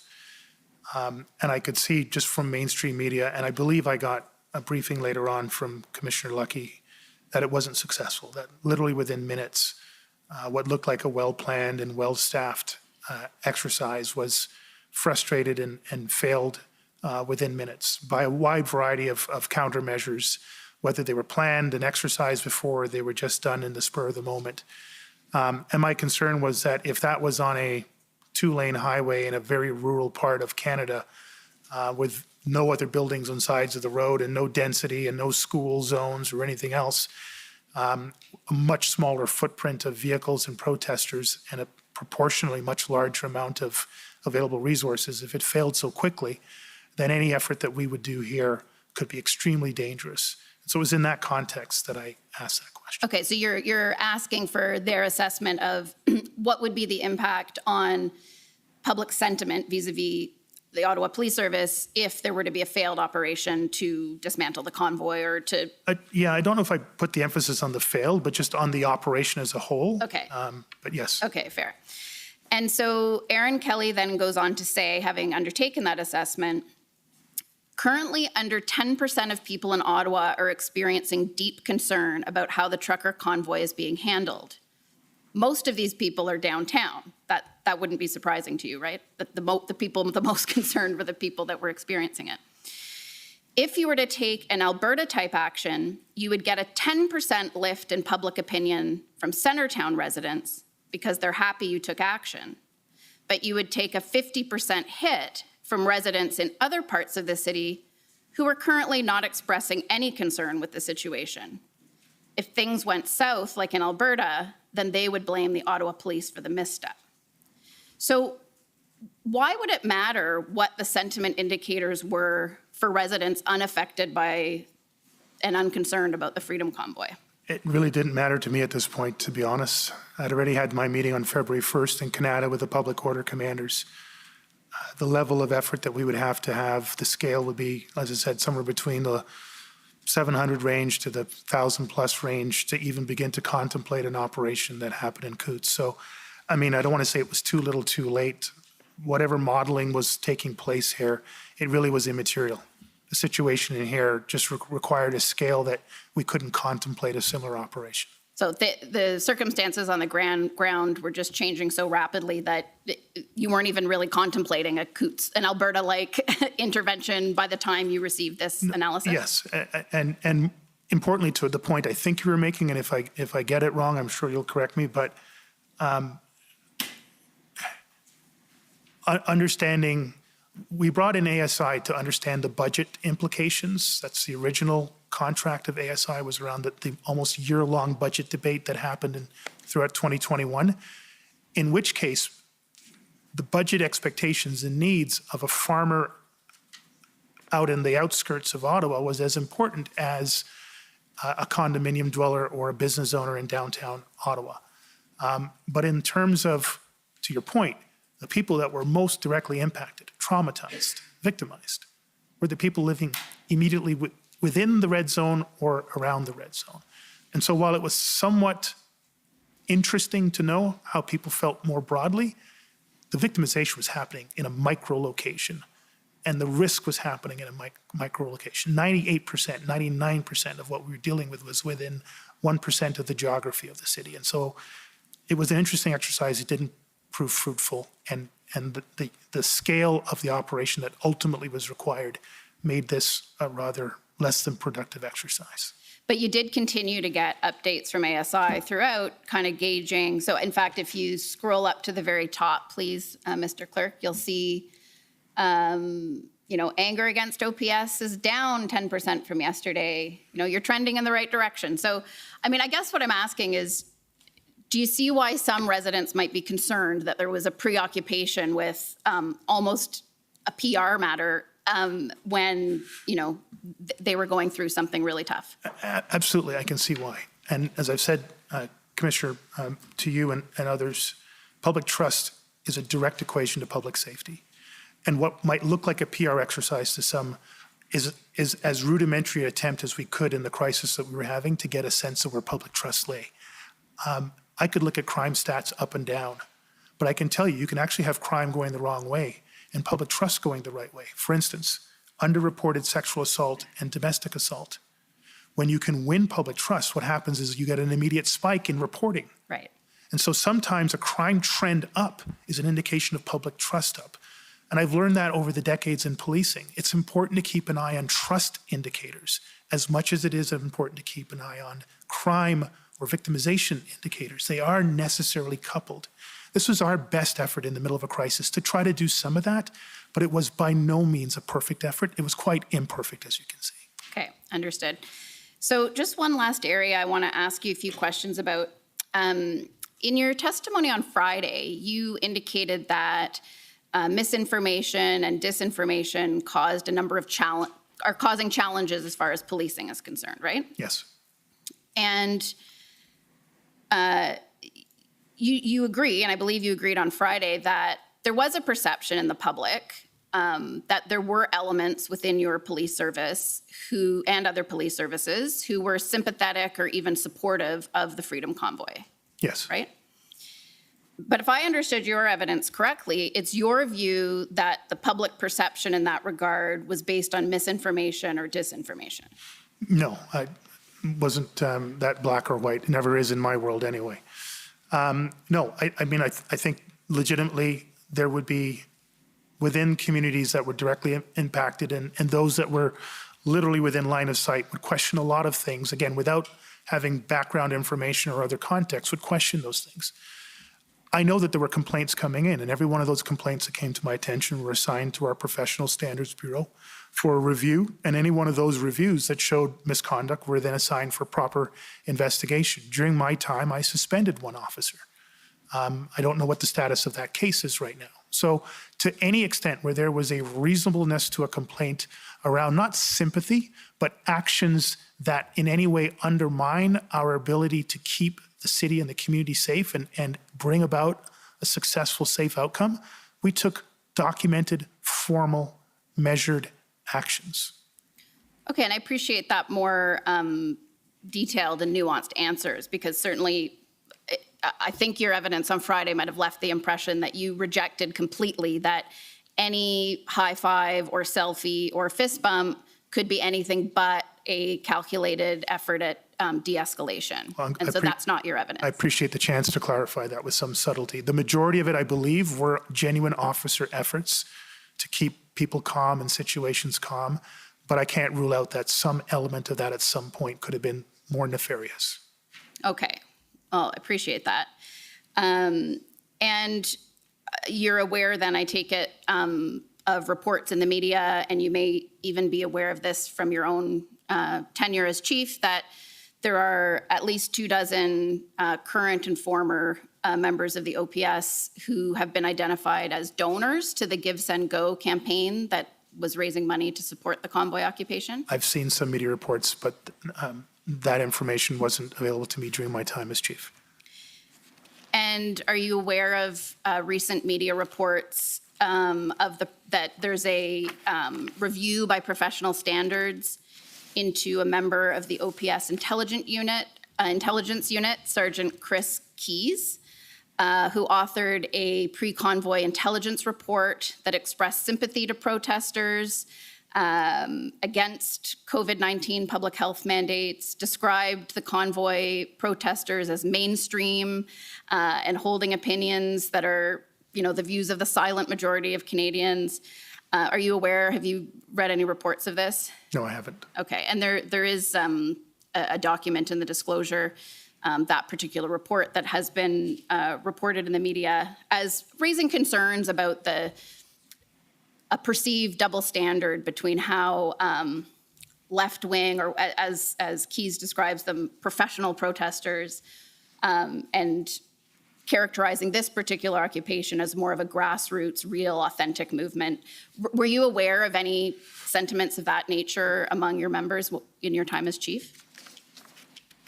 I was going to answer, but then you threw a little curve at the end there. So I just want to make sure I don't answer the wrong question, but there is a point I would like to make to the commissioner and yourself. So if you can just repeat the last part, just so I get the question right. Well, I was wondering whether you were aware that there is at least a perception of a double standard and how some kinds of protesters, be they, associated with the defund police movement or Black Lives Matter or environmental protesters or Indigenous protesters on the one hand, and a movement like this one on the other. So I was not aware of any complaint or internal matter in regards to that member. I'll put that aside. But I think your question is important. Commissioner, I would just sort of engage you more directly with your indulgence. But this has been something that I saw during my tenure as chief of police. It was something that I saw during my time in the private sector. And it is something with less clarity, but in general a trend in regards to intelligence gathering, threat assessments at local, provincial, national, international levels. There is a bias, and I've spoken very publicly about systemic bias in policing, not limited to systemic racism in every aspect of humanity. I saw this during my time in Kosovo in peacekeeping. After 9/11 happened, there was a significant shift operationally, politically, socioeconomically, geopolitically, to the threat that was posed by the various terms around radical Islam and Islamic-based terrorism. When I was in private sector, I was invited by Public Safety Canada to be the co-chair of a committee of citizens from across the country looking at online radicalization to violence and terrorism. And we received a briefing from CSIS, including senior RCMP officials, on the current state of the National Threat Assessment. And this would be the summer of 2019, 18 months before the arrival of the convoy. But this is also the time that we had the incel van attack in Toronto. This is also the time that we had seen a rise of right-wing extremism, white supremacy, and violent events south of the border, and increasing levels of violence and recruitment north of the border. Presentation that we got on the National Threat Assessment had no mention whatsoever, zero, of right-wing extremism and white supremacy. To the question that was asked of me, is this a concern of mine? It was a concern of mine in my days with the Toronto Police Service, in peacekeeping missions, in private sector, on a Public Safety Canada committee, and as a chief of police here in Ottawa. I would validate that concern. And just a final question, then I take it then that you would violently agree that in order to rebuild trust in policing institutions generally, but specifically here in Ottawa after the events of January and February of this year, that it will be important for the organization to sort of confront those biases straight on and not be shy to recognize when its own members fall short by engaging in that kind of unfortunate analysis? First of all, I'm probably out of order here, but your line of questioning has been excellent, and how you're probing is helpful for me. I hope it'll be for the commissioner. That's almost entirely the reason I was brought here, ma'am. Mm-hmm. That's why they recruited me. Because I have an outspoken track record over decades, not just when it was popular to do so, to confront racism and discrimination in any form in policing, a profession that I dearly love and devoted my life to. But one that I know, not because so much of individual factors, because we're just human beings and we are incredibly imperfect, but incredibly imperfect human beings will build really imperfect systems. And those systems can have very bad impacts on communities, usually the most marginalized and racialized communities. And I have been outspoken on those matters, and I've dedicated the bulk of my leadership to addressing them. When I came to Ottawa, Commissioner, that's exactly why I was recruited to come here. That's the mandate I was given. And that I did that every day I held my office until the last day. And it is singularly the number one reason for the resistance to me, the undermining of me. And so, yes, that was a priority for me on day one, and it was still a priority for me on day last one. Okay, thank you very much. Those are my questions, sir. Thank you. Next, I'd like to call on the OPP.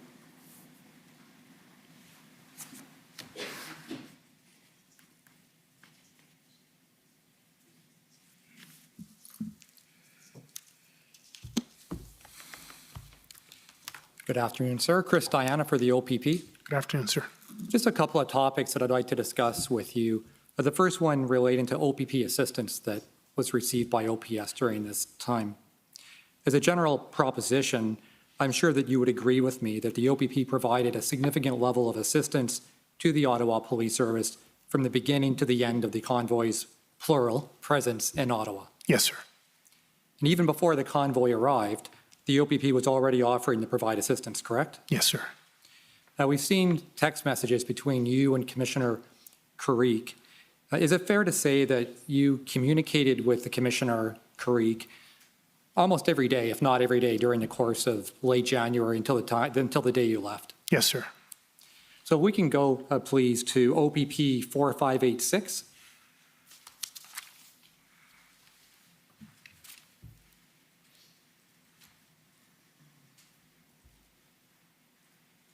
All right, so these are the text messages that I was referring to between you and the Commissioner. And it starts off, I believe the first one, it says, "Good afternoon, Tom. Just left you a voicemail. Please have a listen and call me back at your earliest convenience." Now, that's January 27th, so that's the day before the convoy arrived, correct? Yes, sir. And I take it, even the day before, you had already established kind of a relationship with Commissioner Kariq where you felt you could discuss issues. Yeah, sorry, just one small, the 27th is the Thursday, 28th the Friday, 29th. Technically, the convoy started arriving on the 27th, technically, in trickles. Yes. A little bit more on the 28th the Friday, and then the big wave tsunami on the 29th. Yes, thanks for clarifying. You are correct. I always think of it as a 28th because that's when a lot of them really started to come in. But I guess the point that I'm trying to make here is that even early stages, before many of the people and trucks arrive, you've already got an established relationship with Commissioner Kariq? I had an established relationship with him throughout my entire tenure as chief of police. He was incredibly assisting on a number of issues. Yes. Okay, so if we scroll down, we got January 28th, which is the next day. My understanding, based on what we've heard before, is that the timestamp is actually 5 hours earlier than the time actually stamped. And that appears to be a text from the Commissioner. "Hi, Peter, just checking in to ensure you have everything you need." Your response was to thank him for checking in.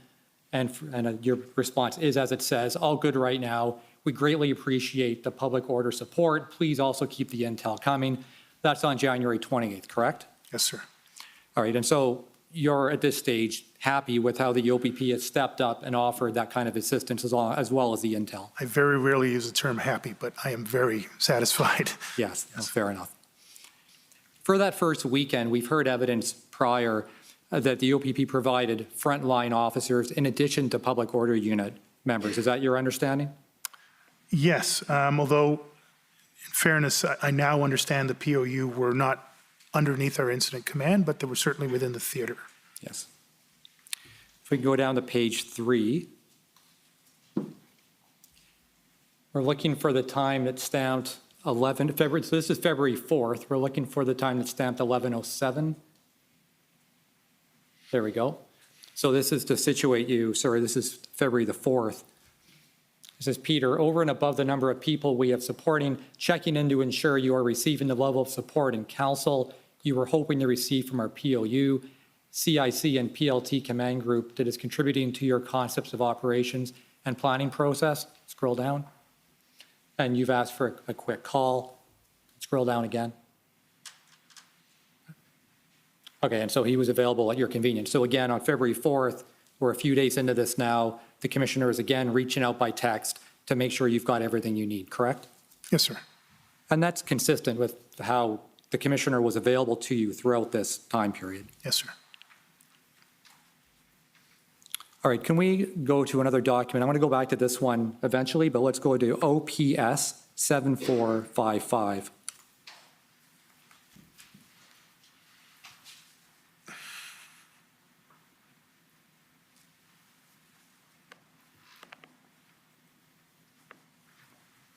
All right, so if we can go down to the bottom of page 1. All right, so stop there. This is an email, again, to situate you, an email from yourself to Commissioner Karique, February 4th, 5:30 p.m. Scroll down. And here, again, you can read it just as well as I can, where you're expressing your appreciation for your word significant and ongoing support that the commissioner and his team have provided to the OPS over the course of the demonstrations. And you refer to OPP officers demonstrating the highest levels of professionalism and work ethic, and that their turnout is universally top shelf. I'm curious what you mean by turnout. I'm not sure what that turn of phrase means. Their dress and deportment, the way they presented themselves, which is quite frankly the most positive level and the earliest level of officer enforcement, just a professional image of an officer. And they were really top shelf, just across the board. And I take it that, I mean, this is you obviously showing your appreciation for the support you've been given, but I take it this is a genuine email. I take it from the tone of that you generally did appreciate that. You could have done blah, blah, blah, blah, blah. Their turnout was universally top shelf. I was telling the commissioner of the largest police service outside of the RCMP that whoever they selected, however they arrived here, they showed up looking good and gave me confidence that they would do good in the circumstances that they're here. Okay, so can we go back to the text exchange, please, which is OPP 4586?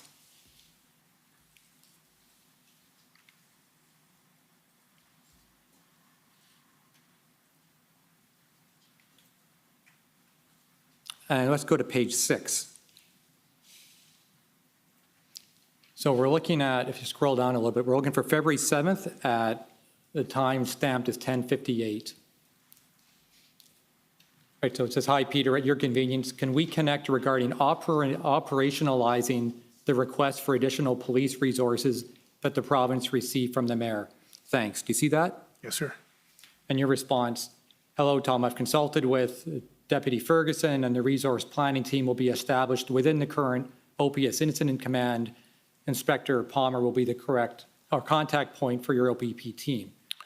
So do you recall that exchange? I do. The gap in 3 hours is probably some other conversation that we had, but this is the understanding that we had discussed an integration, a greater level of integration. He was going to send some of his best, not just planners, but operational leaders. Yes. Chief Superintendent Party's name was one of those, and I welcomed it, welcomed the support of expertise and experienced leaders, and welcomed the greater level of integration. And this is just me advising, yep, I got point people on our side to make this thing happen as quickly as possible. Yes, and you also indicated that this would be under OPS command. So I guess you're just being clear so there was no misunderstanding that this is an OPS operation. And that's what we had agreed to in our conversations, that you're not coming in to run our shop, you're coming in to help our shop run at a higher level. And I take it the commissioner respected those jurisdictional boundaries at all times? Not only did he respect them, he understood that what we needed was help. We did not need, and I think I won't put words in his mouth, but I think his testimony ultimately said that there wasn't a need to come in. Right. And because we understand under the Police Services Act, the OPP just can't walk into another police or jurisdiction and take over, right? Well, it can't and it shouldn't, and there should always be a reason. Correct. And there's only very limited exceptions that would even allow that under the Police Services Act. That's my understanding, sir, yes. And you felt at the time that the OPS was more than capable of handling this with extra help. That's correct. And I again, don't want to speak for the commissioner, but I believe that's what he shared with me throughout our daily calls, and nothing changed to my last day in office.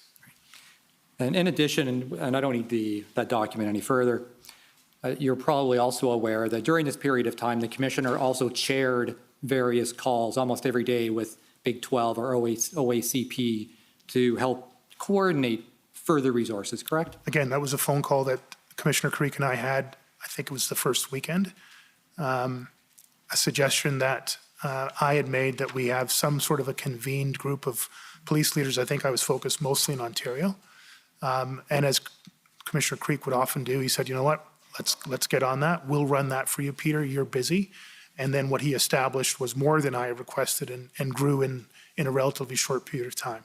Right, and you may be aware, you may not have seen the document. It's an OPP document, but he sent correspondence out to other police services trying to integrate all that. Absolutely. I was very much aware of it without even seeing the documentation. I had that sense he was lifting that to the highest level possible. And so you understand, of course, that the OPP provided not only boots on the ground, but a lot of specialists as well, and services such as logistics, aviation, PLT, undercover, incident commanders, planners, POU. Yes, sir. And did you hear Commissioner Creek's evidence? For the most part, yes, sir. One of the comments he made was that when it comes to providing assistance, the OPP unfortunately doesn't have extra officers that he can take off a shelf and send where they're needed. Do you recall him saying that? I do. I feel his pain. Yes. And so he also indicated that every frontline officer that goes to help with Ottawa or Windsor or anywhere is taken out of a community where that officer would usually work. I had the same experience in Toronto where we had to move hundreds of officers on a regular basis to other jurisdictions, and they were not available for their primary duties in Toronto. And so you can recognize that when, and I believe the OPP's institutional report, and I won't pull it up, I think the maximum number of frontline officers on any given day was 463 on one day in Ottawa. You would recognize and understand the kind of strain that could put on the OPP and the other communities it polices. Absolutely, sir. All right, the other area I'd like to move on to intelligence, because I think one of the things we're trying to figure out here is kind of what happened and how do we do things better going forward. So we need to figure out what happened on the intelligence side. I've spoken about the different levels of assistance, but I'm sure you would agree that the Hendon reports and the daily conference calls on intelligence were another form of assistance provided by the OPP. Yes, sir. Well, I believe your evidence was, and if I misstated, please correct me, was that you became aware of the January 13th Hendon report, you received it. You understandably had a lot of other things on your plate at the time, and so you asked Deputy Chief Bell to conduct an intelligence review. Is that correct? No, well, it is mostly correct, but just I asked Deputy Chief Bell to oversee, not to conduct himself, the intelligence threat risk assessment. That would then inform Acting Deputy Chief Ferguson, who was assigned the role of developing the operational plan, an intelligence-led operational plan that was reliant on the intelligence threat risk assessment. The Hendon reports would be one of many things that would go into the intelligence threat risk assessment. And that made sense, of course, because Deputy Bell at the time was responsible for intelligence part of the portfolio. Yes. And Deputy Ferguson was responsible for planning. Yes. And if I get the chain of command incorrect, then please correct me. But under Deputy Bell, would it be Superintendent Patterson at the time on the intelligence side? I believe so, yes. Now, when it comes to Deputies Bell and Ferguson, you did give some evidence about a lot of the changes that were taking place and the challenges you had in senior command, COVID, turnover, other things. But neither had been in their positions for long, correct? That's correct. The transition had happened at the command level, I think, second last week of December 2021, and then functionally it flowed down into the first week for superintendents, inspectors, and civilian equivalents. Yeah. Both of them were senior officers, though, right? They had been with the OPS for a long time. Yes. And both had many years of experience dealing with large protests in Ottawa. I don't know to what extent Deputy Bell had. I don't think he had as deep experience in that area as Acting Deputy Chief Ferguson. But yes, they would have both been around and seen and been involved in, to some degree, events. I think Acting Deputy Chief Ferguson's actual experience as a critical incident commander and training was a little bit more than Deputy Chief Bell's. But either way, you trusted in their ability to review the intelligence and prepare an appropriate plan, correct? Yes, sir. Now, you testified that you did not review the Henin reports in detail, that for the most part, you skimmed them when they came in. I read reports in detail, but not every one. I skimmed other reports, and sometimes I would not have had time to open my email. But again, at that point, I would have known that these reports were being sent to individual members within the Ottawa Police Service, but particularly within the intelligence section. Right, because there were a number of OPS members on the distribution list, so you trusted in your team to review them and to keep you apprised as necessary, correct? As necessary, yes, sir. And I take it that once you skimmed or once you saw the first Henin report, I expect that you knew that that could be a valuable source of information as the convoy made its way across? Yes, sir. That's why my recollection to this day is that I've forwarded it on, but I stand corrected. Now, I take it you did not participate in the daily Hendon conference calls? No, sir, I didn't. And that's something you would have relied on, either Deputy Bell or Superintendent Patterson or someone within that? Someone would have had that delegated responsibility, yes.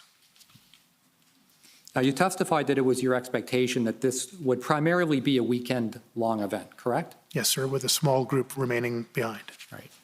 Now, this is what you were told by your team. You're not coming to your own assessments necessarily at this point. You're relying on your team to tell you that. That's the sum total of the balance of information and the threat risk assessment that came from it that was briefed to me.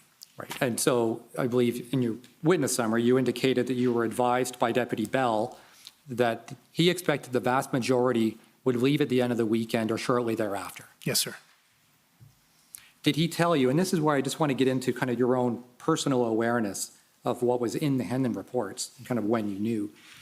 Did Deputy Bell tell you that there were a number of indications in the Hendon reports that suggested there could be a lengthier stay? Again, I just want to be careful. The briefings I was getting from Deputy Chief Bell are what the briefings that were passed up to him. Sorry, can you say that again? The briefings that Deputy Bell provided were the substance of briefings that he received.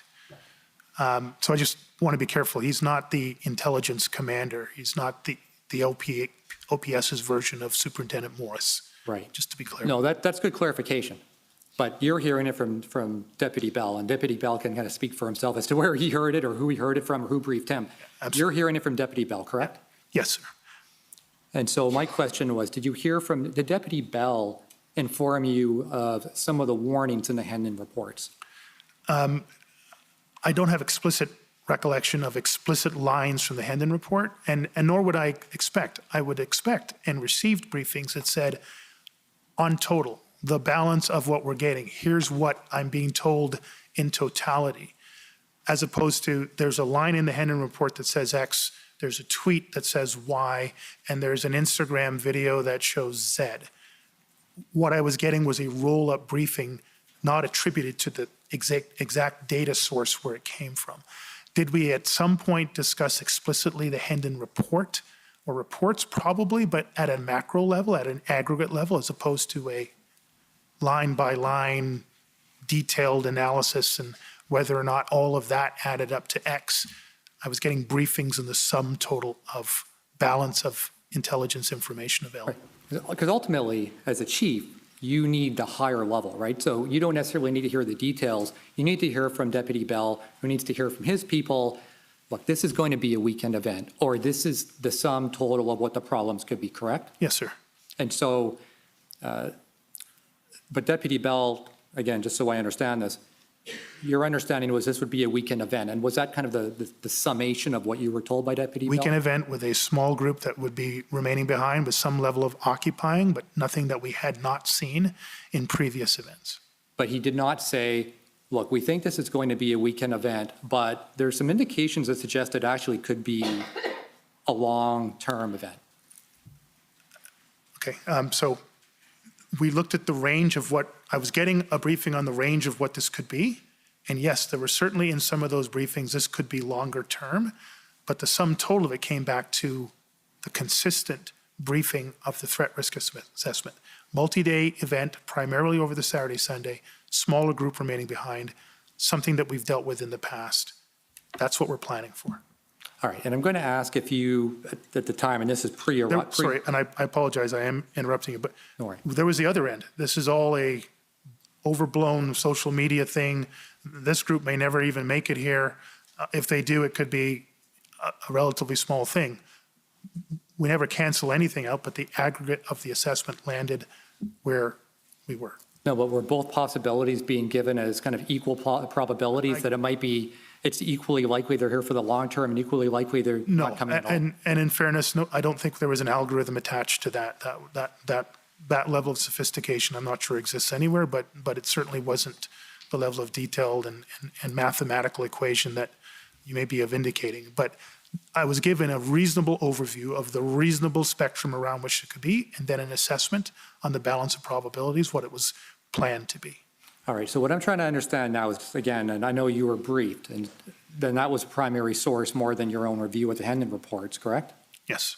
And so I'm just trying to understand kind of what you knew before the convoy arrived.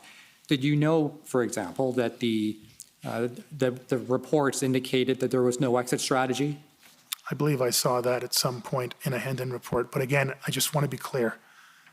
I can't tell you how many protests and demonstrations pop up or planned where the presence or absence of an exit strategy were weighted in any significant way. I'm just telling you what my experience has been. Okay? And did you know that the intent was to remain in Ottawa until all mandates and restrictions had been lifted? Again, I just want to be careful about pejorative language. It was clear in a variety of forums and reports, including the Hendon report, that they could not speak for every person that was planning to or talking about coming. So that much was clear to me, that Hendon reports or other reports, social media monitoring that was happening, canvassing of various people, PLT actions, was clear over and over again. There is no one entity called the convoy. There is no one person who represents the protesters. And so everything that I got briefed on had explicitly or implicitly, this is what we're getting from some, this is what others are saying. We got a line here that says this, but we can't extrapolate that to mean this. That's the context in which the majority of the briefings were coming to me. No, and the reason I ask, in particular, the last point, I think is an interesting one about their stated intention to remain until the mandates and restrictions were lifted, because it's one thing to say there's no exit strategy. It's another to set a specific goal before they leave. And that's something that you probably wouldn't have experienced before, is it?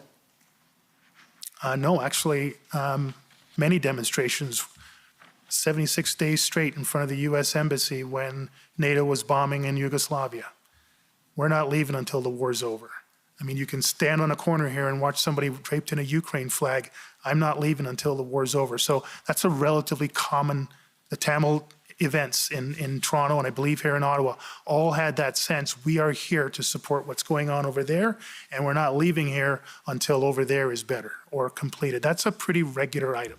But what's not, and I just put to you, what's not regular is that the protesters would come all the way across Canada, have millions of dollars of fundraising, have lots of trucks and people all converging with that stated goal. That's not regular, is it? Again, I want to be careful. Not all of them had that stated goal, and not all of them came from across Canada. A lot of them came from right here in this good old city as well, too. So again, I just want to be really careful. I don't operate in pejorative terms. That is a universal application of anything, good or bad, to any group is never fair to any one individual in that group. And I can't take that position. No, I understand that. But I think what we're trying to do here is to try to figure out to what extent the planning here was based on the actual intelligence that was being received, or as I would suggest, it was based more on experience of OPS and others that have seen a lot of protests come and go, and that perhaps there might have just been a bit of an overemphasis on what had happened in the past. Yeah, I'm certainly going to be agreeing with you that it was a little bit of both. It was a lot of both. I can't tell you if it was 49 versus 51% on any particular topic. But I think there was some good evidence presented, and it's certainly been my experience, that you go based on imperfect intelligence and you go based on imperfect experience, and you try to project forward what is the most likely outcome that's going to happen. And then you build a plan that will not only address the threat that you've now gone through that process on, but not cause additional problems beyond that. Now, I know we're looking back at it, and we have a certain lens because we can look back at what happened. But when we look back, isn't the issue isn't the quality of the Hendon reports? Isn't the issue the fact that Ottawa Police just didn't take them seriously enough? Absolutely not, sir. First of all, the issue isn't the Hendon report, and I don't know when it became the issue. Maybe for the OPP, you see it as the issue. For me, I don't see it as the issue. And I don't know any member of my police service, former police service, that said, you know what, this is all on the Hendon report. If OPP had done a better job. I actually never heard that. I've never said that, and I've never heard that. Because the Hendon reports, in fact, were actually very useful tools, right? I always said they were. I would say, though, and Commissioner, I referenced this to you on Friday, I think the OPP did an outstanding job. I'm not sure it was their job to provide national threat intelligence assessments. I'm grateful they did, because otherwise it wouldn't have gotten done from any other forum that I know of. But I don't think it's fair to the OPP to do that. Thank heavens they did it.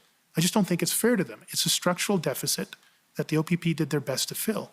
But it's actually not the job of a provincial police service to provide national threat risk assessments on what was a national event from beginning to end. I'm not sure you would get any disagreement with the OPP on that point. But I guess, again, looking back at things with the hindsight, which is what we're forced to do here, of course, a lot of the warnings in the Hendon reports were correct, right? A lot of them were incorrect. But a lot of them were correct. And a lot of them were incorrect, sir. Again, it's not an indictment of the Hendon report, and I don't want my answers to you to seem that I'm somehow blaming a deficiency. But they are like most intelligence reports. They get some of it right and some of it wrong, and you never know until after the event what was right and what was wrong. We heard some evidence from Superintendent Bernier, who indicated that even though that wasn't his role at the time, he did happen to see some Hendon reports, and his evidence was that they were, in his view, comprehensive and like nothing he usually would see in advance of a typical demonstration. Would you agree with that? I would agree with Superintendent Bernier that the Hendon reports were one of the better intelligence documents that I had seen. I'd seen some outstanding examples, and I'd seen at least one that was even better. But it was one of the better ones. But I want to be cautious. Superintendent Bernier, acting Superintendent Bernier, then Inspector Bernier, because he was an inspector, was not involved in the incident command system. He was not involved in getting daily briefings. He was not involved in the threat risk assessment. He, like many members of the Ottawa Police Service, were picking up a little bit of data, and he had an opinion. But I think even he cautioned that his opinion was less informed and not fully appropriate, given that he was not involved. So Deputy Ferguson's evidence was that the plan that was prepared, presumably under her own watch, was not intelligence-led. That was her evidence. Would you agree with her or disagree with her? That was her evidence, but I have to tell you that's alarming that she felt that was the case. Then she really needed to have worked harder on it.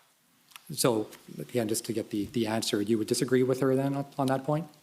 I never heard her say at any point in any of the briefings that we had that there was a misalignment, an underdeveloped plan, and one that she wanted to change substantially. The plan I received from her on February 28th was one that I received with no reservations from her. I sent back some minor feedback, and I heard nothing else from her until she gave testimony before the commissioner and said some things that were very concerning. All right. Thank you, sir. I appreciate your evidence. Thank you. Next, I believe it's the Canadian Constitution Foundation.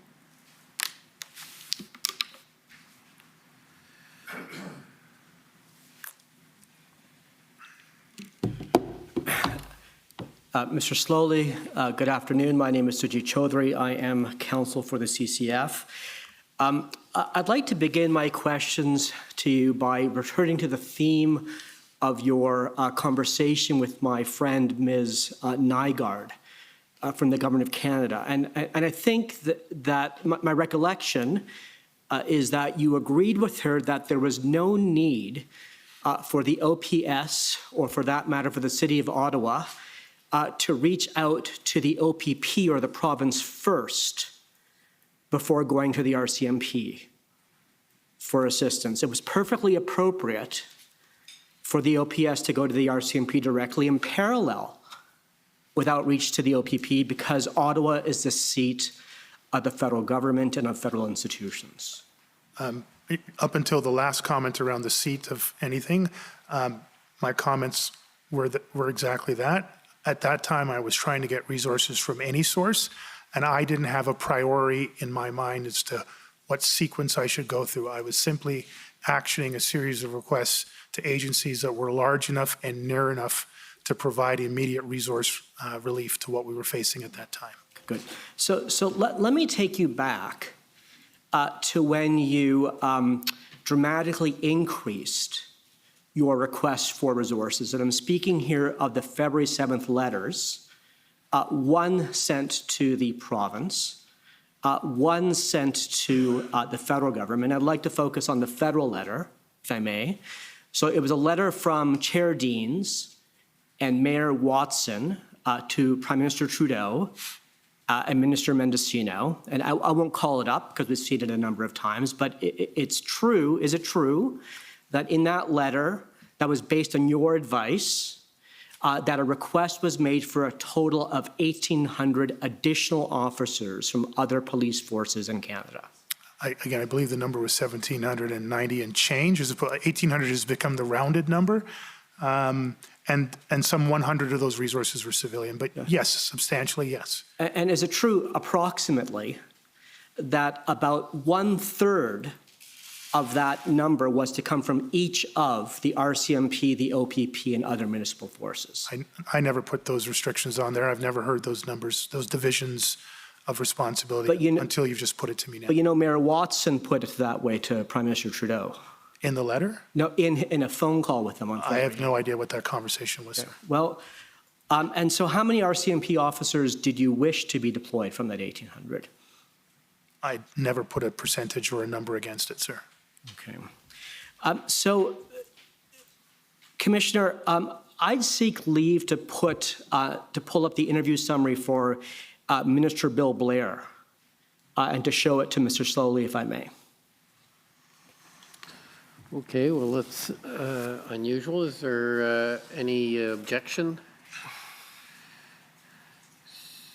So maybe we can see again, that will not be entered as an exhibit in the normal course. It'll just be referred to and wouldn't go in as an exhibit until Minister Blair comes to testify. And so go ahead, and we'll see if there's any problem. Sure. So this is, Mr. Registrar, this is witness summary 48.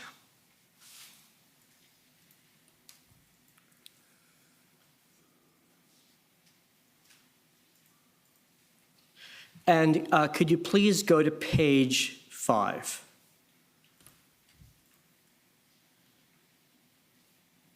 And so let's just stop there. So, Mr. Soley, I take it you've never seen this document? No, I haven't. So we're going to take a little bit of time to let you read a couple of passages. So the first passage I'd like to direct you to is the paragraph that states, Minister Blair explained there were 2 problems with the mayor's request for resources. And then in the next paragraph, I'll summarize for you. He speaks to the issue of planning and the need for a comprehensive plan in order for the OPS to receive assistance from the OPP and RCMP. That's not what I want to focus you on. It's the next paragraph. So if you could scroll up, please, to the paragraph that begins. Sorry, go ahead, sir. I thought I was being asked to read something. Please, now go you're ahead. scrolling away from it. Yeah. Do you want to explain everything to me and then have me read well, everything? I'm just summarizing that one paragraph, but I want to ask you questions about the following paragraph. I'm in your hands, so I can start reading now or just wait till you finish summarizing and then read everything. Well, why don't you read these 2 paragraphs, and I'd like to ask you about the second. Okay, thank you.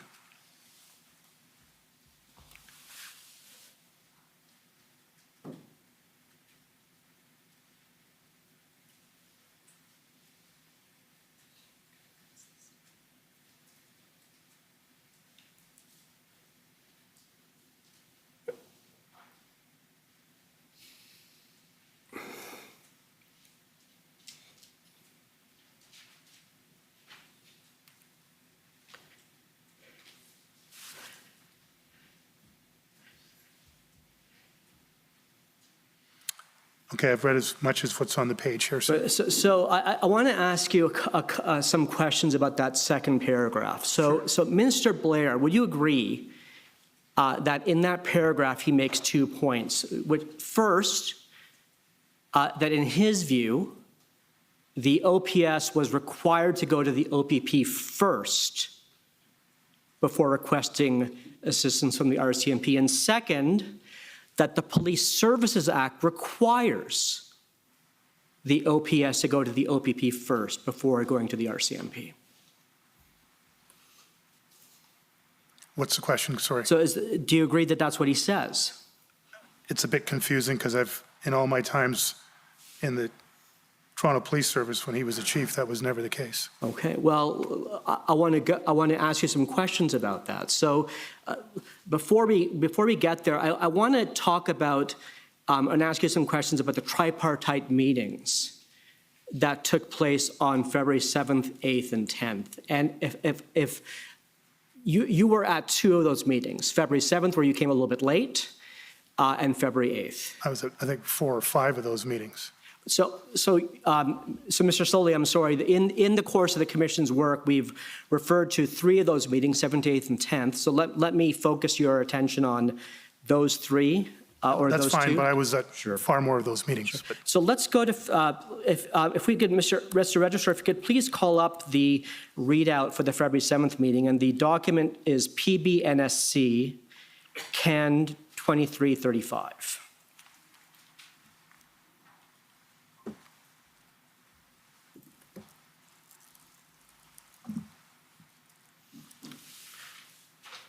Good. So, Mr. Solly, have you seen this document before? what's on the page here doesn't. If you could scroll down, please, Mr. No, I've never seen this before. Okay, so this is a readout from this call. If you go down to page 4, please. So, go back up a bit. And so here is an exchange between Minister Blair, BB, and you. And I would just want to focus on the last exchange here. What's the date on this, sir? Sorry. We've been told that this is a readout from a call that took place on February 7th. February 7th? Correct.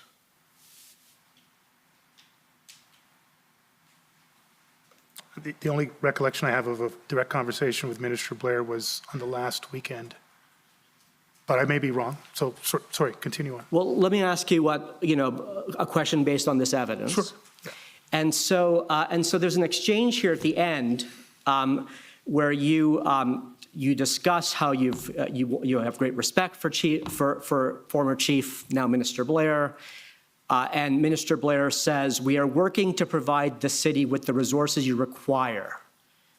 That is our sole intent. There will be follow-up conversations. We will be here for you." I take it you don't recall that exchange. No, I don't recall that exchange. Okay. I recall a different exchange on a different date. What date was that? I just haven't been able to find it in any of the notes yet, but it was either the Saturday or the Sunday, so of the last weekend in office. So what would that be, the 12th and 13th? Maybe the 14th, maybe, but I think it was more the 12th and 13th. Okay, well, let's get to that in a minute. So, but would you agree here that in this record of this exchange you had with Minister Blair, he didn't raise with you the concern that the request was somehow problematic because you had not gone to the OPP first or you hadn't complied with the Police Services Act? That's correct. In what's transcribed here, and certainly my recollection of the other conversation, at neither of those times were those concerns raised to me. Okay, and so... or anything about a plan or not having a plan or not having a good enough plan raised. Mr. Solly, I'll ask you to come back to that in just a minute. Mr. Registrar, could you please take us to the readout from the February 8th tripartite meeting? And the document number is SSM NSC CAN 2052.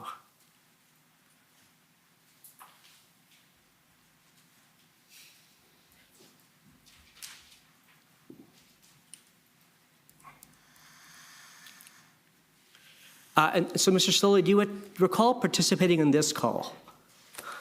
I imagine there were hundreds of calls, so probably not. Sorry, I'm looking at a date. Could you scroll down a bit, please? Wednesday, February 23rd, so that definitely wouldn't have been me. Oh, I think we might have the wrong document. Give me a second, please. And I apologize, Mr. Registrar. Give me 1 second.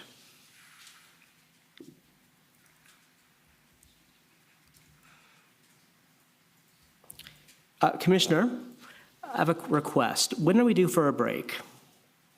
Because it might be helpful if I could pull up these notes correctly. I apologize for having given the wrong document ID to the registrar. Council, is it a February 8th meeting? Yes, it is. You have it. Thank you. We've had excellent service with our document people. Yes, we have. So if you could scroll down to, so if, this is another readout, Mr. Slowly, and if you could scroll down, please, to page 4. The participants in this call were yourself, BB, who's Minister Blair, MM, who's Minister Mendocino, and others. And I'd like to take you to the last exchange between yourself and Minister Blair, where it begins, on the RCMP, only 20 have been sworn in. The rest are with Rideau Cottage, which of course refers to where the Prime Minister's residence is, and the precinct, which I assume refers to the parliamentary precinct. I need more. And then Minister Blair says, for how long are you asking resources? And then it's not attributed to you, but I think it's reasonable to infer that the 5 to 7 days answer came from you. I wouldn't say 5 to 7 days, sir. You wouldn't have? No, not at that point. But you would agree that these notes state that you said we need more RCMP officers, only 20 have been sworn in. Yes, that was okay. That was part of the challenge in terms of getting RCMP getting sworn in. And you'll agree that, so when Minister Blair asked you for how long are you asking resources, he did not raise with you the concern that you were going to the RCMP first or not going to the OPP first, and you were not complying with the Police Services Act. That's correct, sir, but just a note for the Commissioner. This is the first time I'm seeing these documents. I'm not debating the content of it, but I just haven't had a chance to read through them to see the context and to situate myself in it. So I'm answering your questions as best as my recollection can be stimulated from these documents, but they're the first time I'm seeing them, sir. Of course, Mr. Slowly, and we're doing our best here given the limited time we have available to you. Mr. Slowly, you referred to a third conversation you had. Yes, sir. With Minister Blair. Would you be able to tell us a bit about that conversation on these themes? Yes, so again, my recollection is that this other conversation takes place on the last weekend that I'm in office. So this is Saturday, Sunday, potentially Monday, the 14th of February. I was late coming onto the call. Ministers Mendocino and Blair were on the call. There were others, and sort of kind of waited in until things turned around towards me. And then I recall there was an exchange between the two ministers. Minister Mendocino indicated that he would leave the commentary to Minister Blair, and then he proceeded to ask me two questions. The first question was whether or not we had considered using bylaw enforcement to address some of the challenges that we were facing here. I thought it was an odd question, and so I said, yes, we've actually issued hundreds, if not thousands, of bylaw enforcement tickets, but that any level of enforcement was difficult, both in terms of the potential volatility of public safety impacts and the resource restrictions. He then asked a second question as to whether or not we considered towing trucks or vehicles. And I said, yes, we towed hundreds of vehicles and we'd actually towed some heavy trucks. But again, there's an extreme volatility around that type of enforcement action, and that we had resource challenges with the tow trucks, particularly heavy trucks. And that was the sum total of it. But so he never raised these procedural objections that he appears to have been raising now. Neither the procedural objections or the concerns around the plan or lack thereof a plan. So, Mr. Slowly, how long have you been or were you a police officer in Ontario? I think just over 30 years in total in 2 different police services. And so you're familiar with the Police Services Act? Yes, sir. And is there any provision in Section 9 of the Police Services Act that requires a municipal chief of police to go first to the OPP before seeking assistance from the RCMP? Not that I'm aware of, and I stand to be corrected by lawyers who understand the act better than I ever will. But as I said, my practical experience has been over the course of those 30 years in 2 police services, and for a substantial amount of time where I actually performed that function for Chief Blair, that if we needed help, we went to the best agency available where we were likely to get the best help from. I wasn't directed to, nor did I have a system where I had to reference Section 9 and call the commissioner of the day from the OPP, and then through that process find my way to the right resource. I would call north of Steeles and say, hey, York Region, can you send us a public order unit? I'd call west of the 427, hey, Peel, can you send us a public order unit? I'd call over past the zoo and say, hey, Durham, can you send us a public order unit? And they would do the same thing, and we would do that in reciprocity. I'd never before seen any reference to Section 9 of the Police Services Act. And Mr. Slowly, RCMP officers can be sworn in as special constables. That's my understanding, sir. Pursuant to Section 53, Sub 1 of the Police Services Act. I'll trust you on the section. And as far as you know, there's no condition for swearing in an RCMP officer as a special constable that a request must first be made to the OPP. I'm not aware of that, sir. And now, Mr. Slowly, if we had more time, I would take you to the RCMP Act. But I'd put it to you that there is no provision of the RCMP Act that requires a local police force to go first to its provincial police force, if there is one. I'll trust you in that, sir. I have no understanding of the RCMP Act. And so would you say, Mr. Slowly, that at best, so there is no federal or provincial law, there's no RCMP policy, there's no OPP policy that required the OPS to go to the OPP first? I'm not aware of any of those things, sir. I've just used a practice that was long established and never previously challenged by any level of government or any other police service. And Mr. Slowly, do you wish that these concerns about procedure had been raised with you at the time so you could have responded to them? That would have been the fair thing to do, yes. Thank you, Mr. Slowly. Thank you. The next, if I can call on the CCLA.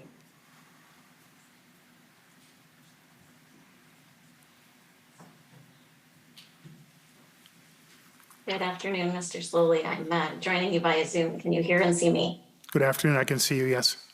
Okay, thank you. My name is Kara Zwiebel. I'm a lawyer for the Canadian Civil Liberties Association, and I have a few questions for you. And I think I apologize because I know you're having to go back and forth in time here, but I think we might actually talk about some of the other sort of tripartite type meetings that you were just mentioning, some other ones that you had participated in. So I'm going to be asking you about a few meetings that involved Commissioners Lucky and Carrick, as well as the head of CSIS, Mr. Vigneault, as well as Deputy Minister Rob Stewart and Jody Thomas, who I believe was the National Security and Intelligence Advisor to the Prime Minister. Before we do that, though, we're gonna do that by looking at some of your legal counsel's notes, the notes that we've looked at a number of times. But before we go there, I just want to take you to some of your notes and ask you a few questions. And this is document OPS 30-14484, and we would be starting at page 20, please. These are, I think, notes you said you sometimes sort of send yourself an email or make notes through Outlook or your email program about things that are going on. So on page 20, this is a call, sort of reporting on a call. I'm not sure whether it was a call you made to Yasser Naqvi or a call that he made to you. Do you recall? I remember it was a phone call. I forget who contacted who. Okay, so this is January 31st. So I guess is that the Monday or? It's a Monday, yes. Yes, the Monday, okay. And he was contacting you because he's an MP in the Ottawa area? Yes, sir. Yes, ma'am. Okay, and he also was asking how he could help? Yes, I mean, I think it was both a situation update and what can we do to help you, Peter? Okay.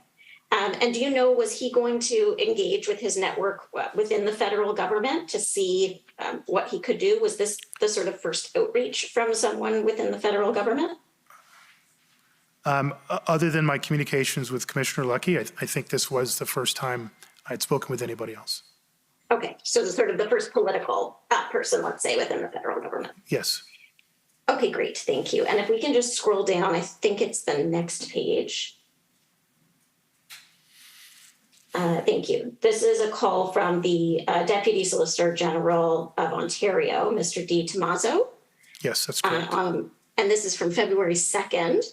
If you could just scroll down a little bit. So he asked you if there was any interference of hospital or medical staff from the demonstration, and you advised yes. He asked if you were getting help from the OPP, and you advised yes. And that you were also getting support from the local Crown office. And you also told him that other than the OPP commissioner, he was the first provincial official to call you regarding the demonstration. Do you recall how or if he responded to that statement? He did respond, and he asked if I would like to have a call with then Solicitor General Jones. And okay. I said yes. Okay, and did that call happen? It did. I think it was scheduled for later on the same day, somewhere in the evening hours, I believe. And I mean, were you making that statement because you were surprised that by this point, I guess February 2nd, we're at the Wednesday or Thursday? Wednesday? It's a Wednesday. Yes. That by that point, were you surprised you hadn't heard from someone at the provincial level yet? Yes. Okay. Do you recall where things went with Minister Jones with the Solicitor General when you did eventually speak to her? There's probably notes around that, but I think that the sum total of the call was that she had received the information from Deputy Solicitor General Di Tommaso that is noted here.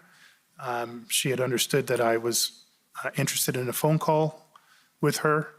I provided for her a very brief update on what had transpired locally. She quietly listened to it and said thank you. And there's sort of a bit of a pause. I asked if she wanted to get a deeper briefing, if she felt there might be any need to engage other ministers or even the Office of the Premier. I can't remember what her exact response was, but essentially, you know, she would consider that on her own undertaking, and that was the substance of the call. Okay, thank you. Thank you very much.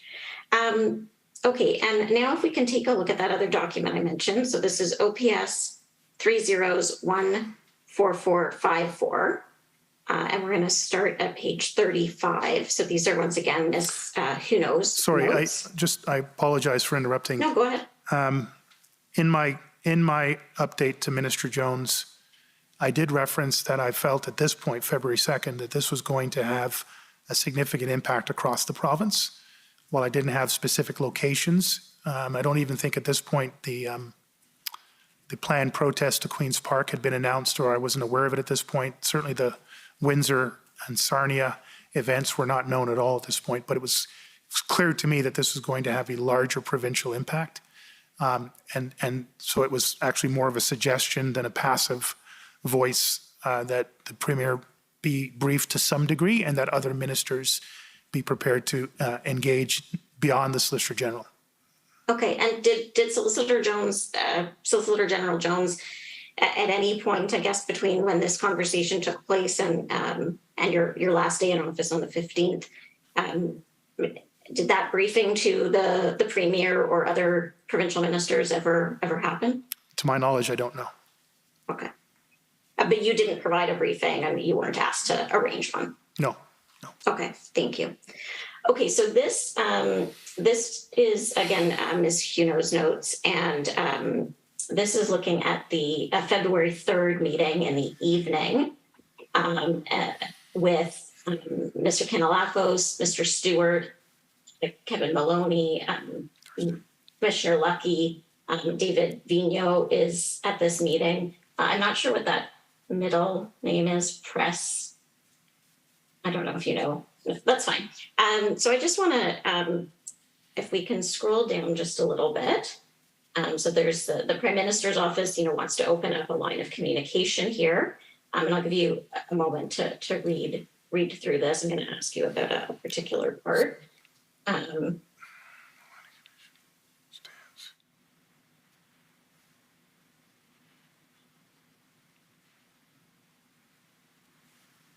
There's a note understanding we've avoided the worst, but now dealing with illegal protesters.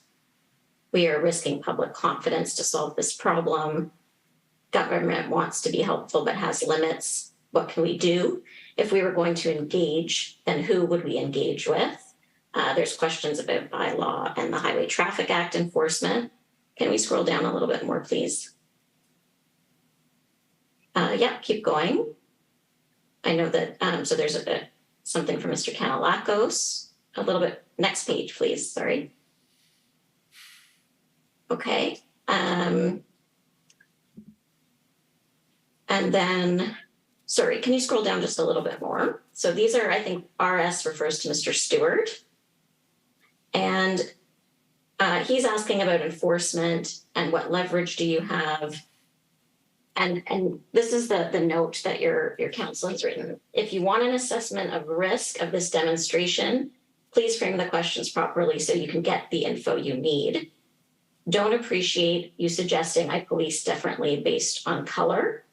And I think Mr. Stewart is saying that, or there's a reference that a minister said this. Your observation is very insulting to me. And he's, I think, saying, I hear you. And then you're providing him with a briefing about the risk assessment. Do you recall this exchange and what this was about? Very much so. Do you mind telling us about it? This was the first of the tri-level meetings that I attended. I'd been advised about their existence, I think, the day before from City Manager Kanalakos. He suggested that I participate in them, and I welcomed that invitation because it would allow me to be able to speak to all three levels at the same time and ideally to secure resources that we so desperately needed at that time. So I attended the meeting with great expectation and hope, quite frankly, that this would be a very productive and constructive environment and one that would accelerate the delivery of resources, not just police officers, but across the board support to something that we desperately needed here in Ottawa. And I think increasingly the province and the country were dealing with. Coots, Alberta was active. Other locations across the country were active. I think by this time we knew there was something going to be happening in Queen's Park on the weekend. So I was looking forward to this. The section on the page above that you scrolled through was largely, I'll describe it as a monologue that Deputy Minister Stewart was providing to the group on the call. I wasn't familiar with most of the people on the call, so I was just quietly listening and sort of waiting for it to become more of a discussion. But there was a comment near the end of that isn't captured by my general counsel, but it's what I reference on this page here. And this is not an exact quote because I don't have, I'm going off of memory and it's not captured in these notes. But essentially the comment was the Ottawa Police Service seems to be wanting to help a group of extremists and white supremacists to take over Ottawa, Wellington Street. It is that comment that I took great offense to. Okay, and this was a comment made in the meeting, or was it reflecting something that had been said by a minister elsewhere? It wasn't sort of clear to me from the notes. Well, so I took it as a comment from Deputy Minister Stewart. I don't recall him clarifying, as that note in the corner says, that this is something he heard a minister say, but it seems to be captured by General Counsel Huneau here. Okay. So would you agree that even at this point, we're at the 3rd of February, there is you're starting to feel some significant pressure from the government about this situation? Well, I would go well past pleasure. That seems to be a condemnation statement, an allegation. And that is why I said I found that suggestion that I police, or the Ottawa Police Service, who I represent, differently based on color, on race. Was this, I know that in your testimony on Friday, you mentioned that there were a few points where you felt that individuals, both at the federal level and the provincial level, had made some public statements that you felt undermined the public trust in the Ottawa Police. Is this, I know this wasn't a public statement, but is this the type of comment that you're talking about? Yes, not a public statement, but in a room that had representatives, the city manager, ministers from across a variety of platforms at the federal level. I don't believe the province was represented on this call, but I don't know. I think you're right about that. I don't know everybody else that was in the room, but these are policing partners like Commissioner Lucky, national security partners like David Vigneault. Right. I found it very problematic and very embarrassing. Thank you. Can we scroll down again to page 38, towards the end of the page? This is the same meeting. And I think you've been talking, there's been some discussion about the possibility of negotiations. I think Mr. Kanalakos had maybe asked, is it worth it to negotiate? Mr. Stewart, can we scroll down to just the next page?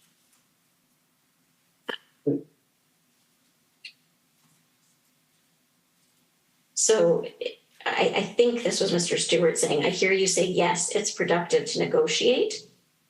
And you say, I need constructive conversation and questions from all levels of government.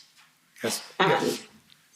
So in this meeting, am I right that you're communicating or trying to communicate to the federal government representatives that, as you said before, all options are on the table? The federal government, I think Mr. Stewart was interested in understanding what the group needed to feel like to have a win. There's a statement, I think, earlier up that was attributed to him. Is that sort of the nature of the discussion that's happening here? Yes, we got into a very constructive dialogue at this point, and that is the gist of it. Okay, thank you. And can we just go down to the middle of page 40? This is where Mr. Vigneault comes into the conversation. I think that first note is this is unprecedented, the word of the word of the day or the word of the commission, I would say. The social media is creating reactions. And then he talks about command structure. So we need to break this down better. We can look at foreign interference. Observed the people involved are nimble. Ex-cops might be some things to be done to expose their roles. I'm not sure what the thing in brackets refers to, but PSYOPs, psychological operations. okay. And then a notion of engagement, people below the PM and ministers that may better understand the dynamics. Today, press conference, she is more organized, they have lawyer. So I'm not sure if do you recall those things being mentioned? Do you know what Mr. Vigneault's doing there? Are these sort of the items he's taking back to look at? Yes, this is my understanding and my recollection is that Mr. Vigneault was giving from a CSIS perspective his assessment of unprecedented. He's in point number 1, he's talking about the command structure of the convoys, demonstrators writ large. Again, I won't speak for Mr. Vigneault, but I'm not suggesting there was a unified command, but he's talking about elements of a command structure there. He then goes into in point 2 to talk about how nimble they are, including the fact that it involves ex-police officers. I forget if he talked about ex-military or national security, but certainly referenced officers. PSYOPs is a term that I knew from my time in peacekeeping in Kosovo. And in point 3,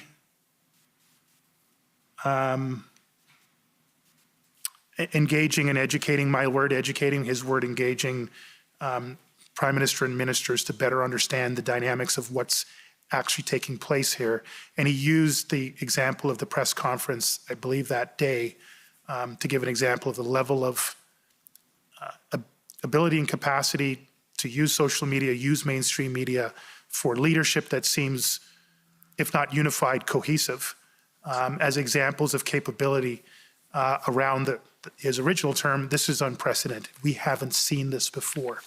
And I would suggest of all the moments in this meeting, and one of the most significant moments for me in my entire time in these events was hearing the head of CSIS describe what I had at that point begun to realize.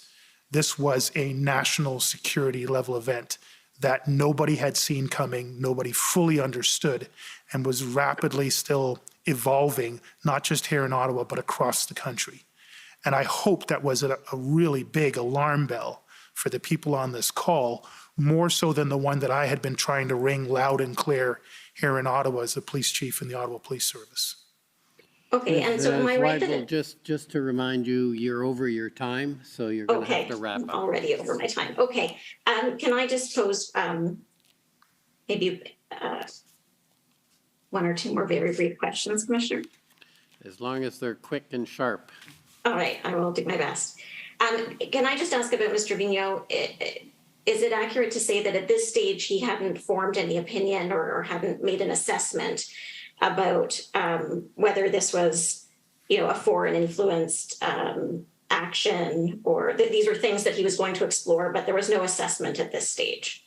I don't believe there was. I do remember either on this call or a subsequent call, he touched on the level of foreign involvement, and it was, I believe, minimal, if anything. Okay. I can't recall if it was on this call or not, though. Okay, thank you. And can we just briefly go to the bottom of page 92, and this will be my last point. This is another one of these meetings, I believe. This is the one on February 6th. When Mr. Vigneault and Mr. Stewart are in this meeting again, as is Mr. DiTommaso. And if we go to the bottom of page 92, so Mario, I think that's Mr. DiTommaso, no appetite to engage and think federal government needs to step up and engage. And then if you can scroll down. And then I think this is Ms. Thomas saying, if not Ottawa, would province be looking at federal government? And he replies, yes, this is a trucker protest because of mandates at the border that federal government put in place. Do you recall this exchange? I don't have an independent recollection, but it seems to be well noted here. Okay. Did you, was that your overall sense that Mr. DiTommaso was communicating to you that the provincial government had no appetite to engage in sort of the negotiations that were being discussed? Again, with great reluctance, I don't want to presume intention on anybody. It's been used against me too much. I can only give my observations. It was several days into it before there was any outreach from the provincial government to me directly. The first two meetings that I was on in the tri-level meetings, I don't believe there was any provincial representation. The next two, I believe there were. Those are the only facts I can tell you. I won't try to put intention into anybody's comments. Thank you. Thank you very much for answering those questions, and thank you, Mr. Commissioner, for the indulgence. Okay, next is the National Police Federation, but before we turn to them, this might be a good time for the morning break. I don't mean to. Or I'm sorry, the afternoon. I'm just having. It's so exciting that I want to hear more. Thank you for the correction. I will take the afternoon break for 15 minutes. The commission is in recess for 15 minutes. La commission est levée pour 15 minutes.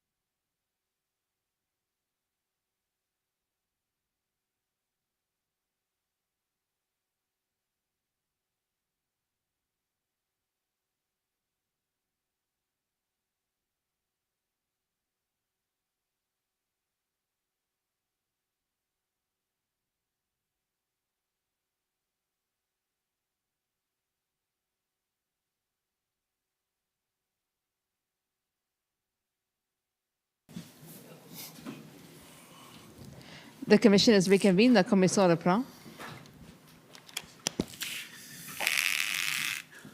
Okay, are you ready? I am. Okay.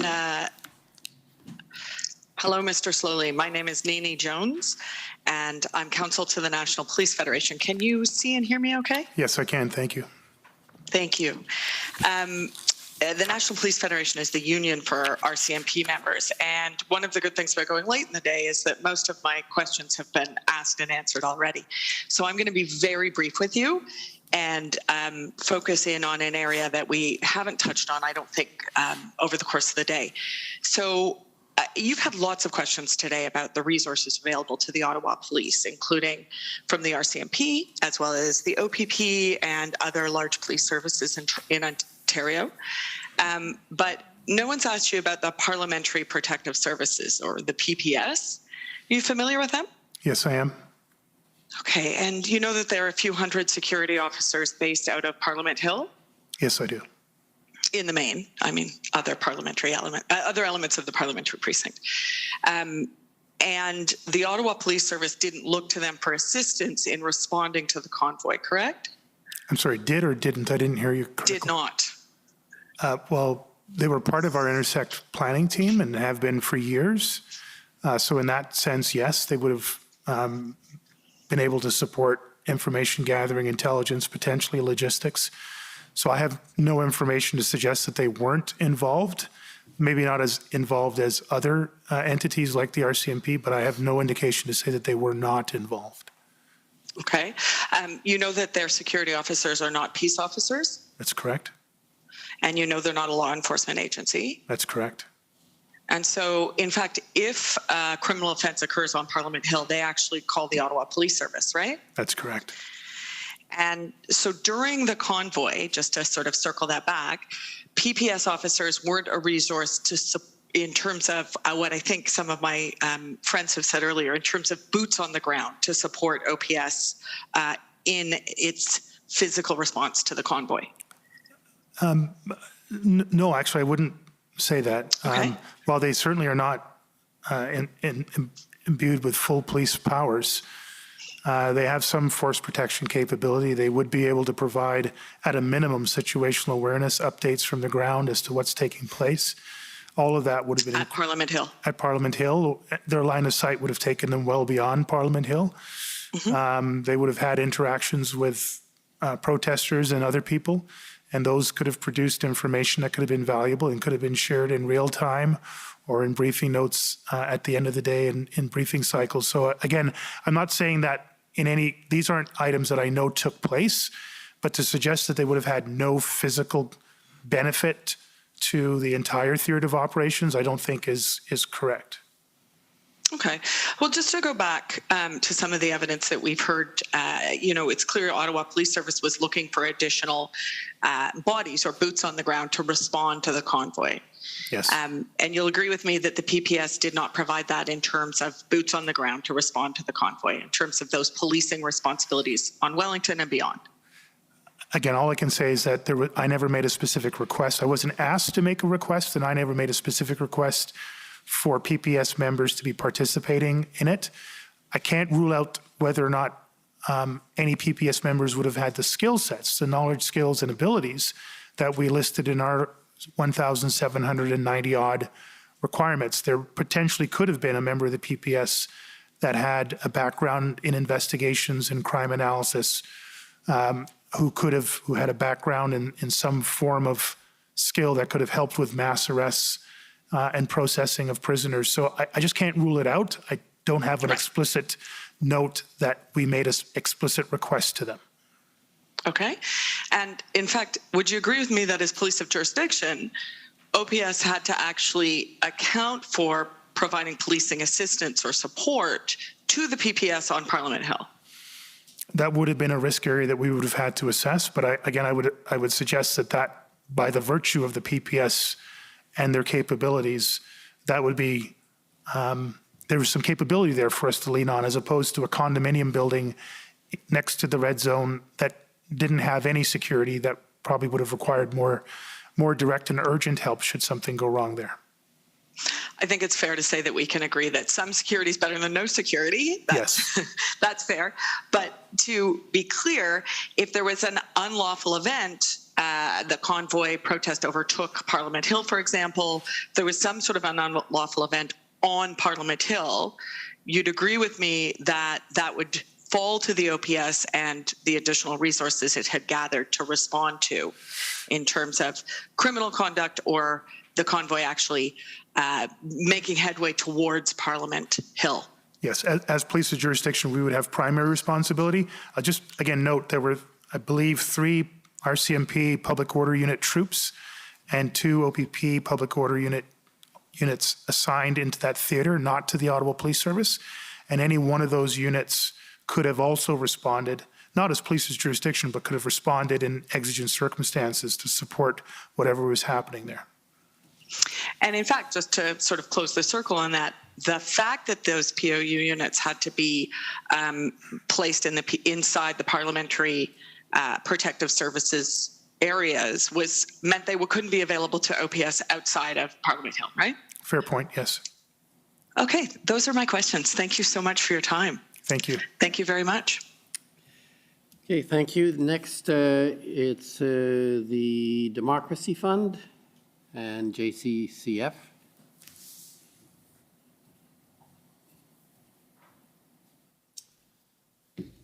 Good afternoon, former Chief Slowly. My name is Rob Kittredge, and I'm counsel to the Justice Center for Constitutional Freedoms in these hearings.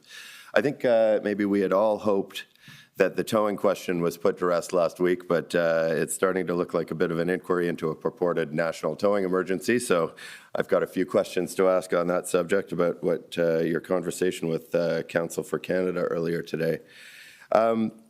You indicated that you felt that there were 2 main obstacles to clearing the Ottawa protests. First, you needed additional resources, meaning about 1,800 people, skilled police officers or skilled associated people. And second, you needed to secure heavy towing services. Is that a fair characterization of your testimony? From a resource standpoint, that's what I was needing. I was needing a lot more beyond resources to have a safe, successful outcome that was envisioned. All right. So maybe on that note, I'll skip the next 2 questions and jump to something a little more certain. In your conversation with Counsel for Canada, you said that while you may have had some concerns about their willingness to participate in clearing the protests, tow trucks were there. When you say that tow trucks were there, you're talking about the city's standing order towing contractors, weren't you? So my understanding was we had somewhere between 3 to 5 tow trucks available to us on the first weekend. And those numbers did not increase to my knowledge until my last day in office. Right, so those would be the towing contractors that you typically deal with when you have towing to do on any given day. City-owned vehicles and/or tow contracts. But again, I'm not certain about the tow contract part of things. Right. Just the number of vehicles. Okay, you weren't directly involved in the procurement of towing services for the eventual police operation that cleared the protests, were you? No, sir. And in fact, that procurement was handled by the OPP and not the OPS, isn't that true? I don't know who handled it, sir. Right. But you don't have any direct knowledge related to the out-of-town towing services procured by the OPP at all, do you? No. So you really don't know if there was any reason to think that the tow trucks procured by the OPP weren't, as you put it earlier to Counsel for Canada, reliably and predictably engaged to provide towing services during the police operation, do you? Well, what I was talking about to Canada Council was the need for reliable predictability around the resources necessary for any operational plan of the scale that was being considered. If your question is that did I know whether this contract was going to prove reliable and predictable, I had no involvement in that contract. Right. And the towing providers that eventually participated in the police operation had traveled long distances to Ottawa, and if the OPP was confident that they were in fact ready, willing, and able to participate in the towing operation, you have no reason to disagree with their opinion, would you? I had no involvement in whatsoever, so I can't comment on it whatsoever. Right. But you'd have no reason to disagree with their assessment. Again, I had no involvement in it, sir. Okay, fair enough. And Counsel for Canada also asked you about national security issues relating to the protests. I take it that you agree with the evidence from all OPP and OPS officers who've testified on the subject so far, that there was no credible intelligence or evidence indicating a threat to the security of Canada, as that term is defined in Section 2 of the CSIS Act. Do you? I'm unfamiliar with Section 2 of the CSIS Act, and I've heard some testimony. From where I stood, this was a national crisis. Right, but did you have any credible intelligence or evidence of espionage or sabotage against Canada, or that which is detrimental to the interests of Canada, or activities directed toward or in support of such espionage or sabotage? No, sir.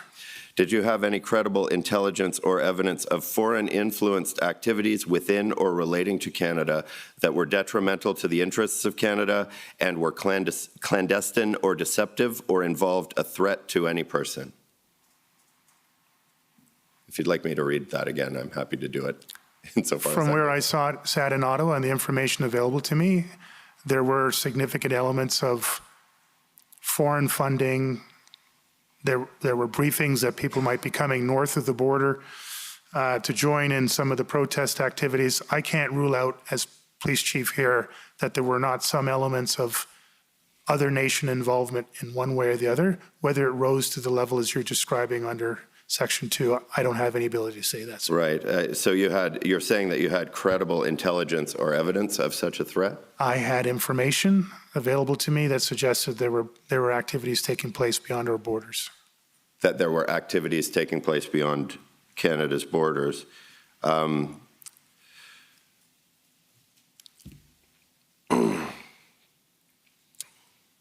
So, I mean, I guess, can you just... I didn't test it with any great measure.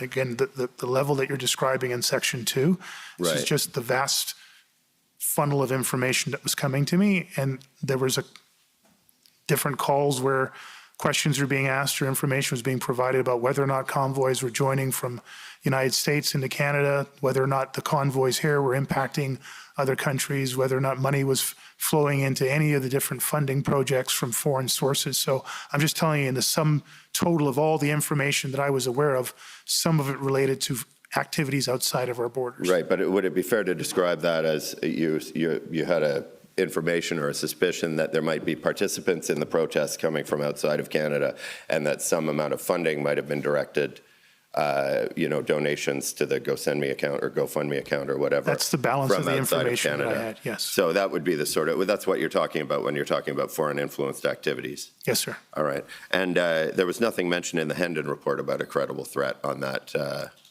I don't have a complete memory of the Hendon report, so I wouldn't be able to say for certain. But you don't think, as a matter of recollection, that that's the source of your information? There were some 20-odd, 24, 30 Hendon reports. I can't tell you whether or not it was ever mentioned within the Hendon reports. It's a question probably better placed to the OPP. Sure. With regard to your own recollection on this subject, can you remember what the source of the information that you're talking about was? There was a discussion at one point on the tri-party level where I believe CSIS Director Vigneault referenced his discussions with CBSA and other entities around whether or not convoys were coming north, people were crossing the border. He made some reference to international funding as an example. And that would be funding in the level of donations to the GoFundMe. I couldn't tell you how he broke down the funding comment, but that's my recollection, sir. All right. Well, then I'll move on to the last two items here, and I'll be finished with you for the day. So did you have credible intelligence or evidence of activities within or relating to Canada directed toward or in support of the threat or use of acts of serious violence against persons or property for the purpose of achieving a political, religious, or ideological objective within Canada? There was a wide array of social media posting. I don't know to what extent they were all identified, validated, and in one way or the other canceled as a threat, but I was aware of a wide variety of open source social media that made a wide range of threatening type behavior that might touch on one or more of the points that you raised, sir. And do you consider any social media post to be a credible threat? On its own, no. It has to be validated and corroborated by other information. But you aren't aware of any social media post that was validated and corroborated? Not to my awareness, sir, no. Okay, thank you. And was there any credible intelligence or evidence of activities directed towards undermining by covert unlawful acts or directed toward or intended ultimately to lead to the destruction or overthrow by violence of the constitutionally established system of government in Canada? No, sir. All right. Well, thank you very much, and my sympathies and I'm very impressed with your sheer endurance here and on Friday. Thank you so much. Thank you very much. Okay, thank you. Next, if I could call on the province of Alberta.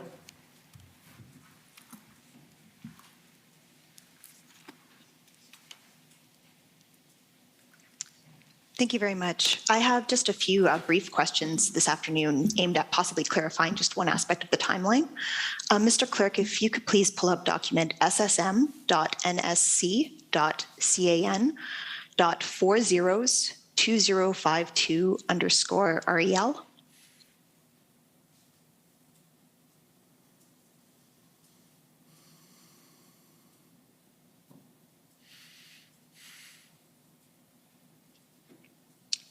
Thank you very much. And so, Mr. Slowly, you'll recall my friend Mr. Chaudhry for CCF took you to this document earlier. It's minutes that somebody recorded of a February the 8th tripartite meeting that you had been on. Yes. And in that discussion, you had mentioned that it was your recollection that you had had a subsequent call. You believed it was the weekend of February 12th or 13th with Ministers Blair and Mendicino, in which Minister Blair had asked you about two issues. First of all, whether you had considered by law enforcement, and the second issue on the status of towing efforts. Do you recall that conversation? Yes. Could I just take you to page 3 of this document, please, about halfway down the page? There you go. And I'll let you read this, Mr. Slowly. It's just starting at the part that says BB, which is Minister Blair. Then there's a brief response from the mayor, and then there's a paragraph indicating your response to Minister Blair. Oh, thank you. This is hugely clarifying, and that's why I was hoping to be able to read the whole document the first time. But so this would be the one and only time I did speak to the two. Well, I was on a call with the two ministers, and it does relate to the conversation that I had with Minister Blair. Could I just read the document now, though, because it is refreshing my memory? This is my only area of questioning, and I have 5 minutes, so I'm content if the commissioner is content to give you the time to look at that. Okay, thank you. Could someone just scroll back up to the top of this, and I'll just read through it then.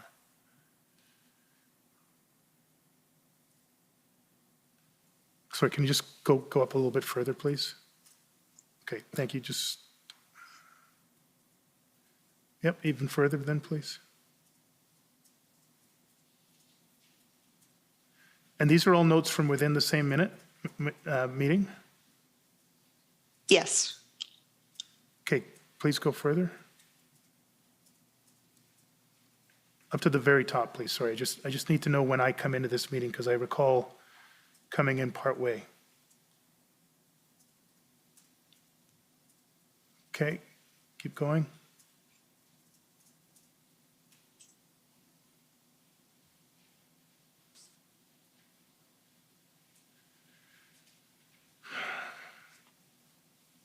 Okay, keep going now, please. Stop there. Okay, thank you.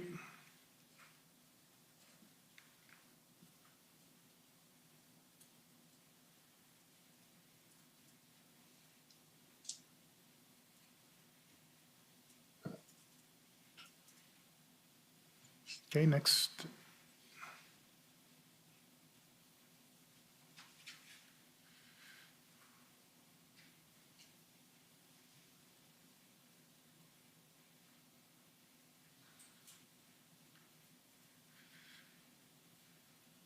Okay, thank you. Keep going.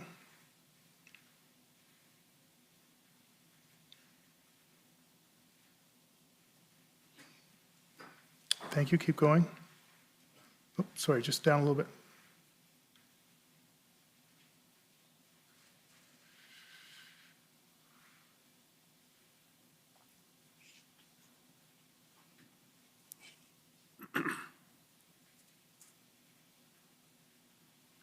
Is that up a little bit more now? Thank you. Just stop there.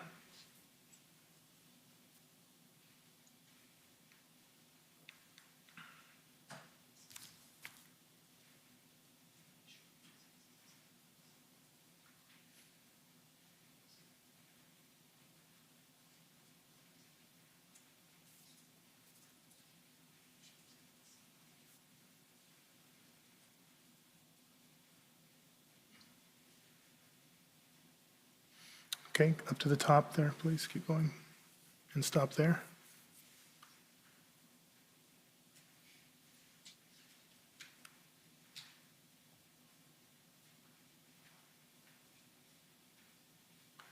And down again.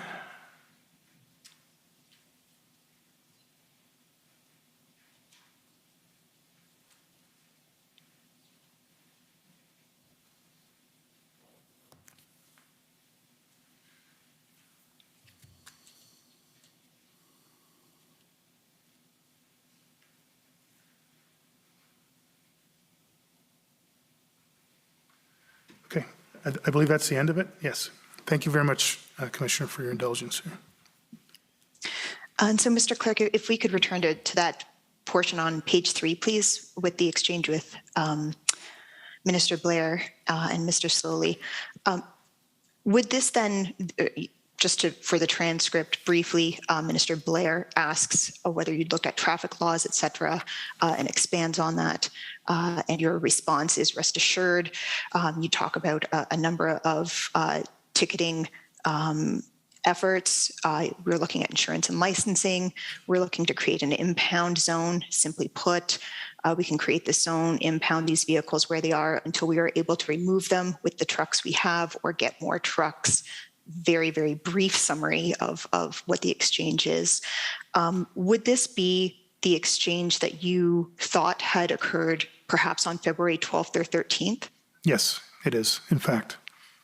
Okay, thank you very much. I just wanted to clarify that. Those are my questions.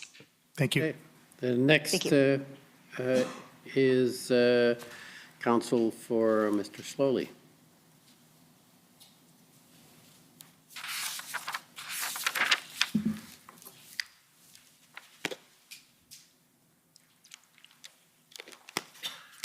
Thank you, Commissioner.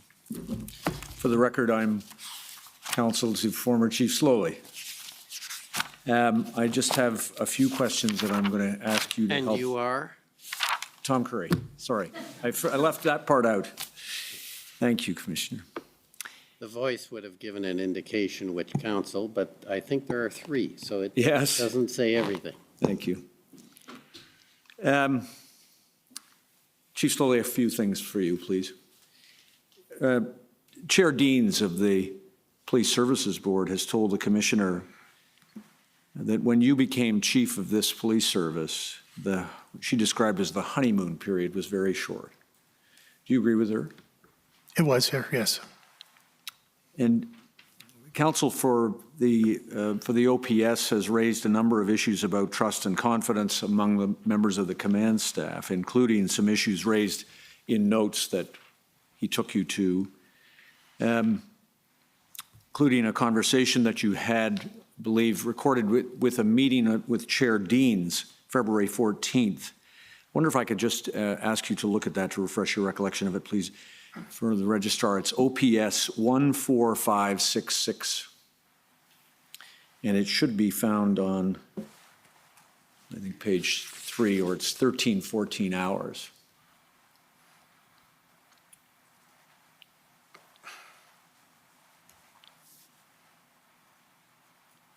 So if that's page 3, could you try page 5? I think it's 1314 hours we should see in the margin. There it is. Thank you. Thank you for that. Do you recall this conversation February 14th with the chair? Yes, I do, sir. And you can see, if we just scroll down just a little bit, thank you, that the discussion between you and the chair concerned the invocation of the Emergencies Act. Yes, sir. And the implications for, among other things, enforcement through tow trucks that are described there. You were asked questions about in the middle of that bullet about orders that might have been disobeyed during the demonstration, and you described, I won't repeat it, it's in the note. What is recorded is that you said that the best and the worst of us have been strained. This is why there has been tense meetings and why some have not demonstrated their best levels. Like everyone, I have been at my best and I have not been at my best. You were asked some questions about this previously, but just explain to the Commissioner, from your perspective as the chief at the time, I think we can probably understand the things that you did that were your best. What were the things that you did that were not your best? The range of meetings that we had on a daily basis. I think there've been some in my examining chief where I started my day at 4 o'clock in the morning and didn't end it till sometime after 10, 11 o'clock. And for me, I think I was 21 days in, and there are officers that worked longer than that and members that worked longer than that. It's just beyond the human condition to be at your best and turn up as a leader in every single moment, in every single conversation, phone call, text message, email, operating at the highest levels. And I've been in 3 different professions, and every one of them required me to be a high-performance athlete, high-performance police executive, and high-performance business executive. And despite your best efforts, you just can't perform optimally in every single occasion. That's what I was trying to say here, not just on my behalf, but on behalf of the people that work for me at every level, in every part of the organization. And in fairness, that holds across all institutions and organizations. Did the fact that you came from outside the Ottawa Police Service with the mandate that you told the Commissioner have implications for the points that you made in this conversation? Absolutely. Chair Deans, again, I think it's been well documented that the board of the day was seeking an outside chief of police, one that would tackle a major change agenda. Almost all of the questions put to me and all of the components of the negotiation for me to sign a contract were around a change mandate. The introduction of me by Chair Deans to the public in late August was all around an outsider coming in to change an organization that was in significant need of change, and a change that was well established for years and was going to be a very large effort. Almost every conversation, board meeting that I was involved in during my entire tenure of chief of police had some element of major change, culture change, administrative change, HR change, operational change, change of the relationship with our communities, particularly racialized and marginalized communities. So it couldn't have been emphasized more before I took the job. It was continually emphasized literally every time I had any interaction with the board, and certainly was the focus of the vast majority of my efforts as chief of police internally with our members. Chair Deans told us that, of course, you were the first black police chief in this community. That's a fact. And how many, at the time that you assumed that command in 2019, how many police services in our country had black police chiefs? Only the Ottawa Police Service. She also discussed that, and has discussed publicly and also in her evidence, in her view, you had faced issues of racism during your time as chief of the OPS. That's correct, sir. And did that impact your ability to lead the service? Well, absolutely. I mean, it's an outflow of resistance to change on a variety of levels. It's an indication of the depth of the change needed. And any personal attack on the office holder of chief of police will be a challenge to manage. But attack of that nature on the office of the chief of police, I would suggest, is a very significant indication of the depth of the challenges that were facing me and the board and the organization and the city. I want to ask you some questions, please, about staffing. My friend from the Ottawa Police Service asked you about the event commander, and in particular Superintendent Rayom, who was event commander, and when you learned that that change had been made. Do you recall those questions? Yes, sir. I'm not going to turn it up, but for the record, OPS 14537, Commissioner, at page 5, are the notes that Superintendent Rayom made indicating that he had been removed from that role by Acting Deputy Chief Ferguson on February 1st. Did you know about that at the time? No, sir, I did not. And within the incident command structure, who had the responsibility for making those decisions? The Major Incident Commander, Who is? Acting Deputy Chief Ferguson. In relation to the incident command structure, the commissioners heard some evidence from Commissioner Carrick about this, but what role is played by the chief of the police service? Like all things, I'm responsible for all operations and all administration of the police service. It all rolls up to me. I delegate authority down through several levels around functional responsibility. Usually that is in the function of an organizational chart, but in this case, that's the function of an incident command operation, in which case I delegate operational authority down through the major incident commander to the event commander, incident commander, and so on. Thank you.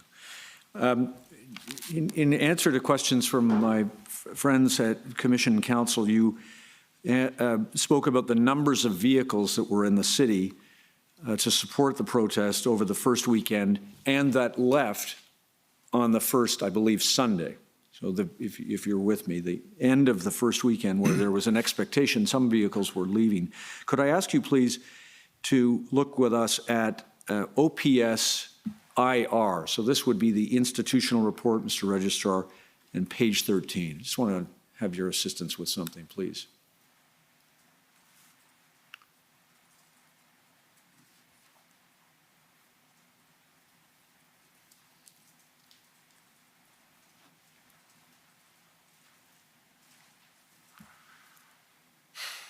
This is an institutional report prepared by, on behalf of the Ottawa Police Service, I believe by our friends who are counsel to the OPS. So if I understand, just look at the paragraph in the text, please, Chief Slowly. In actuality, thousands of vehicles descended on Ottawa for the first 3 days. It says the following sets out an estimation of individual protesters and vehicles present in the downtown core. The data is imprecise and it refers to the fluid nature of the circumstances. Do you see that? Yes, sir. If you look at the column on the date, 29 January, 30, 31, and then into February, do you see the numbers there according to the different geographic areas, Parliament, Wellington, Elgin, Rideau, Sussex, other, and then the vehicles? Do you see that on February 1st, looking at the final column, 676 is the estimate of vehicles on Feb 1, and thousands is the estimate on the 3 days previously. Do you see that? Yes, sir, I do. Does that accord with your recollection and the information you had that vehicles left at the end of the third?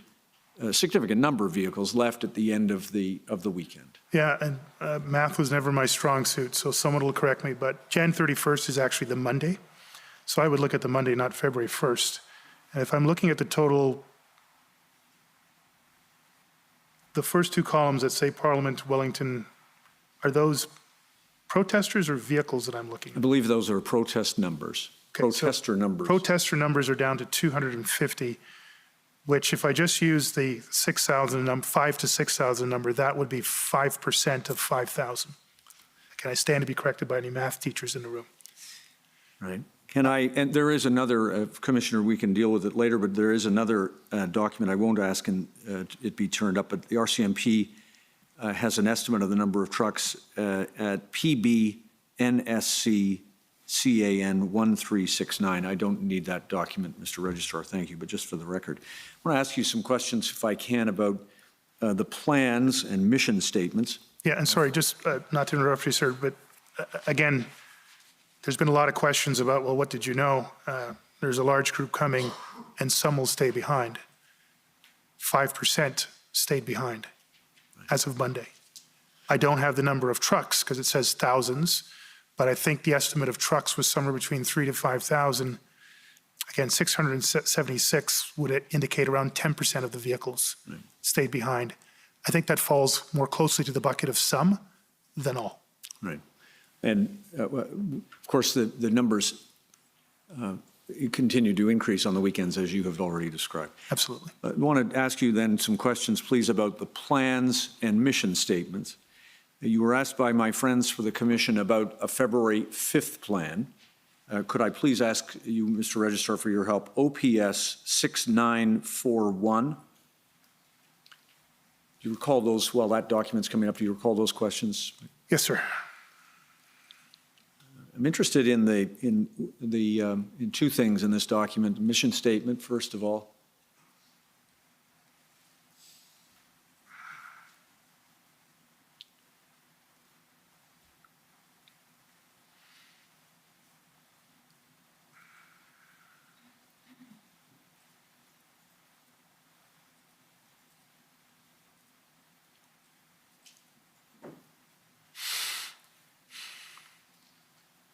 Thank you. It's just within the first few pages. It's after the... And keep going, I think. There, well...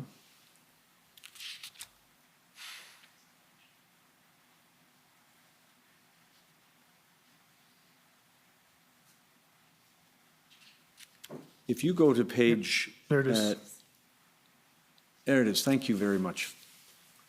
You'll see that the mission statement in this plan was for the Ottawa Police Service in a collaborative approach with other police agencies, et cetera, to provide a safe and secure environment in the city during the Freedom Convoy event. The primary goal is to end the protest peacefully, may be achieved through proactive engagement by all officers, including police liaison teams, facilitating communication, de-escalation, and negotiation. Do you see that?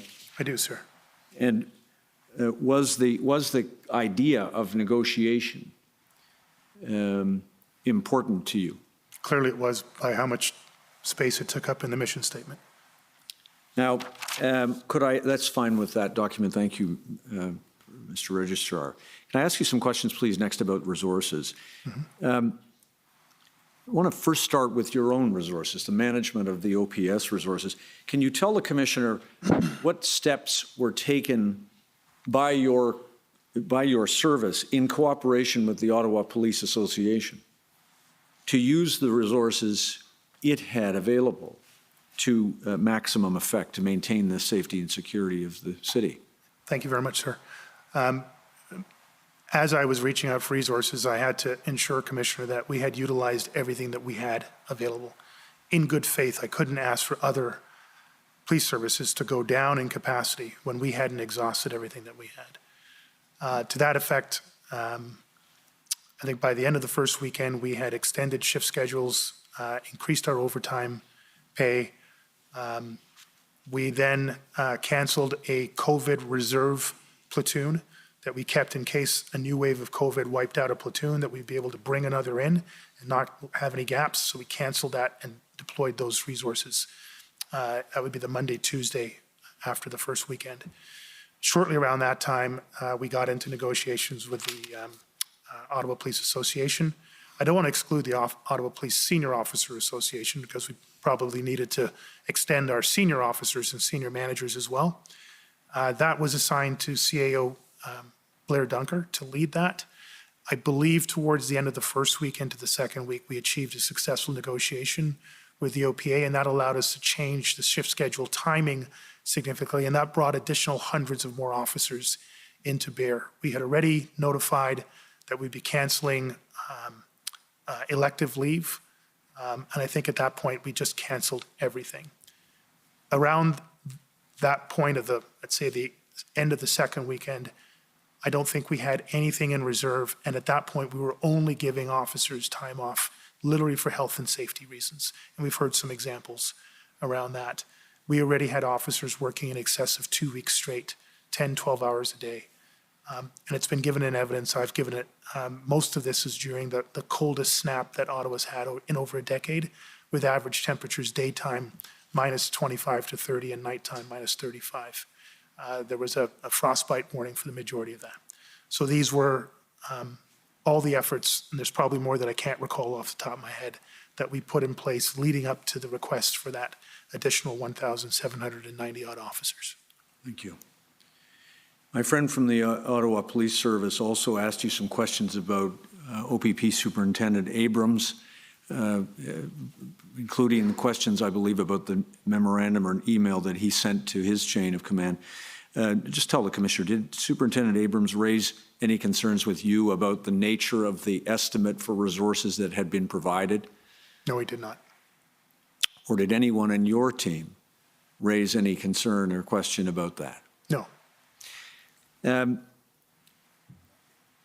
Now, resource requests, you've told us, were made both to your policing partners, both before and during the convoy protests.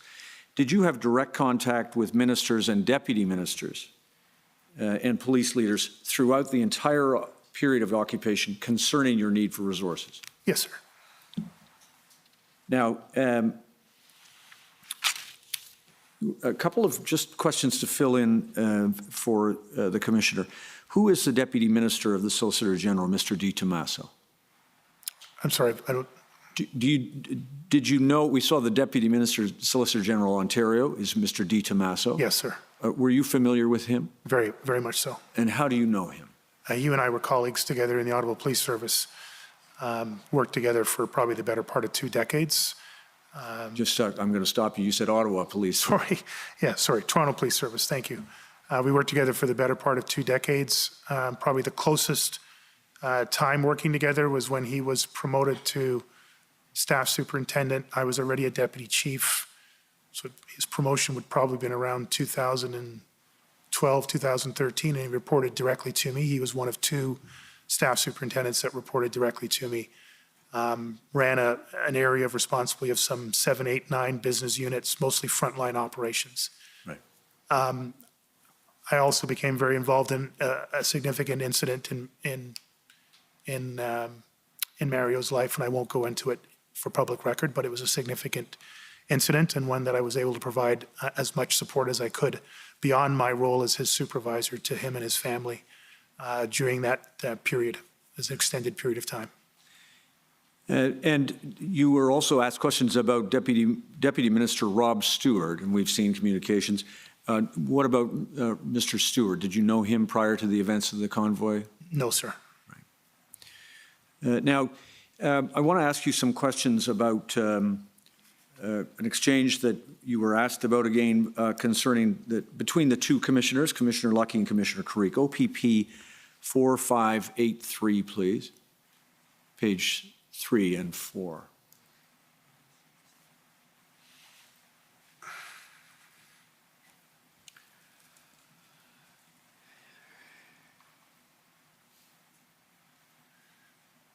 Just, thank you. If we could just stop there. You've seen this exchange, and correcting for the hour of the day, Commissioner of the RCMP writes, between you and I only, the government of Canada is losing lost confidence in OPS. That's written on February 5th. Did you know about this at the time? No, I didn't, sir. Did you know what lay behind the loss of confidence, if indeed that was accurate, that is expressed here by the Commissioner of the RCMP to the Commissioner of the OPP? No, and when I take GOC, I take that to mean Government of Canada, that the entire Government of Canada had lost support, or was losing lost support, confidence in the OPS. It's quite a statement. Could you scroll down, Mr. Registrar, please? Exchange continues with Commissioner Carrique describing that looks like he reached out to you. We're going to assume that you're the Peter there for a call. Are you free for a call? And then the Commissioner of the RCMP writes, nope, still on the call with ministers. And then please scroll down. Just stop there, thank you. Trying to calm them down, but not easy when they see cranes, structures, horses, bouncing castles in downtown Ottawa. Just stopping there, to the extent that the concern from the Government of Canada is expressed at the level of ministers observing the circumstances on Wellington Street, Would that concern have been shared by you and every other person affected in Ottawa? Yes, sir. Now, sticking with, thank you for that one. Sticking then, please, just with Commissioner Creek now for a moment. I want to show you OPP 4586. And Mr. Registrar, it's page 5. I believe you spoke to Council about this. You exchanged messages with Commissioner Creek by text and email and other forms of communication, calls and so on. I want to ask you about this one, February 6th. Do you see that? Yes, sir. This is to you from Commissioner Creek. Good morning, Peter, or GM Peter. Good morning. A beyond difficult day yesterday. Here for you. If you personally or OPS need anything this morning before the 11 a.m. meeting or in general. Then just scroll down. You describe back to him you're getting a 10 a.m. briefing. Then we'll let know if any new resource needs, and you say thank you to him. And then he writes back to you, and I believe that I'm not going to take you to it, but I believe the briefing to which this is a reference, the commissioner will learn, is a briefing of the larger group, federal and provincial representatives, including the two commissioners and so on. Commissioner Creeks writes to you, outstanding briefing this morning, Peter. Thanks for representing us all so well. You've got this, and you continue to have our unwavering support. Did you receive that message from the commissioner? Yes, sir, I did. In his discussions with you, did Commissioner Creek continue to support your command through to the end of your term? Yes, he did. And in your discussions with Commissioner Luckey, did she convey the same thing, that you had her support? Not as explicitly and certainly not as emphatically or regularly. There were, clear statements that she would consider resource requests, and there were efforts to fulfill those. But I found I was getting a lot of questions from Commissioner Luckey on things that I thought we had cleared and kept coming back to them. Things like, did you sign off on the plan? Has the plan been signed off on? Going into my last weekend in office. Overall, it was constructive, but there were elements that I found we seem to be just going around in circles on a little bit. Right. I think you touched on this in your evidence to my friends from the commission about knowing what you now know, the embedded convoy protesters and the challenges that it posed to the Ottawa Police Service and your policing partners. Just in terms of the issue of resources, can you tell the commissioner whether, knowing what you now know, you would have approached the resource requests differently in order to accomplish your objectives? Again, with the wonderful benefit of hindsight and all of what's been presented, sir, and disclosed, if I had arrived at an earlier understanding of the level of the occupation, fortification that took place here and the resulting impacts and events that took place across the country, at any point that became crystal clear, I think the effort would have been around convening a very specific meeting, probably with the big 12 agencies. I would have no doubt either hosted or asked OPP Commissioner Creek to host it, or Commissioner of the RCMP if she felt other agencies from across the country should have been involved. But essentially, I think we needed to have the discussion around greater integration leading to a unified command structure, as was where we ended up on the 13th of February. There would have been a joint assessment, as there was on February 1st in Canada, where we had multiple POU commanders, experienced, credible commanders, whiteboarding an understanding of the scale of resources and very quickly coming to an understanding that it was going to be of a scale that we had never seen outside of a planned event in the range of 1,000 POU officers, and that within that same 72-hour period that I asked for a three-option plan to come back, we would have had an integrated, if not a unified effort across big 12 agencies nationally, 3 levels of policing, putting the logistics and planning in place to lift those officers into this jurisdiction or any other jurisdiction that was facing a similar level of threat. That's probably the number one thing that I would have initiated, and I suspect if I had this information, Commissioner Creek would have had this information. Commissioner Lucky would have had this information. Interim Chief Jim Raymer would have had this information, and we would have been blowing up each other's phones saying, we need a call, and we need a plan, and we need to pull this thing together on behalf of Canadians. I ask you you raised an issue about planned events. Were you a member of the Toronto Police Service at the time in 2010 of the G20 summit? Yes, sir, I was a deputy chief. And I understand from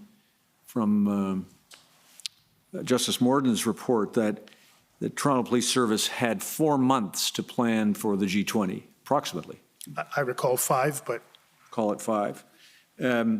Did you play a role in the G20, or in the response to G20 by the Toronto Police Service and other police services, either before or after? yes, sir. I was asked by Chief Blair to attend the initial briefing up in Muskoka.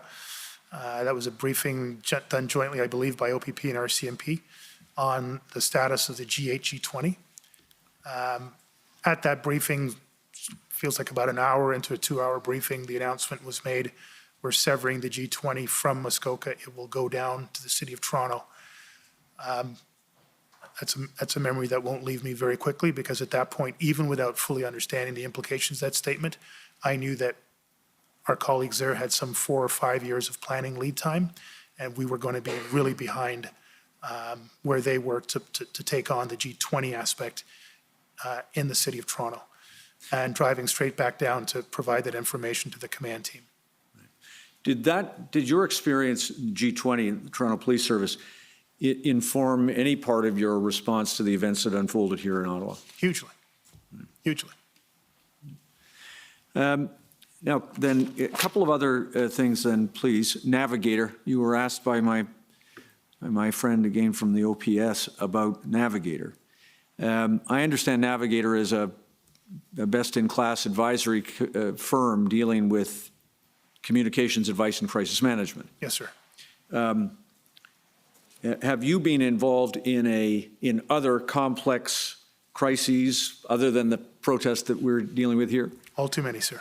And have you made use of, or other police services, to your knowledge, made use of experts in communications? Yes, sir. Yes. Now, why in this case did the OPS and the board, the OPS board, want the advice of communication specialists of the caliber of a firm like Navigator? I can't remember if I provided it in statement or in evidence in chief, but throughout my tenure as chief, my performance evaluations by the HR committee of the board were always outstanding. The one area that they wanted me to continue to try to push on was the services capability for corporate communications broadly, crisis communications specifically.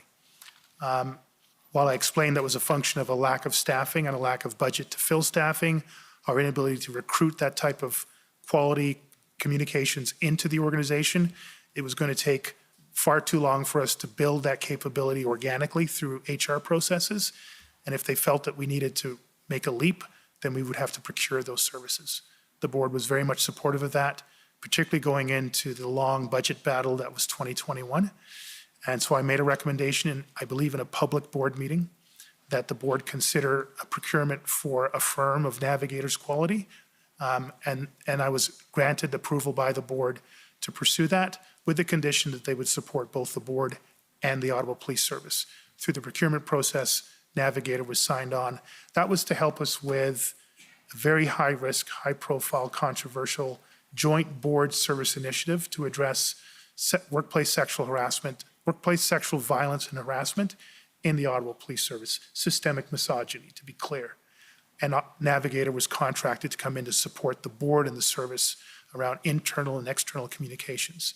When the convoy events arrived here, I recommended to the board that we continue the contract with Navigator to support both the board and the service around communications and crisis communications. My friend again from the Ottawa Police Service asked you to showed you an invoice that actually was delivered after you had left office, but had you remained as chief of the police service, once this convoy event was over, would you also have ended the mandate that was the procurement for assisting in that respect? No, until I had probably had the conversation I would have had, Commissioner, was through that unified command structure. To what extent would Navigator support that unified command structure, and particularly the communications component of it? If there was no need for any further supports from Navigator to the incident command, unified command, then I would have ended Navigator's participation in that, because they did support communications efforts up until that point. The next conversation I would have had was commissioner to commissioner, Karik and Lucky. To what extent do the three of us believe that Navigator supports would benefit us going forward in that unified organization chart that you showed? And if I had received significant negative feedback or a significant position from both of them that we discontinue, I would have taken that into serious consideration and likely ended the contract totally at that point. If I didn't, and my two colleagues felt that it was useful, I would have continued on the contract, but only to support the strategic level, the command level of that unified command. Right. And just as to that, I'm not going to pull the document up, but am I right that you shared the fact that OPS and the OPS board were using Navigator to assist in communications with your federal policing partner and other policing partners? Yes, sir.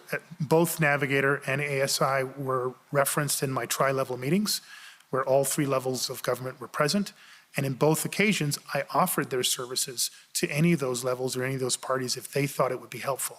I was completely above board about the fact that we procured these services, and I was willing to share those resources should there be any value in it by any of those partners. Right. Just for the record, OPS, I don't need it, Mr. Registrar, but OPS 14454 at page 39 is one such communication.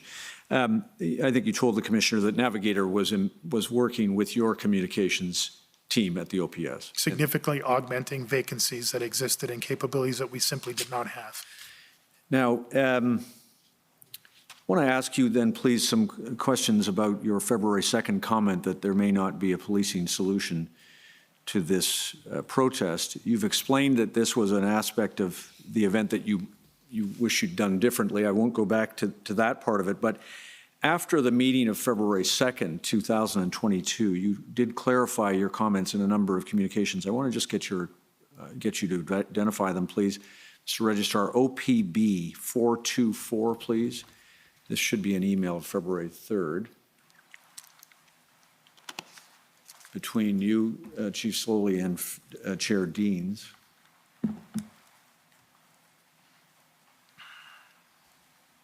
Just scroll down if we can.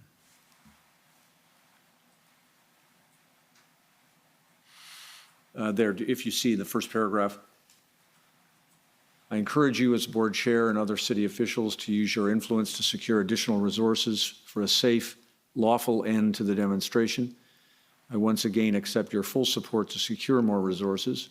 This aligns with my statement that there may not be a police solution to this demonstration, despite the fact that we are doing everything reasonable to resolve the situation safely and lawfully, and it carries on. Did you send that to the chair? Yes, sir. Can I please ask you to look at OPB 981, and Mr. Registrar, this time on page 2 of the document, please.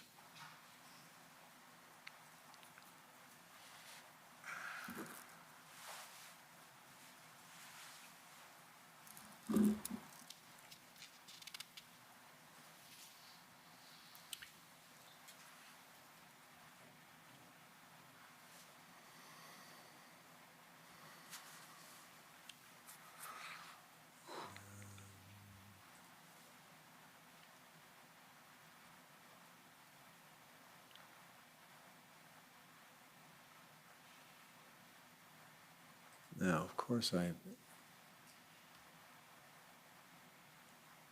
it is.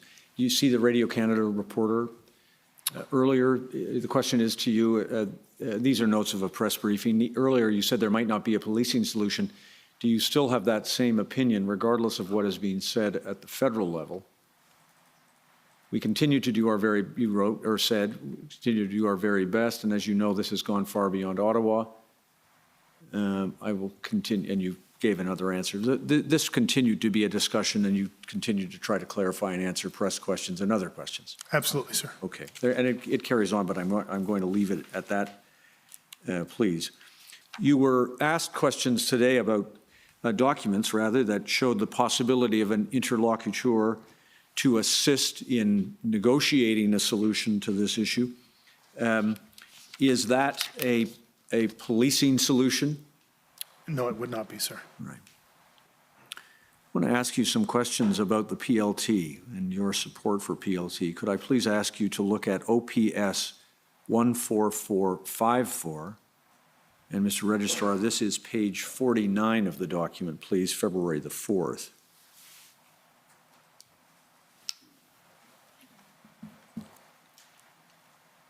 These are notes of your, I believe, your general counsel.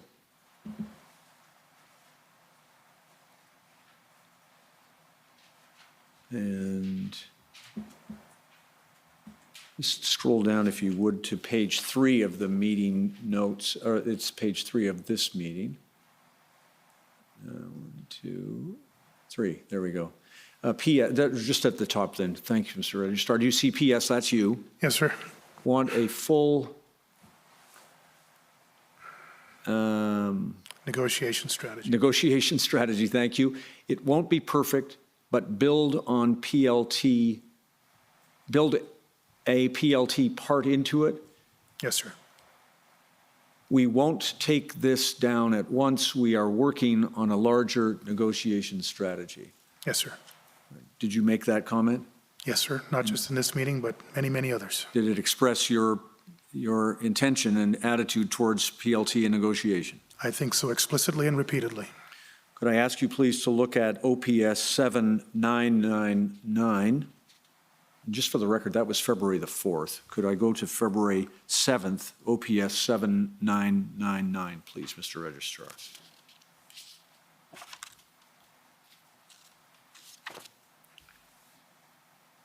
This is an email message that you sent, you see, to a number of people. I'm not going to get the ranks right, but you can see that it's the senior command, it's Superintendent, or perhaps at that time Inspector Bernier.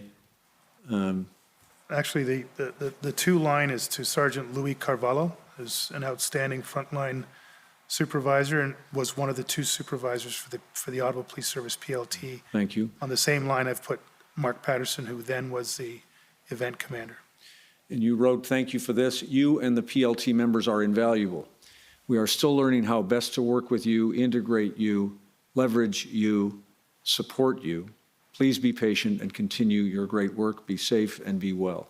You sent that to the team? Yes, sir. Same question. Did it express your view and attitude towards PLT and its work? Absolutely. And beyond this email, I went down to the PLT room at headquarters, at City Hall, and spent the better part of an hour with them, listening to their concerns, hearing their ideas, expressing directly, unfiltered, from me to them, my full support and appreciation to them.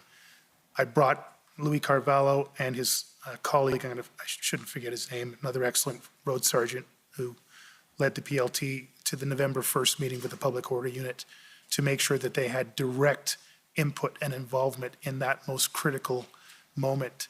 I just can't think of any more that I could do and could say to demonstrate my full commitment to the PLT function in these events, and this reflects my commitment to them well before these events arrived in my city. Thank you. A couple of other questions then, please, finally. Text messages, mobile devices. You were asked questions by counsel for the OPS about your mobile device. I understand that you surrendered your service-issued mobile phone to the OPS when you left your command. Is that true? That's correct, sir. And when did you receive it back? I can't remember the sequence, but shortly after, when I didn't have any communications and people were trying to get a hold of me, I asked if I could get it back, and I was given it back. And then I asked, when are you going to, once I got my own device, personal device now set up. I asked when they were going to pick it up, and I literally got no response, sometimes for weeks on end. Somewhere around May, I'll take Councilor Majikowski's advice that it was late May when they finally sent somebody around, A, to deliver disclosure that I had been waiting on, and B, to pick up my device. I had stopped using it months before, and so I simply cleared it to make sure that it wasn't going to be used by anybody else. Did you know in the period of time when the service had it back prior to it being returned to you, what was extracted from the device or what could have been recovered by the service? They could have taken everything out of the device if they chose to. Or what might be available to them as the service from the service provider that provided mobile phone services to the service? Absolutely, sir. Right. And final question then, please. Final topic, your resignation. Chair Deans told the commissioner that in the midst of these events, the convoy events, she spoke with you and performed a form of wellness check you had a conversation with you. Do you recall, first of all, having that encounter with her? I had a conversation where it was not a wellness check, sir. She told us that she told you that there were people who, I think she used this language, wanted your head. Yes, sir. Do you recall that? Yes, sir. Can you tell us what was your reaction to that? I have to tell you, sir, I think by that point, the wanting your head comment just piled on to the hundreds, if not thousands of other comments that I was receiving through literally every form of human communication possible. She told us that she telephoned you on the evening of the 14th of February and that she raised the issue of your possible resignation. You told us about that. Yes, sir, she did.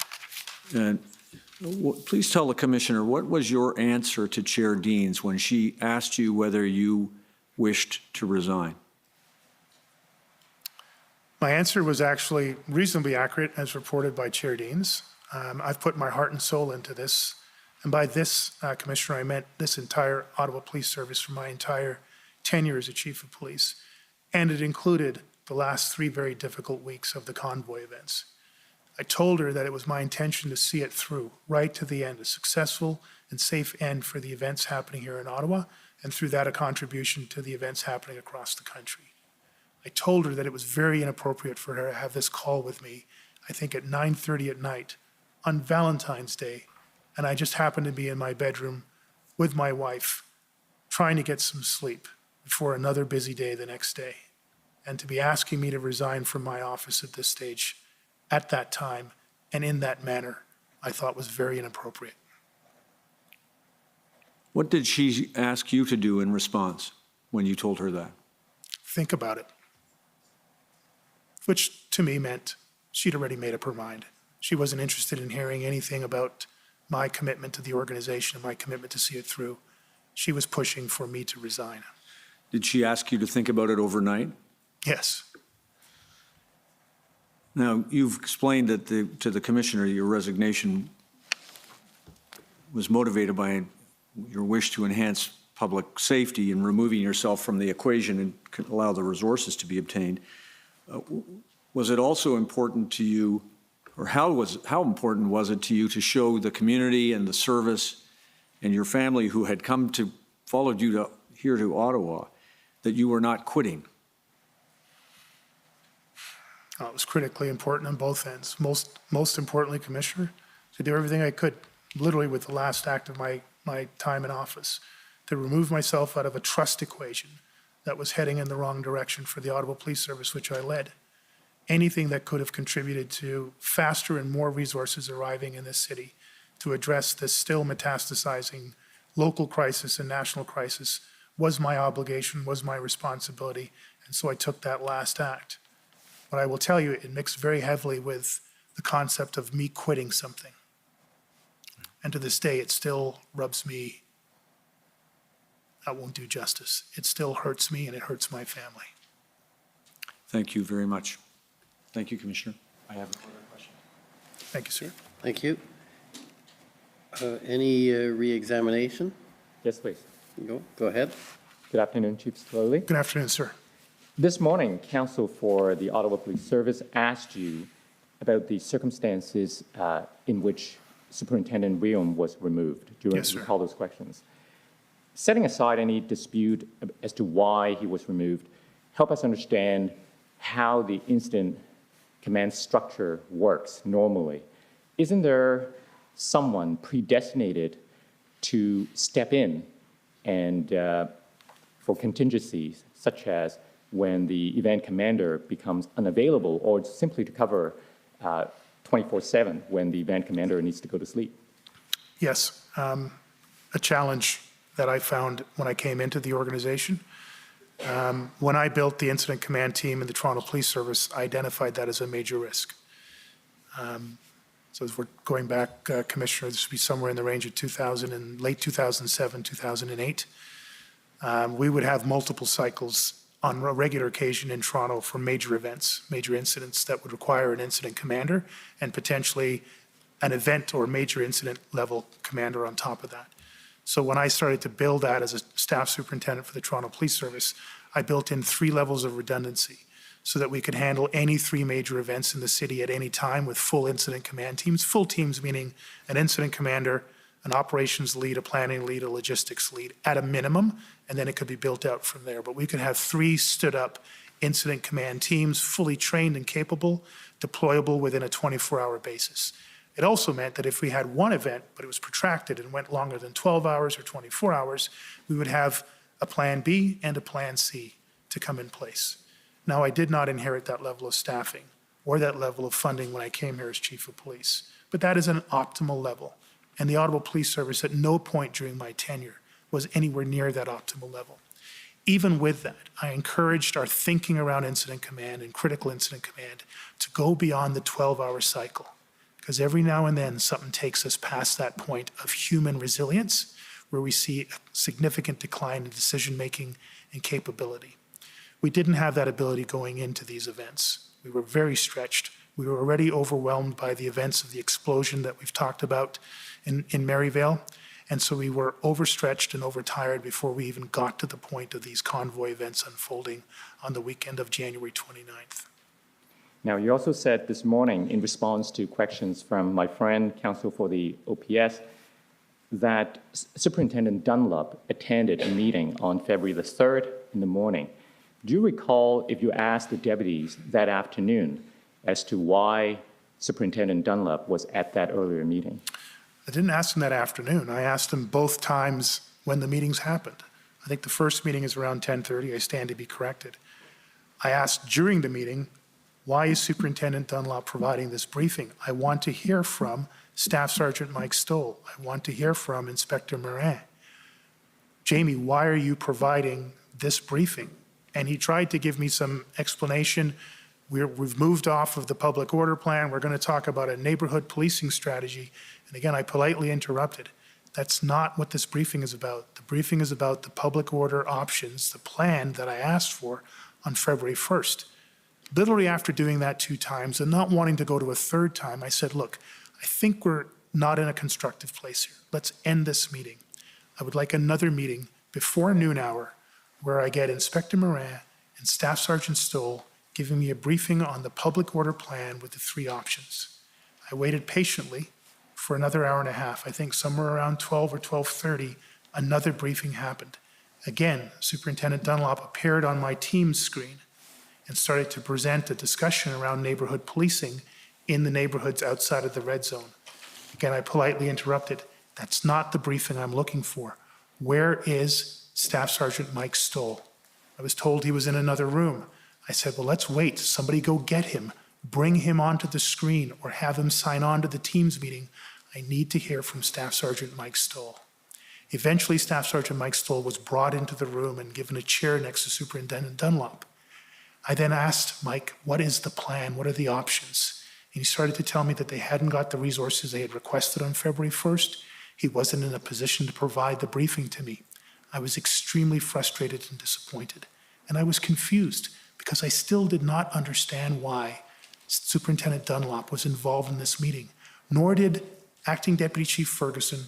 I can't remember if Deputy Chief Bell was on either one of those calls, in fairness, but Deputy Chief Ferguson didn't explain to me at any point as to what the role of Superintendent Dunlop was and why we were not getting a presentation on the public order plan and the 3 options.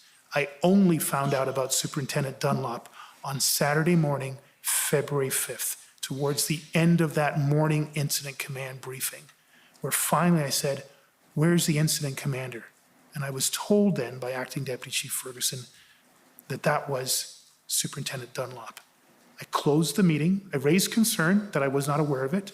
I closed the meeting, and then I asked for Acting Deputy Chief Ferguson and Deputy Chief Bell to see me in my office.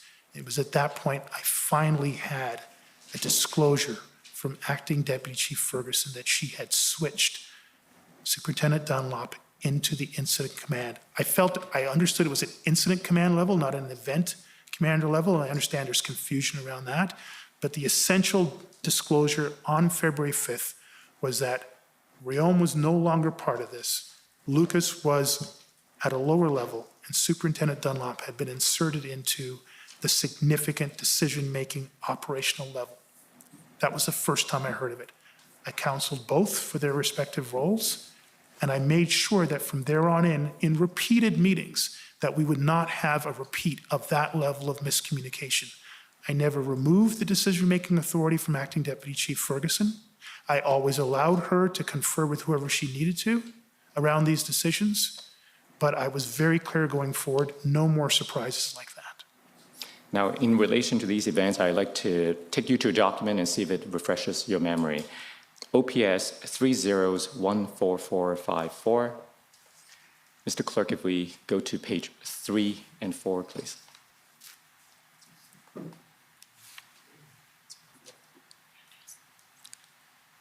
Oh, sorry, 14484.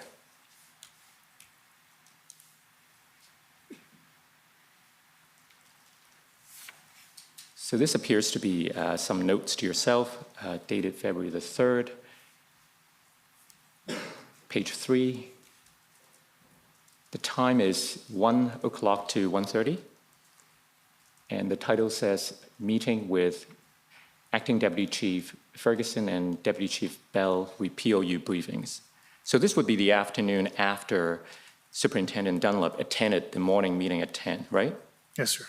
So if we go down to page 4, so scroll down a bit. Do you see the paragraph that starts with, I asked why Superintendent Dunlop was during the POU briefing and not Staff Sergeant Stowe? Was that a question you asked at this meeting? I believe so, yes, sir. What answer did you get? I don't think I got any answer, except that Superintendent Dunlop was really experienced with neighborhood policing issues. I said, that's not what we're dealing with here. It's a POU plan. Jamie's not in charge of the ESU, which is our version of the POU. Staff Sergeant Stoll was in charge of it. Again, there was no, sir, you need to understand, we've made this switch, this is what's going on, and in that switch, Superintendent Dunlop feels that we don't need a POU plan, we need a neighborhood policing plan. That wasn't provided to me. Now, in relation to Staff Sergeant Mike Stowe, the person who you expected a POU briefing from, what was his role within the POU at that time? He was in charge of the public order unit. And do you know if he continued in this role into February? No, it's my understanding, and I still haven't received any formal explanation, that he removed himself from that role at some point in the next week. I still don't know to this day a specific reason why. I've heard through my own staff that he was frustrated with the overall incident command, but I haven't heard it was in relation to any one individual or any one particular incident to this day. And I don't know if in the after-action review that was completed that that's become more clear for anyone. We've seen references in some documents that he resigned his position on February the 7th. Now, are you aware of why he left his position with the POU or anything that was expressed either in writing or otherwise? My ceremonial sergeant major, Steve Boucher, was the one that gave me the information that he was frustrated with what was happening, something to do with the turnover within the incident command team, and that his position was no longer valid or valued enough, but I never got any more details than that. Okay. Counsel for the OPS also asked you about your meeting on February the 9th at 9:15 a.m. Yes, sir. And he put to you some questions based on the notes of Deputy Chief Ferguson, and you commented on the quality of her notes. Now, we also happen to have notes taken by Ms. Hunnode. She's the General Counsel for the OPS, and I want to take you to those notes, please. OPS 30-14454.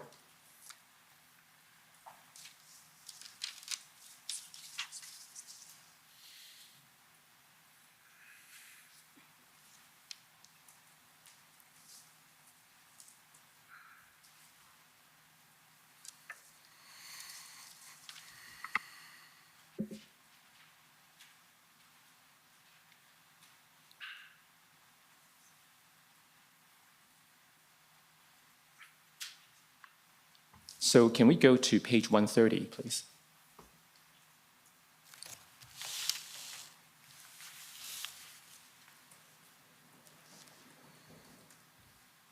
Go down, please. So do you see the notation that starts with very little political support to get us supports or resources? If we don't change that dynamic, we'll get nothing. Now they've sent their team to support us over 30 days. Their political masters don't think OPS did their jobs, and we won't bail out. They don't have a plan. They then will go publicly, that, and then I guess that's a equal signs with a slash, so that doesn't equal leadership, and they will take it from us. That's the best I can make from the handwritten notes. Now, I want to ask you to comment on the quality or the accuracy of these notes. Well, Christiane, you know, as many things. I don't know if she was ever trained on being a scribe, but she's certainly capable of taking a lot of notes and has proven so, not just in these events. But just what particular are you looking for the accuracy? No, just because these are notes of the same meeting that Counsel for the OPS had asked you, and your answer to Mr. Majikowski's questions were based on your questioning of Deputy Chief Ferguson's notes. So I want to take you to a different set of notes and ask you to comment on what happened at that meeting. Do these notes accurately reflect what happened at that meeting, the things that were said? Yes, they're more accurate reflections, sir, yes. Okay. Those are my questions. My colleague, Ms. Rodriguez, will have more.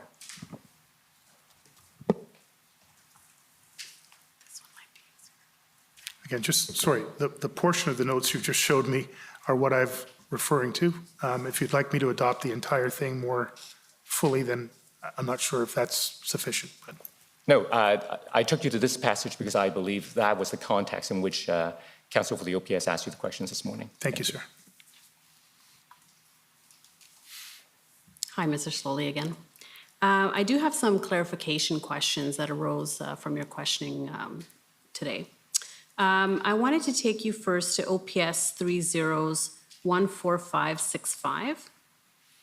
Now, Counsel for the City of Ottawa took you to this document and asked you some questions. And these are your notes of February 9.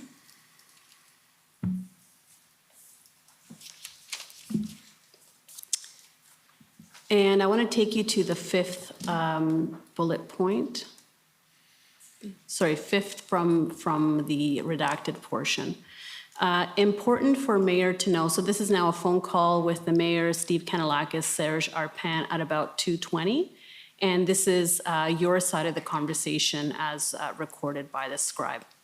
Important for mayor to know, until this is fixed in Ottawa, this will continue in other areas in the province.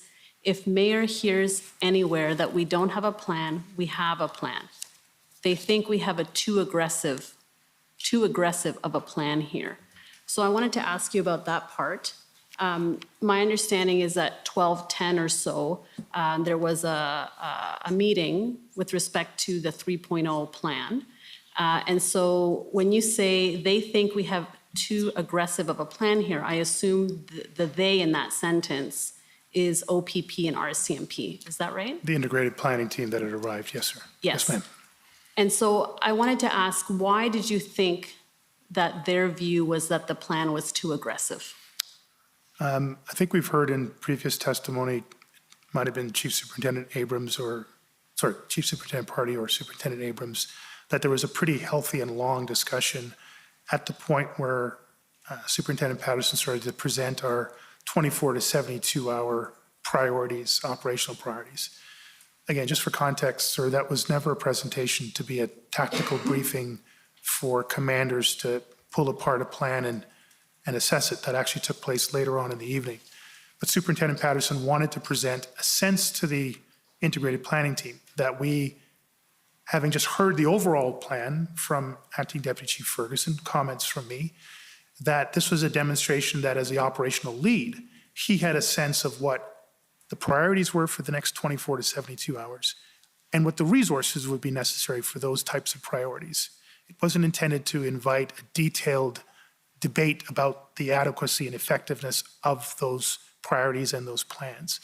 A debate did ensue, and probably in hindsight, a healthy debate to have at that point of forming, storming, norming around a very new escalation in integration. But the feedback as I was giving was, they might not like our plan, but there is a plan. They might think our plan is too aggressive, but there is a plan. And if you hear from other sources that there isn't a plan, well, there is a plan. That's the context around which I'm giving that information. Right. And was there anything in particular that they thought was too aggressive about the plan? Again, I think it was the concept of a nighttime public order operation at one of the sites. There were other, you don't have enough POU resources. Have you used PLT all the way? There was a range of issues that were raised and I think are documented in chief and one or both of those OPP officers. And there was an intervention, I believe, by an RCMP officer that suggested we would need some 700 or 800 POU officers to carry that out. And then a commitment that they would get us some 500 or 516 public order officers to effect that. Thank you. Now, in response to a question from my friend for CCF, you indicated that in a conversation with Minister Blair, you had indicated to him that you had towed hundreds of vehicles when he asked about enforcement and whether enforcement had been considered. You recall saying that? I can't remember, it was hundreds of vehicles, but I know the document was on there and I had given some accurate numbers of vehicles that we towed. It wasn't in a document. You were relaying a discussion you had with Minister Blair in which you said to him, we've issued thousands of tickets, we've towed hundreds of vehicles. Okay, well, there was a document that I viewed earlier on, but yes, I did try to give him the most accurate assessment of the bylaw offenses that we had issued and the number of vehicles and the nature of vehicles that we towed. Okay. Mr. Ayot testified that on the first weekend, 28 vehicles were towed as a result of essentially blocking emergency lanes. And so towing was used as a way to clear emergency lanes. He testified that that was essentially the purpose of towing, to maintain those emergency lanes. And after the first weekend, there was generally compliance with maintaining those emergency lanes, and therefore there wasn't much towing needed after that. And he agreed that there were about 0 to 3 vehicles towed thereafter, after the first weekend, every day. So many days there were 0, some days there were 1, 2, up to 3 vehicles. But in total, the number of vehicles towed was quite low. And there were never any heavy trucks that were towed. They were all passenger vehicles. So I just want to understand where you got that understanding that hundreds of vehicles had been towed. Again, I would need to see a document where I said that. I just recall seeing a document earlier on today about hundreds. I felt I gave an accurate answer to Minister Blair that, have you considered towing any vehicles? And I said we had been towing vehicles since the beginning. I think that aligns with what you've just said. If I got the total wrong, that's a challenge of communicating numbers and me will be able to remember numbers. Okay. But we were towing vehicles heavily at the beginning and consistently throughout where it was safe to do so, using the equipment that we have. And that was my substantive answer to Minister Blair when he said, have you thought about towing vehicles? Okay, so we can rely on Mr. Ayot's evidence and the documents from the City of Ottawa bylaw with respect to the number of I would prefer to rely on the incident commander and the stats that we kept overall, because there may have been other towing operations that Mr. Ayot was not aware of. Again, I'm not challenging Mr. Ayot's numbers. I just don't know if that is the single source of truth for all towing activities in the theater. Okay, fair enough.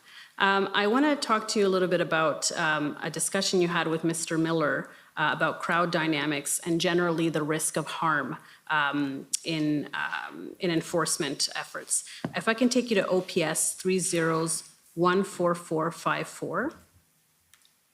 And this is again Ms. Hanaud's notes. And I'll take you to page 6, which is notes from January 31st. And I believe we've seen this before. If we can zoom in, right. So if you see the third bullet, turning from demo to occupation, increasingly volatile and aggressive. And then it says police intervention to remove massive risk, which is underlined, injury, loss of life. And so if we look further down after the list of police forces that are there, it says operational arrest, no safe way to do this, injury, death. And then under that, avoided full-scale riots. So I wanted to understand your basis for understanding that there was no safe way to carry out removals or arrests without the risk of injury or death. What was the basis for saying that there was no safe way to do arrests without risking injury or death? Just to be clear, clearly we did do enforcement and clearly we did make arrests. But to be absolutely clear, I forget who asked the question, Commissioner, but was this more like a family event or a powder keg? It was more like a powder keg. And no point ever more powder keg than that very first weekend. I had experienced it myself when I went on foot patrol at Wellington and Rideau and Sussex. I had experienced it myself. I had seen it and felt it firsthand. And those efforts of swarming officers, not just an individual officer writing a bylaw offense, but sometimes officers in 2s or 3s or more were swarmed. Senior experienced officers. We had brand new recruits on the street. This was a regular occurrence. Sometimes that serious injury or death is not the death or the injury to the officer. It's that an officer being swarmed and overwhelmed physically may need to resort to serious injury or death to prevent themselves from being overwhelmed. So it's a two-way issue. Not fair that the officer is going to get hurt, but the officer may hurt or take the life of someone who's trying to overwhelm them. And in every one of the instances that I saw or I even attempted as a uniform officer to gain compliance, even the most small compliance, was aggressively surrounded and intimidated. And if I had carried through on that or other officers carried it through on the most basic level of engagement, never mind enforcement, there was a risk of escalation to violence. And the crowd dynamics that existed that weekend, it is only but for the grace of God that something worse did not happen. Right, so you're telling me there was enforcement, and my understanding is no police officers were ever assaulted. That's not correct. I believe that I've given an example on the situational report from the night of February 4th into February 5th. Inspector Daoud talked about one of our sergeants who was swarmed and assaulted. City workers in the same situational report who were swarmed. Now, I don't know whether or not a criminal code charge was ever laid, whether or not the officer could identify who did it, but as was led earlier on, not every incident of assault or threat led to an actual charge, but those incidents occurred on a regular basis, on a 24/7 basis, across that micro theater that caused us so much harm and trauma in the city. And were you also then, in that assessment, that there was risk of injury or death and that the crowd was volatile, were you receiving specific intelligence about the composition of some of the people there that led you to think that? Were you receiving intelligence or information that led you to believe that there was this risk? I could see it firsthand, and yes, I got regular reports literally at every single briefing cycle about the level of volatility across the theater. And you were using that then to determine when enforcement action should be used and where? No, I didn't determine when enforcement actions should be. I set a strategic level direction, use discretion. We don't want to cause a bigger problem than we're trying to solve. make sure officer safety and wellness is there, make sure we understand that trying to do enforcement in one area may be more risky than not. So I never directed any particular enforcement action, if that's what you're asking. Sorry, by you, I meant OPS generally, not you personally. Through the incident command process, yes. Okay. Ms. Tamman, for the Coalition of Businesses and Residents, had asked about closing access to the downtown core prior to the convoy's arrival, and your view that the charter precluded that activity. You recall that discussion you had with her?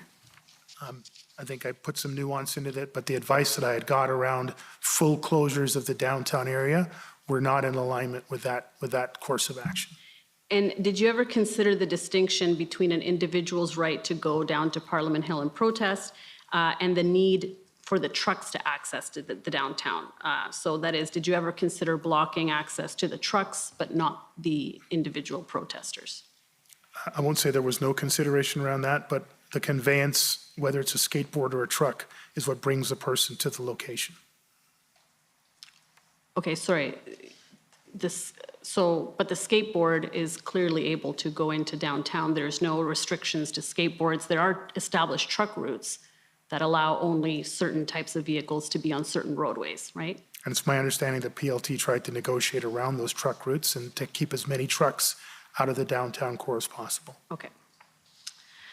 So you also told counsel for the City of Ottawa that one of the OPSB's primary functions was to assist in getting the resources that OPS needed. Do you recall that exchange? Yes. Now, are you aware of the other primary functions of the board during a major event such as this one? During a major event, or just the primary functions of a board in general? Well, in setting priorities, especially when it comes to a critical incident or a major event such as this one. I'm not aware of the board's ability to set priorities during a major event. They can set priorities for the organization, overarching priorities, strategic priorities, but I'm not aware of, I stand to be corrected, that the board can set priorities for any specific event. Okay, so I'll take you to the Morden report, which we've seen before, COM 50616. And I just want to make sure that we're clear about the scope of the function of the board, that it's not limited to getting resources, at least not according to the Morden report. If you can go to page 22. So there it talks about 3 elements to the consultation protocol. So the first element is information exchange between the board and the chief of police. Reciprocal information exchange must exist, and I'm going to kind of condense it a little bit for time, to ensure that each obtain information relevant to their respective roles. The board will be provided with operational information that will inform its policymaking function, and the chief of police will have an opportunity to provide his or her views on policy options the board is considering. With this exchange, both policies and operations may be adjusted to address changing circumstances. And so the first step is really exchange of information. Now, the critical point is the second element, which seeks specific operational information from the chief of police where a critical point arises. And now, according to Morden, this is specific policing operations, such as a gun and gang operation, events, such as, for example, a G20, or organizationally significant issues. And so I would put to you that the events that happened in January, February of 2022 in the convoy was a critical point that the board should have been involved with at an operational level. Would you agree that that's contemplated in Morden? No, I wouldn't. And even with this information in front of me, I mean, if what Morden is considering, first of all, Morden is a report. It is not a statutory authority under the Police Services Act. So it's informative, but it's not instructive. Secondly, if what he refers to as a policing operation is a gun and gang operation, if that is, for instance, what is, I'll go back to my Toronto police days, but Toronto police experienced, sometimes years in a row of escalating guns and gang violence. What is, Chief, your approach to addressing gun and gang violence in the city? We'd like to have some policy positions on that. For instance, we are not going to use street checks and carding to disproportionately stigmatize or victimize Black and brown populations in the city, check, Morden's right. If what Morden is considering is that, Chief, when you go to take down the Bloods and the Crips operating between 31 and 23 Division, you need to make sure that you have overwatch capability to make sure that none of our officers get hurt. Sorry, you've crossed the line, you shouldn't be there. I can't imagine in 1,000 years that Morden would consider that the board would sit down with the chief of police in the middle of the first weekend and start to debate policy instructions around a still unfolding national security event. Well, maybe we should keep reading. So specifically, I was considering the point of event, not a specific operation, but an event like an international summit of world leaders. A protest of this size, I would put to you, is a significant event that would trigger the second element that's identified here. No. Okay. A planned event for a visit of world leaders usually has a 4 to 5 year cycle of planning, and in which case, yes, they would have plenty of opportunity. I gave information earlier on, Commissioner, about the planning that went into the G20 that severed from Muskoka down to Toronto. In 5 months, we had regular meetings, regular scheduled board meetings, specially scheduled board meetings, where Chief Blair and the command team, which I was a part of, provided a lot of information to the board around what we were planning for. The board had time to take tour of facilities that we were giving. We were able to give very detailed updates, even though we were on an incredibly intense timeline. And the board could therefore, in those occasions, express policy matters, but not in the middle of the weekend where the G20 burnt cars down in our city, where we're sitting down having policy discussions with the board. So I'll take you to the third element, board collaboration in defining the what, but not the how of an operation. So it says the board should use the operational information it obtains from the chief of police to determine what the police service's overall objectives and priorities will be for a particular operation, event, or organizationally significant issue. So if I hear what you're saying correctly, you're telling me that the protests in Ottawa did not fall into any of these categories. Is that what you're telling me? I don't believe they did, and even if they did, the ability for us to slow the world down in order to have a policy discussion, I don't think would have been practical. With these established, the Toronto Police Service can create specific operational plans that will outline how the policing missions and objectives will be achieved. The Toronto Police Service must always maintain its autonomy to make and execute particular decisions during the operation. The board should review the Toronto Police Service's operational plans to ensure they are consistent with the mission or objectives stated by the board and that they have the benefit of an adequate policy framework. So if I'm understanding correctly, your view is that that doesn't apply to this situation, correct? Again, if I understand everything that's in this paragraph and where it fits into the larger structure of the Morden report, if I understand that Morden is suggesting the board should set the mission statement for the incident command operational plan, I would have to reject that. Okay, fair enough. And so it's fair to say that in this case, the board did not have an opportunity to provide input on the what as is contemplated here. Is that correct?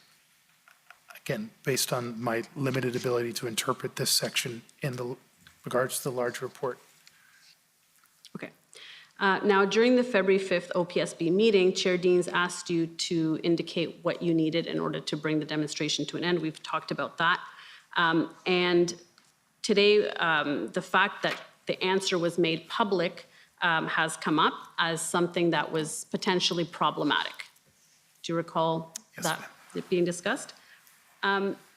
So in your witness statement, you say Chief Slowly publicly announced the request for 1,800 police resources during a special city council meeting on February 7th.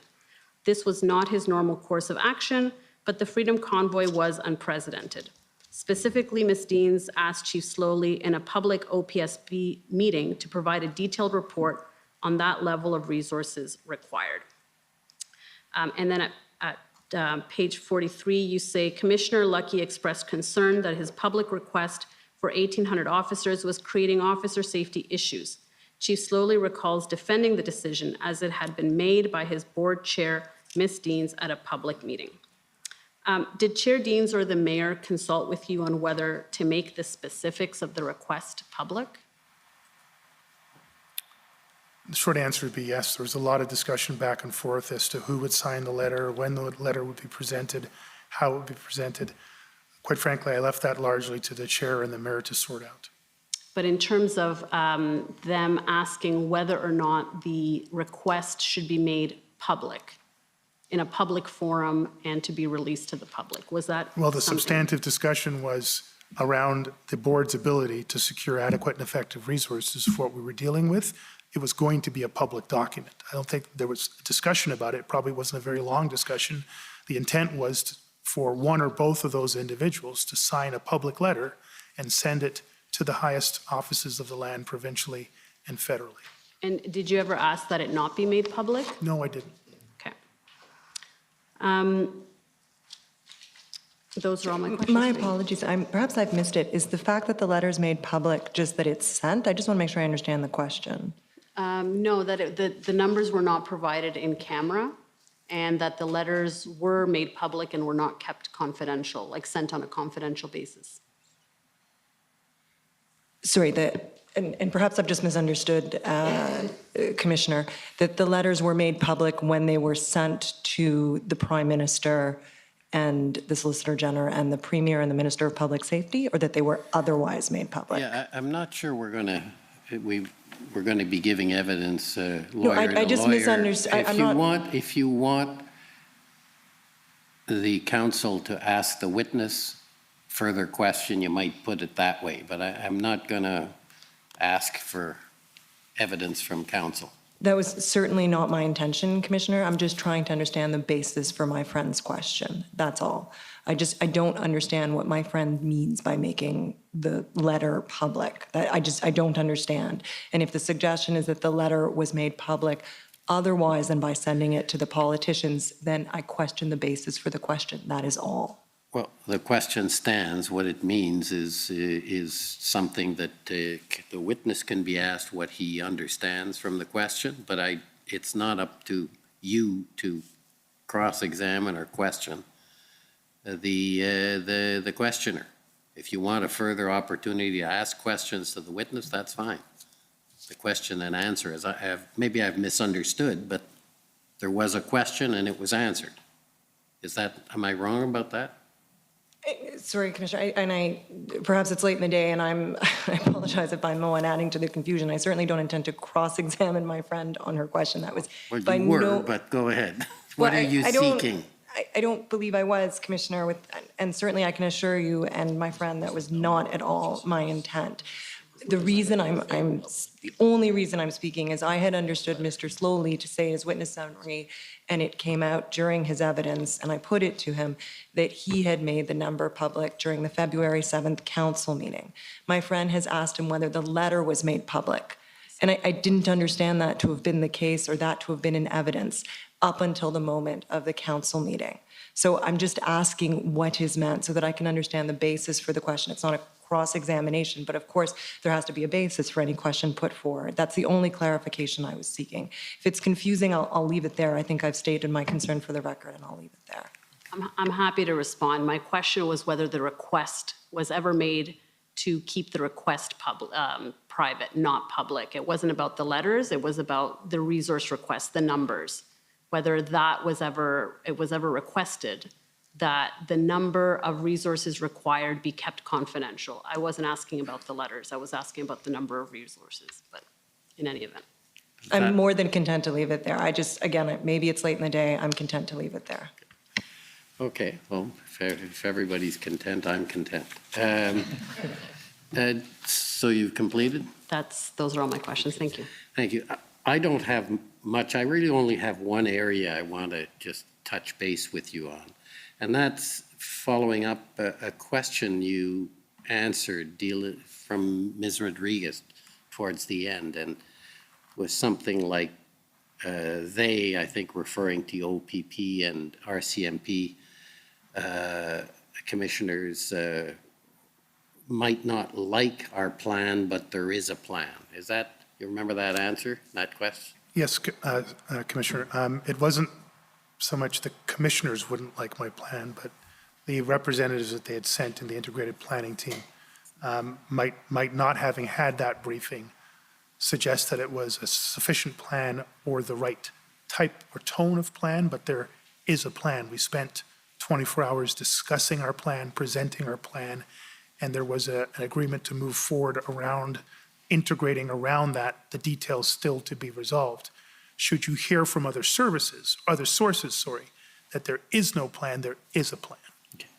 And then I'm trying to understand a bit big picture what that plan involved. And I saw as we went through the documents, there was reference to, and I think this comes from meetings with the levels of government, but also from other documents, that there was, for example, bite-sized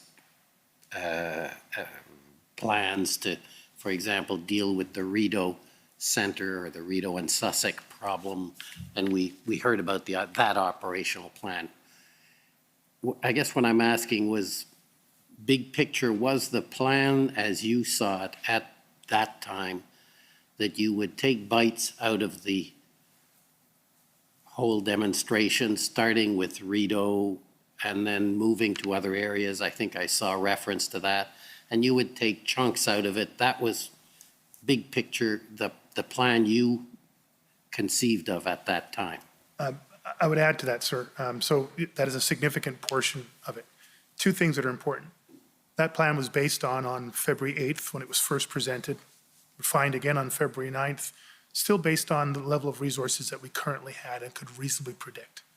And based on that current level of resources, February 8th, 9th, 10th, until we started to really see the numbers go up over the 12th, 13th, 14th, the best that we could envision operationally is taking chunks or bites out of the red zone and holding that, moving on to the next part, removing what was in there and holding that ground. If we were able to get the concept of predictable resources in the 1,000 plus, the majority of which would be public order, we could conceive of an entire theater of operations similar to the one that ultimately was deployed at the back end of the fourth week, the 17th, 18th, and 19th. But given the resource amounts that we currently had and could reasonably predict for 72 hours out, the best we could do was prioritize a list of locations and attempt each day to take one or more of those out, secure that area so people couldn't come back in, and move to the next highest priority based on intelligence, based on the context of that 24-hour period, and based on the resources available in that 24-hour period. Okay, because you did talk about this 24-hour to 72-hour, and I'm just trying to understand, was that in essence the plan you were referring to when you said we do have a plan, or is it another plan that is the one, as you say, the big plan to take down everything, or were they separate plans? I'm trying to understand. Thank you. I think it's caused a lot of confusion for a lot of people, and I'll try to do a better job. There was only ever one plan, in my humble opinion, only ever one plan. February 28th pre-arrival plan that pivoted after the first weekend into January 31st. That became the February 5th document that my council shared with you, sir, earlier on. That was the 2.0 version of it, and going into the second weekend, and then going into the meeting with the integrated planning unit, February's 8 and 9, that became the 3.0 document. The concept of operations was, I remember it being an 8-point concept. I believe it was finally captured as a 7-point concept. Talked about things like a public order sub-plan that would take and hold area. It talked about negotiations. It talked about officer member wellness and health and safety, a range of frameworks around which the overall operating plan was focused on. The take and hold component, the public order component that I was previously answering, I would say that would be a sub-plan that fed into the larger plan. It wasn't the plan on its own that was present. That wasn't on its own the take and hold, the overarching plan that we were inviting the integrated planning team to come in and assist with.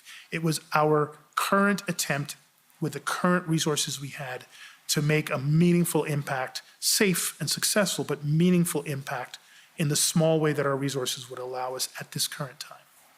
I hope that clarifies things, but there is one overarching plan and several sub-plans. That sub-plan of take and hold was specifically explained to the integrated team at the February 9th meeting, and they challenged that subplan, I think constructively challenged that subplan, but they weren't challenging the overarching plan, the framework of operations. Okay, because I'm still having some trouble understanding if you have the take and hold, basically, and I think that's was explained in one of the documents to the tripartite group, I think, saying, well, that allows us to move, and it included, I think, moving to Wellington. So I'm trying to understand, you don't need a big plan if you've got the bites that work, but maybe I've misunderstood. No, and again, sorry, it is hard to understand. That wouldn't be sustainable. We could, with the resources stretched as we were trying to take what we could in terms of public order plans. But if we didn't get a significant greater amount of resources, we would run out of steam very quickly. It's not a sustainable thing. And bite-sized across even the theater that we had, that would take weeks, if not months. And we just couldn't sustain our operations at that point without that massive extra amount of resources that the larger concept was requiring, the 1,800 or 1790 change. So the concept of operations plan, the 3.0 plan, was for a massive amount of resources to come in, to do a significant amount of activities. While that was happening, we presented this sub-plan of existing resources to take and hold areas of the red zone. But that was not sustainable, and that would not have ultimately led to a safe, successful outcome. It's the best we could do at that time, and that's what we were presenting. Okay, so that may answer the question I was going to ask you. So your bite-sized plan process, you weren't asking, or you weren't complaining about the lack of additional resources by OPP and RCMP to fuel that sub-plan. You were focused on the big plan. Yes, sir. Okay, thank you. That's helpful. So we'll adjourn for the, oh, sorry. Oh, yes, there's one further announcement to make. I'm sorry. Yes, the former chief Slowly is the last witness we intend to call from the OPS, but I do want to note for the record that the commission had hoped and intended to call Superintendent Mark Patterson as a witness in these proceedings. His counsel advised the commission that he's unable, Superintendent Patterson is unable to testify for medical reasons. The commission did its due diligence to ascertain whether he could testify with or without accommodation in these proceedings. That due diligence included seeking and reviewing the opinions of 2 medical experts bearing on his health. The commission is satisfied in the circumstances that it would not be appropriate to call him as a witness. Thank you. With that further explanation of a witness not attending, we're going to adjourn for the day, and tomorrow I think we're going to start with some of the witnesses who are involved in the protest themselves, I believe, or organizing the protest. So adjourn till tomorrow morning at 9:30. Thank you. The commission is adjourned. La commission est adjournée.